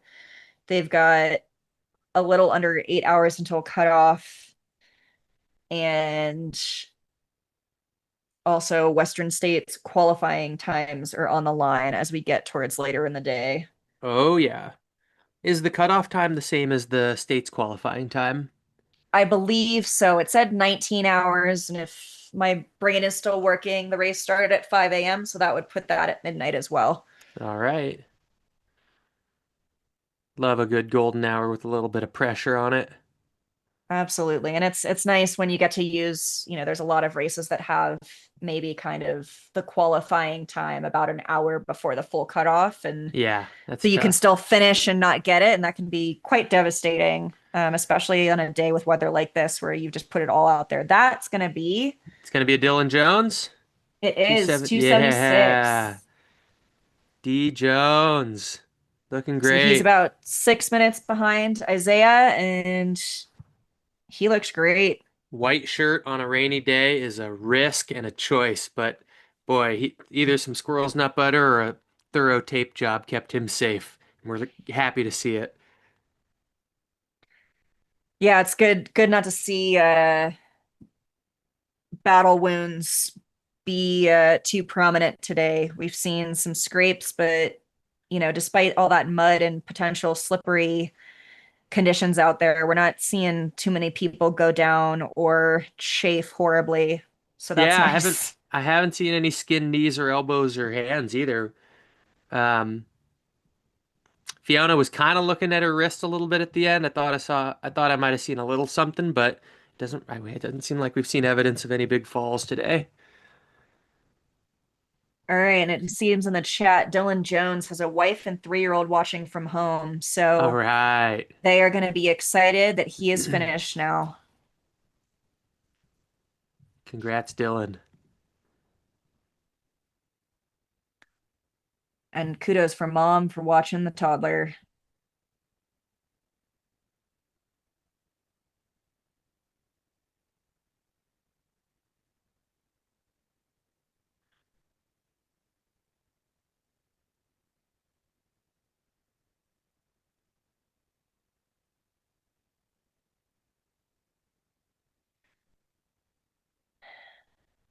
And for those just tuning in, we have gone through the full field of the Lake Sonoma Trail Sisters Half Marathon.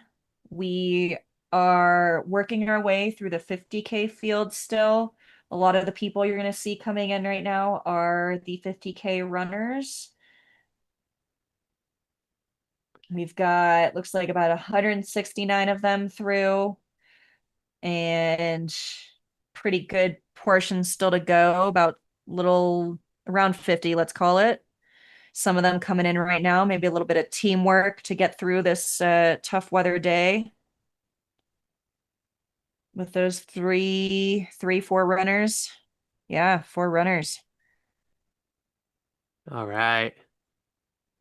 And that's what it's all about right there. That community, that teamwork sometimes is what you need. Yeah, I don't even think And those folks know each other. Maybe a couple of them do. Maybe they're all a group. Who am I to say? Sometimes you just find someone out on the trail and they get you to the finish line. certainly I've definitely made friends that way in trail running, teaming up with someone who I'm pushing and pulling with. And they are all happy to have that wine bottle. I did look into it, and every 100K runner does get a bottle of wine or a non-alcoholic sparkling cider. And that Awesome. wine is being provided by Wilson Winery, which apparently is on the Right way down the into road. the court. That guy's fired up about that bottle. He worked hard. These 50K finishers right now are coming in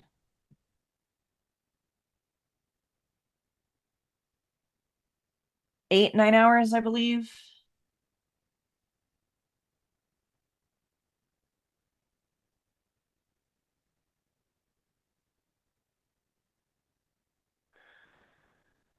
Yeah, coming in high 8s right now. So All they've right. been It's a out long there day out for- there. Oh, this is wonderful. Somebody who just finished, just a very apt last name. Her name was Annie Drinkwater. Annie drink wine. Yeah. Annie drink Annie tailwind. soaked in water. Well, I guess that's us getting loopy now. That's we're getting there. All right, and an update. So we have one more male finisher who should be close in the 100K. He will be our 6th place male, followed by our 3rd female finisher. We are hoping to get interviews with some of these athletes, but it is kind of one of those days where people want to go get warm and fed. So stand by. These are the folks that have been running around the field in the background. They are still having fun.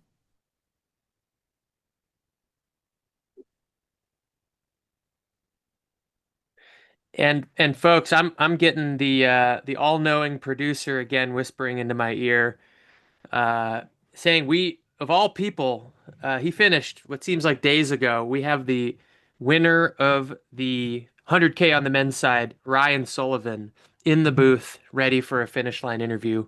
So we will go to that right now. What's up, guys? David with Mountain Outpost. I am joined here with Nick, our 2nd place finisher at the Lake Sonoma 100K. Nick is somewhat of a known quantity here in Lake Sonoma area. He's been racing these races for the last few years. He raced the marathon, I think in 2023. Yep. And took 3rd and has been coming back to these races ever since, I think landing on the podium almost every time. How was the race out there today, Nick?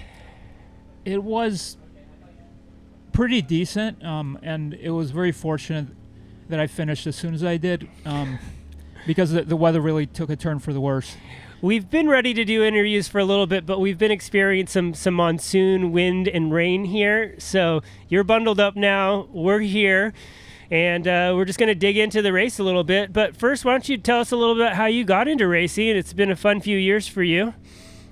Yeah, it was very organic, meaning I used to run like kind of sporadically my whole life, and I loved it. But what I would do is I would go for like a really intense 10-mile run, like on pavement, and then just hurt for the next week.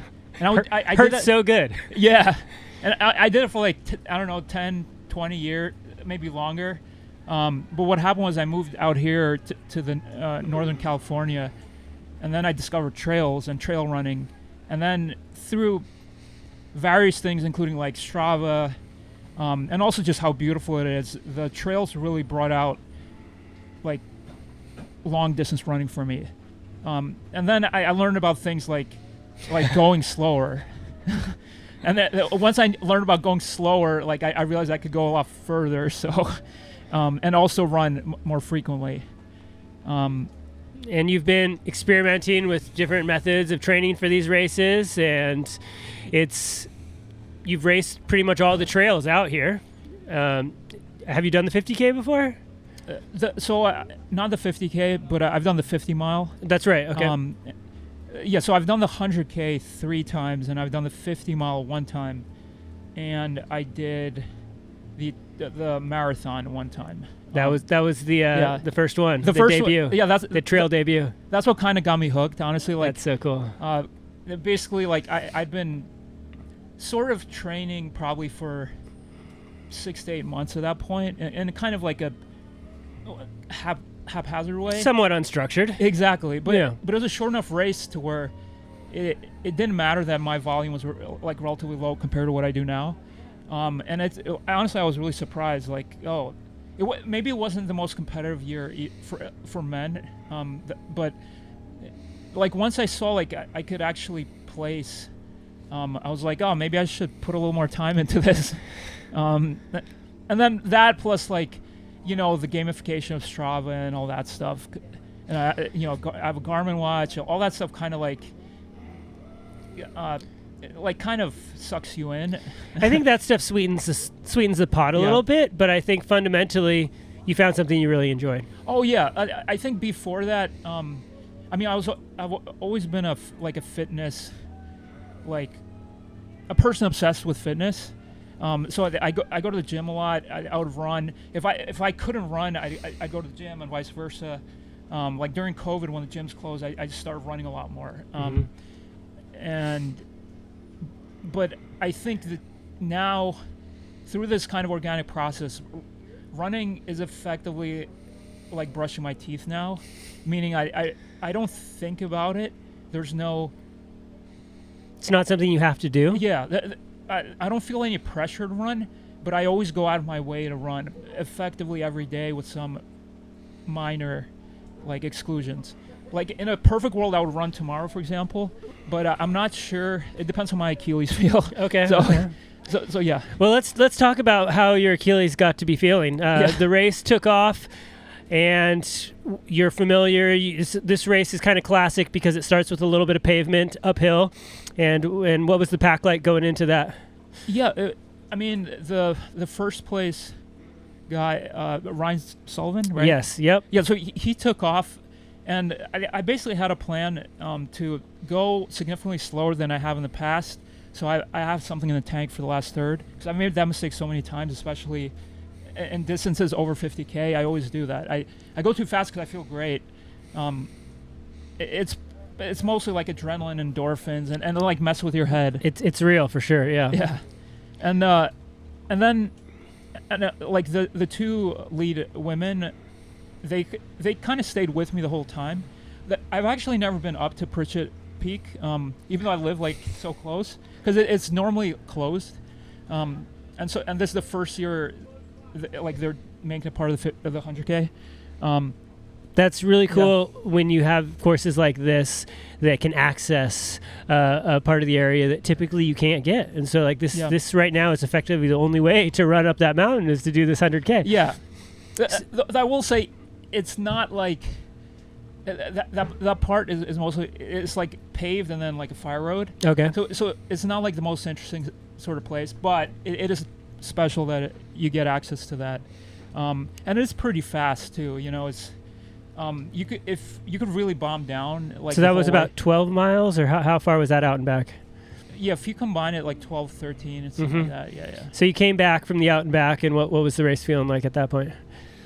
Totally fine. I was in second place. The two girls were close behind me, and they would stay close behind me basically until, I don't know, maybe 20 miles in. We actually ran together for a long time, and we chatted about stuff. Yeah, that's great when that happens, because it just makes the miles go by a lot easier. Huh? Yeah, like I realized like it felt a lot easier. Like I was basically asking them like what it's like to be a sponsored athlete, because they're like, can you make a living from this? I mean, I don't think like I have a chance, but can we just say you might have been fanboying a little bit?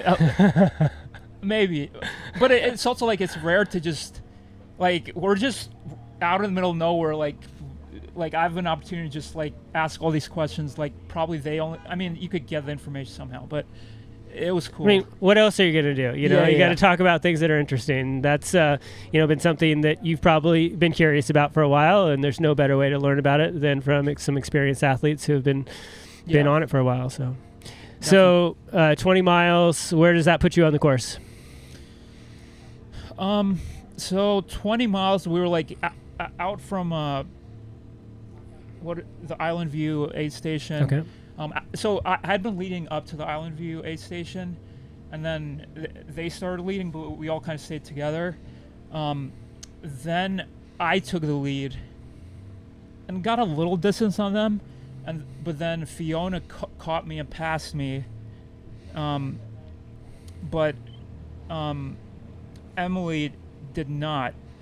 And then we were kind of. And that was going into Glen Springs, maybe about there. Well, that was coming into Warm Springs. Okay.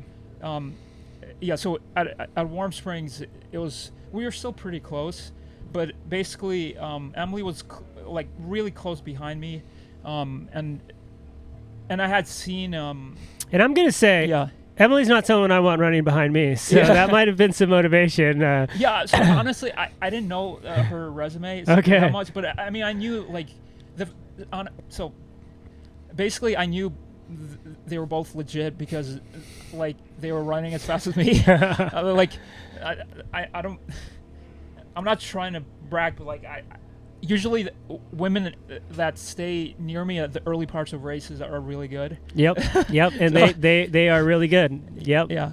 Western States, CCC. I mean, whatever distance they show up and they podium. So yeah. Yeah, and they're phenomenal. And actually, yeah, Emily passed me, but then Emily passed me shortly thereafter.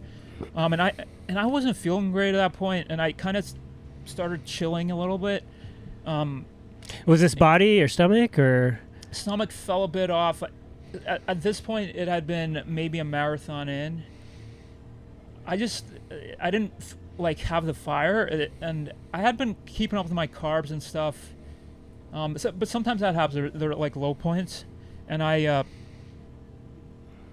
so I started taking a chill, but then once I got to Glen Springs. Is it called Glen Springs? It's Glen something. Yeah.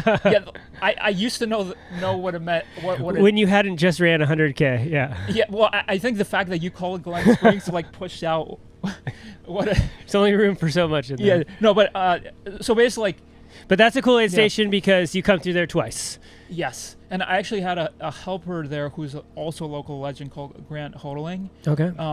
So he lives here in Healdsburg, and he's really good, like in all like 50-mile races. He's injured now, but he was actually crewing me there and actually saved me a lot of time because at Warm Springs I couldn't find my drop bag, and like it was just kind of I probably lost a minute or two. It was kind of stupid. Yeah, I think Ryan dealt with that a little bit too. Mm-hmm. Okay. Yeah, and he's been out at Black Canyon, at Chuckanut, and then here. Oh, okay. Because somebody else told me like he wasn't sponsored. I was like, how is that possible? Like what the? Yeah, no, he is, and he's been on the hunt, so he got his day today, so that was cool. Awesome, yeah. He was. Every time I saw him, he was just. I mean, I guess I only saw him on the out and backs. Yeah, the two out and backs. But you never know. Sometimes something could happen. I had a little thought in my mind. Maybe he'll drop out. Well, you don't have the option to let up. You showed up here to do something, and you saw it through to the end, and that's really cool.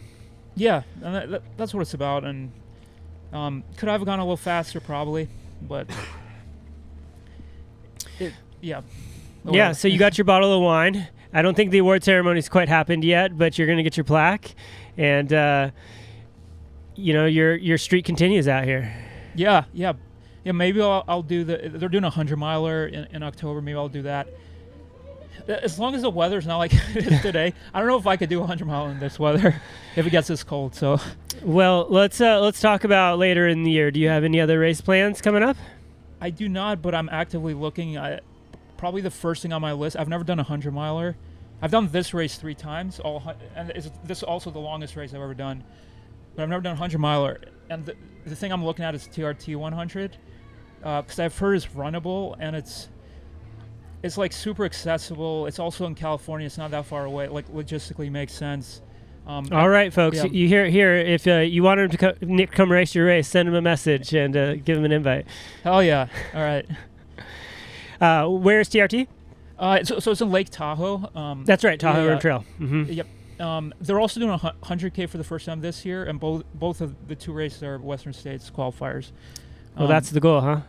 I mean, you've got a few qualifiers under your belt. Yeah, it's all from this race. But actually, whenever the deadline for the qualification was, I forgot to sign up. Oh. But I only had 2 tickets, so it's like it's like a lottery. Like it's not likely I would have gotten it, but honestly, I don't care that much. Like I know I feel like I don't have enough time to get as good as some of these other people, so I'm just gonna do this and while it's fun, So sure. Well, if you could race, what's the number 1 race if you could race any races right now? Oh Oh man. Number one in terms of what? It was just That you look at it and you think, I want to do that one someday. I also don't have one. Well, that is pretty freeing because you just get to go out and run every day for the fun of it. Exactly. Like at this point, it's such a foundational part of my life that if I never raced again, I honestly wouldn't care. I mostly do it like to settle me in the morning so that the rest of my day is good. At this point, it really is like whatever, a morning cup of coffee or something. Yeah. It's just a ritual I do, and whatever, it's led to me kind of improving over the past few years. But I'm 38. Maybe I could keep improving for a couple more years. I don't know. I think you got more than a few years in you, but congrats on a great race. Yep. Thanks so much for doing this. Look forward to seeing you at the next one, and I just wish you the best on everything you got going this year. Thank you. All right. All right, and that was our interview with men's 100K second place runner Nick Reshnikov. And I'm still batting 1,000 on misidentifying the person we're about to interview. So keeping that streak alive. I can't say it's all you, but we are happy with whatever interviews we can get because it has been a while since these first couple 100K finishers came through. It is cold and wet, and we are grateful for anybody who is sticking around or supporting out there still. Yeah, I think benevolent and omniscient producer is also a trickster. So I'm at the mercy of who I'm told to announce when it comes to these interviews. Also, not to downplay Nick's achievement there, getting second place here today, but during his interview, I left the room where I am and caught a mouse and released it outside. So it was a pretty eventful break for me. How'd you catch it? Barehanded. Haven't even washed them since. Oh, and you're touching your headset. Yeah. All right. Well, also on that note, while we were listening to that interview, our sixth male came through in the 100K, Michael Paulo. And also just 2 minutes ago, our third place female, who we've been waiting to complete our women's podium, came through the South Lake Trailhead aid station. So we should expect her in maybe another 10 to 13 minutes. Yeah, and that'll be all islands out there, but not really much of a hope of catching the likes of Emily Hawgood or Fiona Pascal, but has really separated herself from the women behind her too. So she's just been kind of out there doing it on her own, and it'll be cool to see her come through for this third place that she's retained all day long. Yeah, and as we spoke about before, she's no stranger to this kind of weather or to, experience in a distance like this. She is coming from Issaquah, Washington.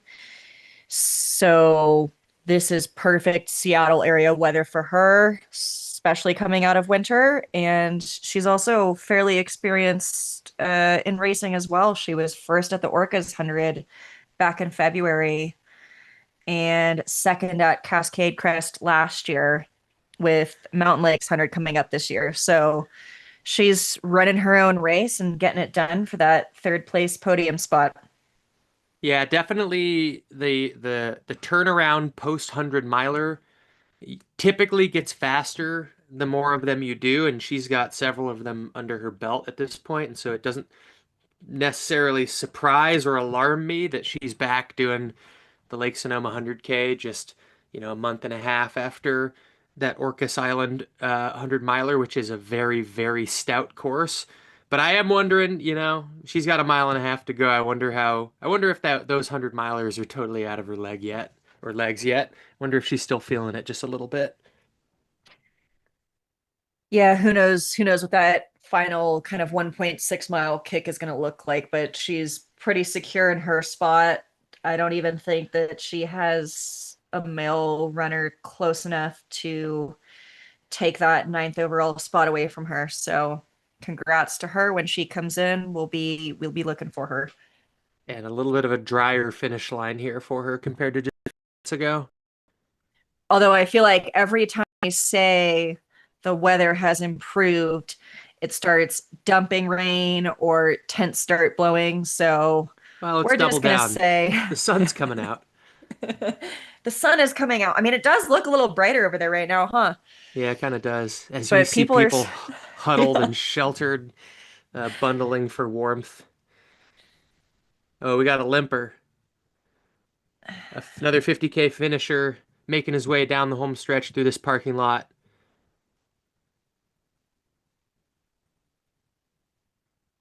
Love to see And it. The resilience. he's got that finish line to himself.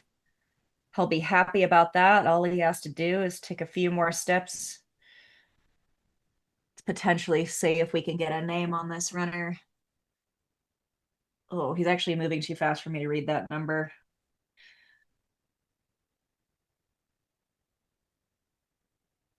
Potentially Cameron Furden, but I didn't quite catch that number. All right. Welcome back.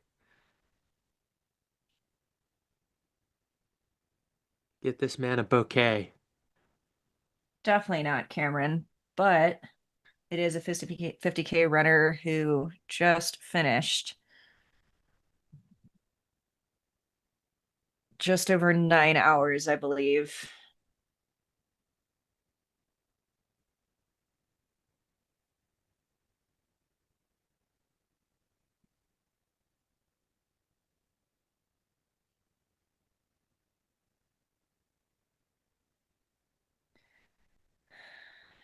It does look like there's a little bit of a sun peeking out, a little Yeah, sure kind does. of reprieve from what we saw about a half an hour ago, for sure. We are waiting for our third place female finisher in the 100K, Audrey Lawrence. She is through the previous aid station 7 minutes ago.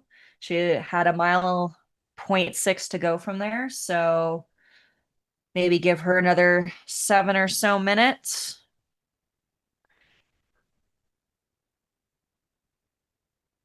And this is the Lake Sonoma 100K presented by Adidas Terrex, streaming live, brought to you by Mountain Outpost. And other race sponsors include Scratch Labs and Healdsburg Running Company.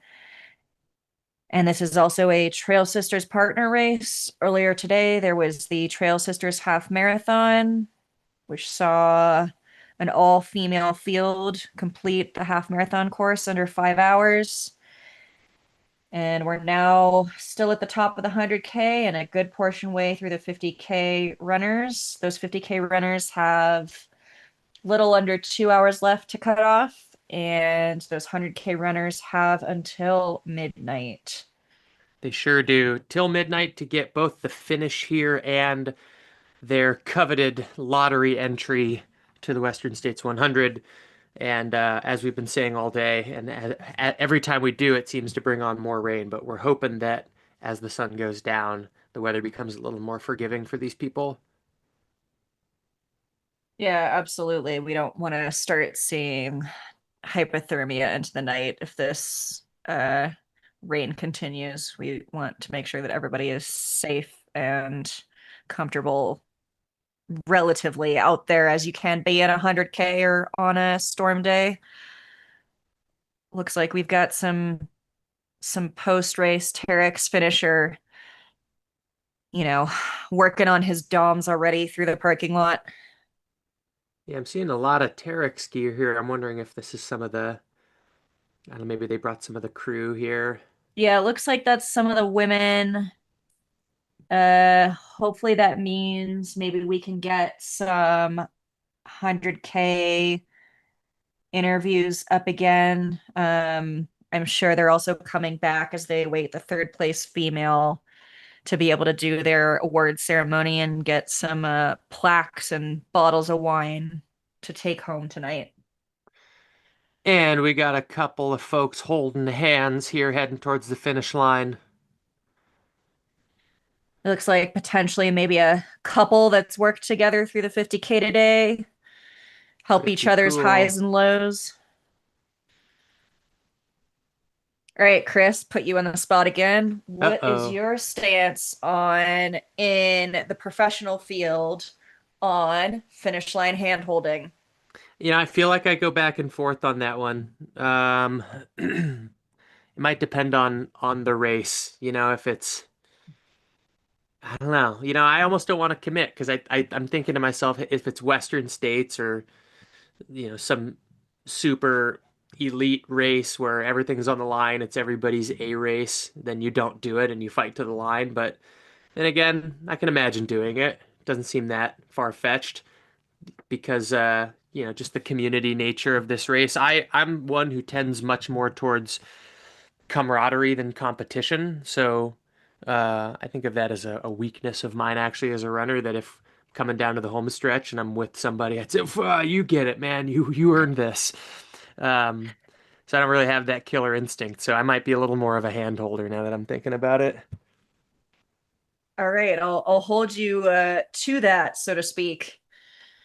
Next time you get out on this course or maybe at Quicksilver, I'll look to Yeah. see if you're holding hands at the finish line. Well, I've never had the occasion to hold a hand at a finish line, so Yeah, it's definitely a specific scenario where it works yeah. out to that could even be a possibility, right? Yep. Yep.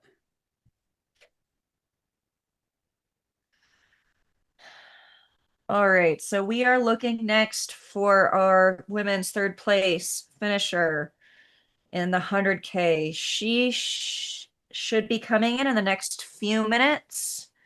We don't see her quite yet, but I would expect anywhere from 2 to 5 minutes we will see her. Her name is Audrey Lawrence. She is coming out of Issaquah, Washington. Seems like a pretty looks like we've got Nick walking in the parking lot in front of the camera doing that post-race slog back to the finish Yep. area from the car. Yep.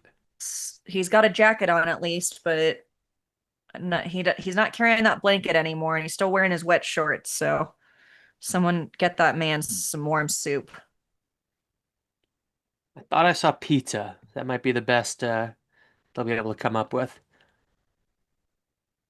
I'm sure whatever it is, if it's warm-ish and salty-ish, they will take it. I know I would. Oh yeah.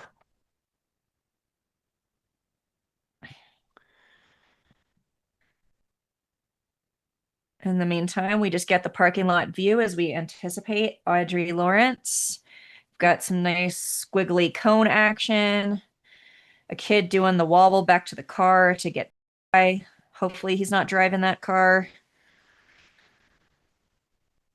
I know we've had some young finishers today, but young drivers is not something we want to see, especially in weather like this. And we should be moments away from Audrey Lawrence coming through here to round out the podium on the women's side of this 100K. I'm gonna guess this is a 50K male runner. So not her quite yet, but I could be wrong. Somebody in There's the chat somebody. just said that Audrey Lawrence is running Boston next weekend. Damn. That sounds foolish, but boy, Well, this that's is intense. possibly her, although it does look like there are two people running back there. But moving decently, so let's kind of wait and see if we can catch a bib number. I didn't catch a race kit on Audrey. I'm thinking these are 50K right here.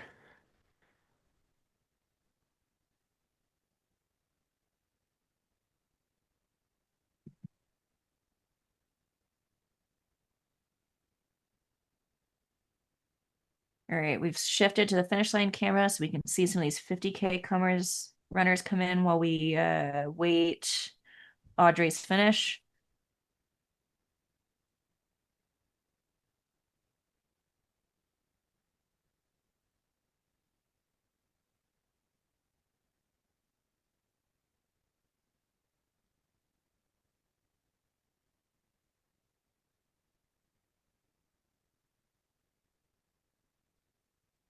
Yeah, I think you're right. I think we've got a few more 50K runners. They were moving pretty decently though.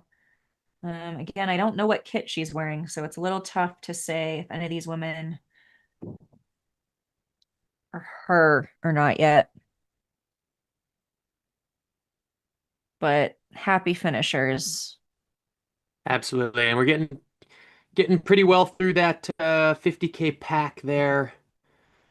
We've had 191 finishers out of 232 starters. So with 8 drops in there, we're looking at about 33 more people out on course for that. Far more in the 100K.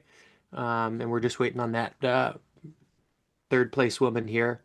But we're near that point in the day when it becomes a 100K only type of race. Yeah, it's definitely going to start to shift as we get a little bit more into the 100K field. Then we'll start to see kind of the 100K trickle and become kind of the mass majority of folks coming into the finish line. So if you're waiting on your 100K runner, they are making progress towards this finish line. And it does look like we've had our 4th female hit Warm Springs. Oh, awesome.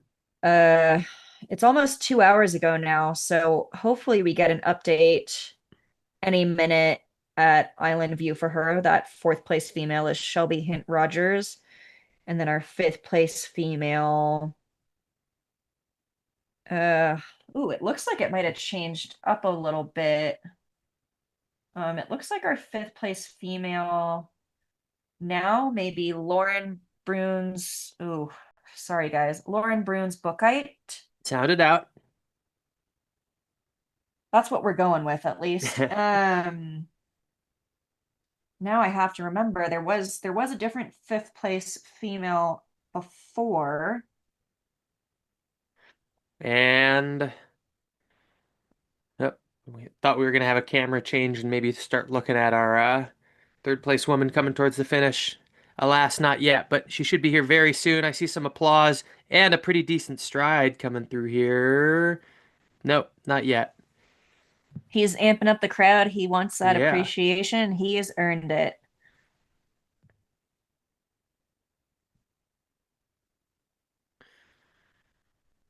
And he's got some friends out there, so happy to get it done. Well, Audrey finished, so she was one of those people you were talking about earlier, it turns out. All right, I wondered if one of those two were, but Yeah. it's so hard to tell when we don't get the Yeah, the she jogged call it in and a the little number. bit.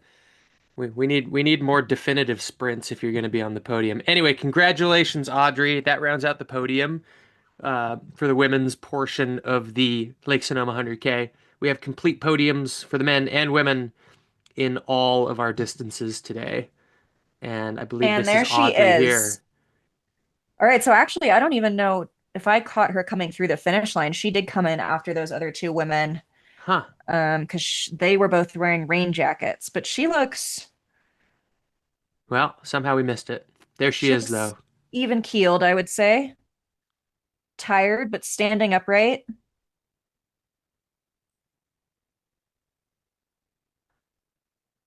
And that is, again, our 3rd place 100K female finisher out of Issaquah, Washington, Audrey Lawrence.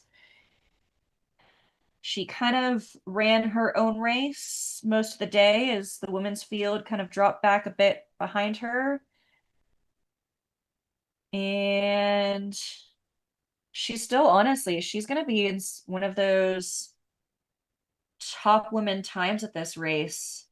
This will put her kind of the 4th fastest time at Lake Sonoma, including the 2 women that finished in front of her today. We know that's not the exact same course. We do believe this one has more vert in it by maybe 1,000, 1,500 feet. So we feel like the times are fairly comparable. So that's a great run out of Audrey. Yeah, more vert, but during Nick's interview there, he was talking about that initial part of the course where they go up and hit that peak before coming down and kind of starting the 50-mile course. He said that was largely, if not paved, then wide and non-technical. So despite there being more climbing, it seems like that climbing might come with a little more runability than the alternative, which was a much, much more technical section of the course that was the extension at the midway point of the old Lake Sonoma 100K course. So more climbing, less technical, could be kind of a wash. And Nick's time definitely is consistent with that because it was really, really similar to what he's run here before. Yeah, exactly. It was only, I think, 7 minutes faster than the fall. So Yeah. you could take that as fitness. You could, take it as conditions. And it looks like as a proper Washington area runner, Audrey's got some Terrex shorts on out there. I'd be curious how those perform and were put to the test. But I am glad that she's going to put on a jacket now. Got to get ahead of that kind of stuff, especially on a day like this, especially for those runners that are going to be out there for potentially another,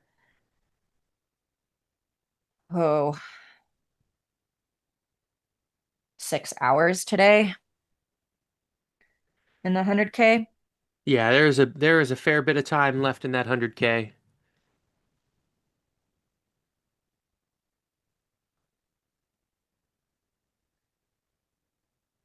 So we will see if we can find someone else to interview at the finish line here, whether that's our men's winner of the 100K, who could be in another state at this point, or any of the podium finishers of the women's 100K. It'd be lovely to talk to one of them there at the finish line, but we'll see.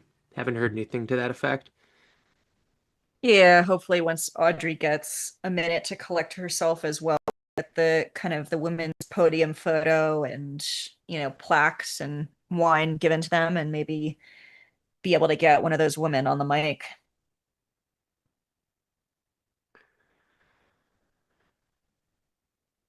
So if you're just joining us, folks, which would admittedly be a strange time to just be joining us, we have complete podiums for the men's and women's 100K here at Lake Sonoma 100K. We had Ryan Sullivan, Nick Reshetnikov, and Kevin Walker on the men's side, Fiona Pascal, Emily Hawgood, and Audrey Lawrence, who just came through rounding out the podium on the women's side.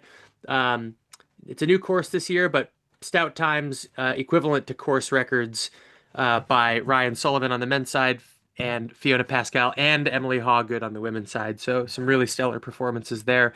Earlier today in the 50K, we had Hannah Allgood and Taylor Nolan way out front in that women's race, with Lily Berwanger, who's a 20-year-old phenom, rounding out the podium there. On the men's side, from across the pond, Robbie Simpson, followed by Cole Campbell, who led much of the day. And then Marcel Hosch, who we spoke to after his race, rounded out the podium there in the 50K. And in the Trail Sisters half marathon, Evelyn Ramirez and Jackie Ramirez, sisters, presumably twins, ran together and finished together to be the number 1 and number 2 spots in that half marathon, with Novella Light rounding out the podium there just about a minute, or actually less than that, about 20 seconds behind them. So really close race there in the short distance, and then some really stout performances by the pros in those longer distances today. Yeah, it's been cool to see. Doesn't seem like any of those pros have blown up at all. They've all run smart races, as we've discussed. A lot of the women, Hannah Allgood, Emily Hawgood, and See, I told you it was going to be a struggle to say those two names. that's why I had to go slowly. As well as Fiona Pascal, and also did I say Audrey Lawrence? Somebody else is also running, not a pro runner, but oh no, soon to come 4th place female Shelby Hint Rogers, all doing this as part of Western States endurance race prep. Oh wow, I didn't realize it was Shelby who was getting ready for States. Yeah, I think we were speculating probably a lottery pool. Yeah, awesome.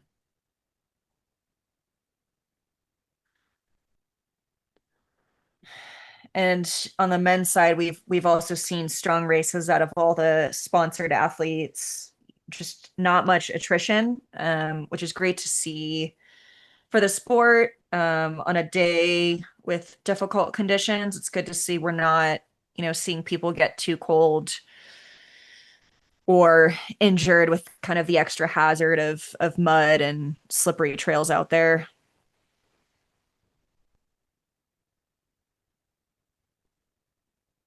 And generally not much attrition in really any of the races. We saw almost the complete half marathon field finish, and we've seen very few people drop out of the 100K and 50K fields as well. So it's a great day, and kudos to everybody out there, both the sponsors, the volunteers, the crew, the other supporters who are helping those runners get through today.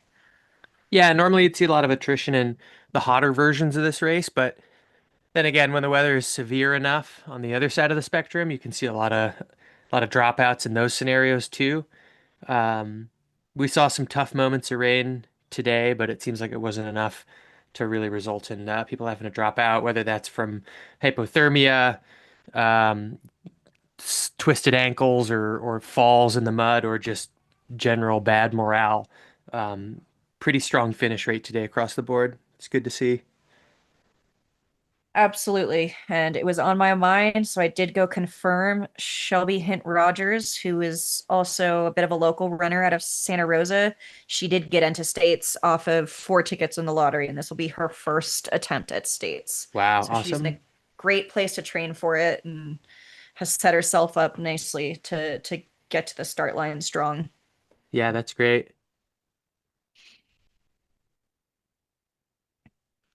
So we should be seeing her come through South Lake here relatively soon, yeah? Yeah, let's take a look at her tracking. She hit Island View, which is She hit at Island View when Audrey finished, so it's going to be a bit. yeah, okay, because then she's got basically 4.5 miles. Yeah. So in about an hour, we'll see her probably maybe finish under an hour and a half, I would say, maybe hour 15 if she's moving well. Sounds Um, about right. so maybe around that like 6:20, 6:30 kind of mark, West Coast Pacific time. We'll see our 4th female and one of our few Western states 2026 runners finish. And she does have, I would say, a solid gap still to the 5th and 6th women, both which haven't hit that aid station yet. So she's just gotta get it done. And we've now only seen about 19 runners come through Island View at mile, let's call it 56-ish. So there's a lot of the field, about 60 plus folks. Sorry, way more than that. Yeah, quite a few still out there. 122 runners today. So we have a lot of folks through Liberty Glen, majority of the field through Liberty Glen, which is 40.9. We've got some runners that have gone through 36.6, which is Lone Rock. And their cutoff is tonight at midnight to complete the course, as well as get their Western States qualifier if they're looking for that. So we will keep an eye on them for a little bit longer.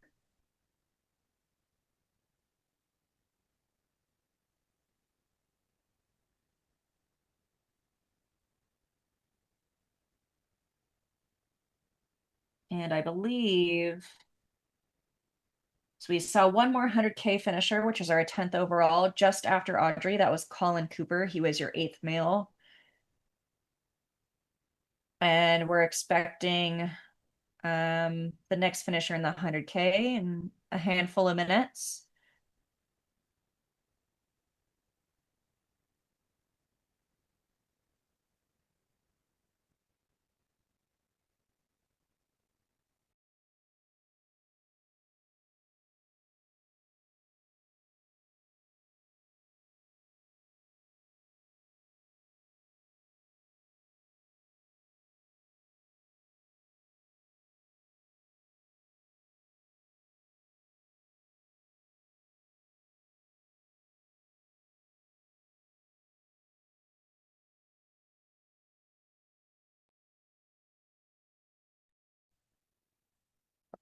All right, All right. folks. This is Chris Brown and Chrissy Polentz coming to you from the Lake Sonoma 100K. We were just getting word from the production team here. The plan for the rest of the evening is to keep this finish line cam on. All of our drones are down. All of our aid station cameras are soaked. And we have limited capacity here. So the plan is to keep this finish line cam on and catch everybody that we can from now through the night or as long as this thing's up. But with that said, this is going to do it for us here. Chrissy, any last words, thoughts on the day? I'll give another thanks out to the sponsors, Terrex, Scratch Labs, Healdsburg Run Co., Mountain Outpost for putting this stream on, live streaming from 6:30 this morning. Huge kudos to everybody that's been out there today supporting. It's been exciting to watch some of these, quote unquote course records go down pretty handily. And congrats to everybody who is racing today, and good luck to anybody who is still out there. We are all rooting for you.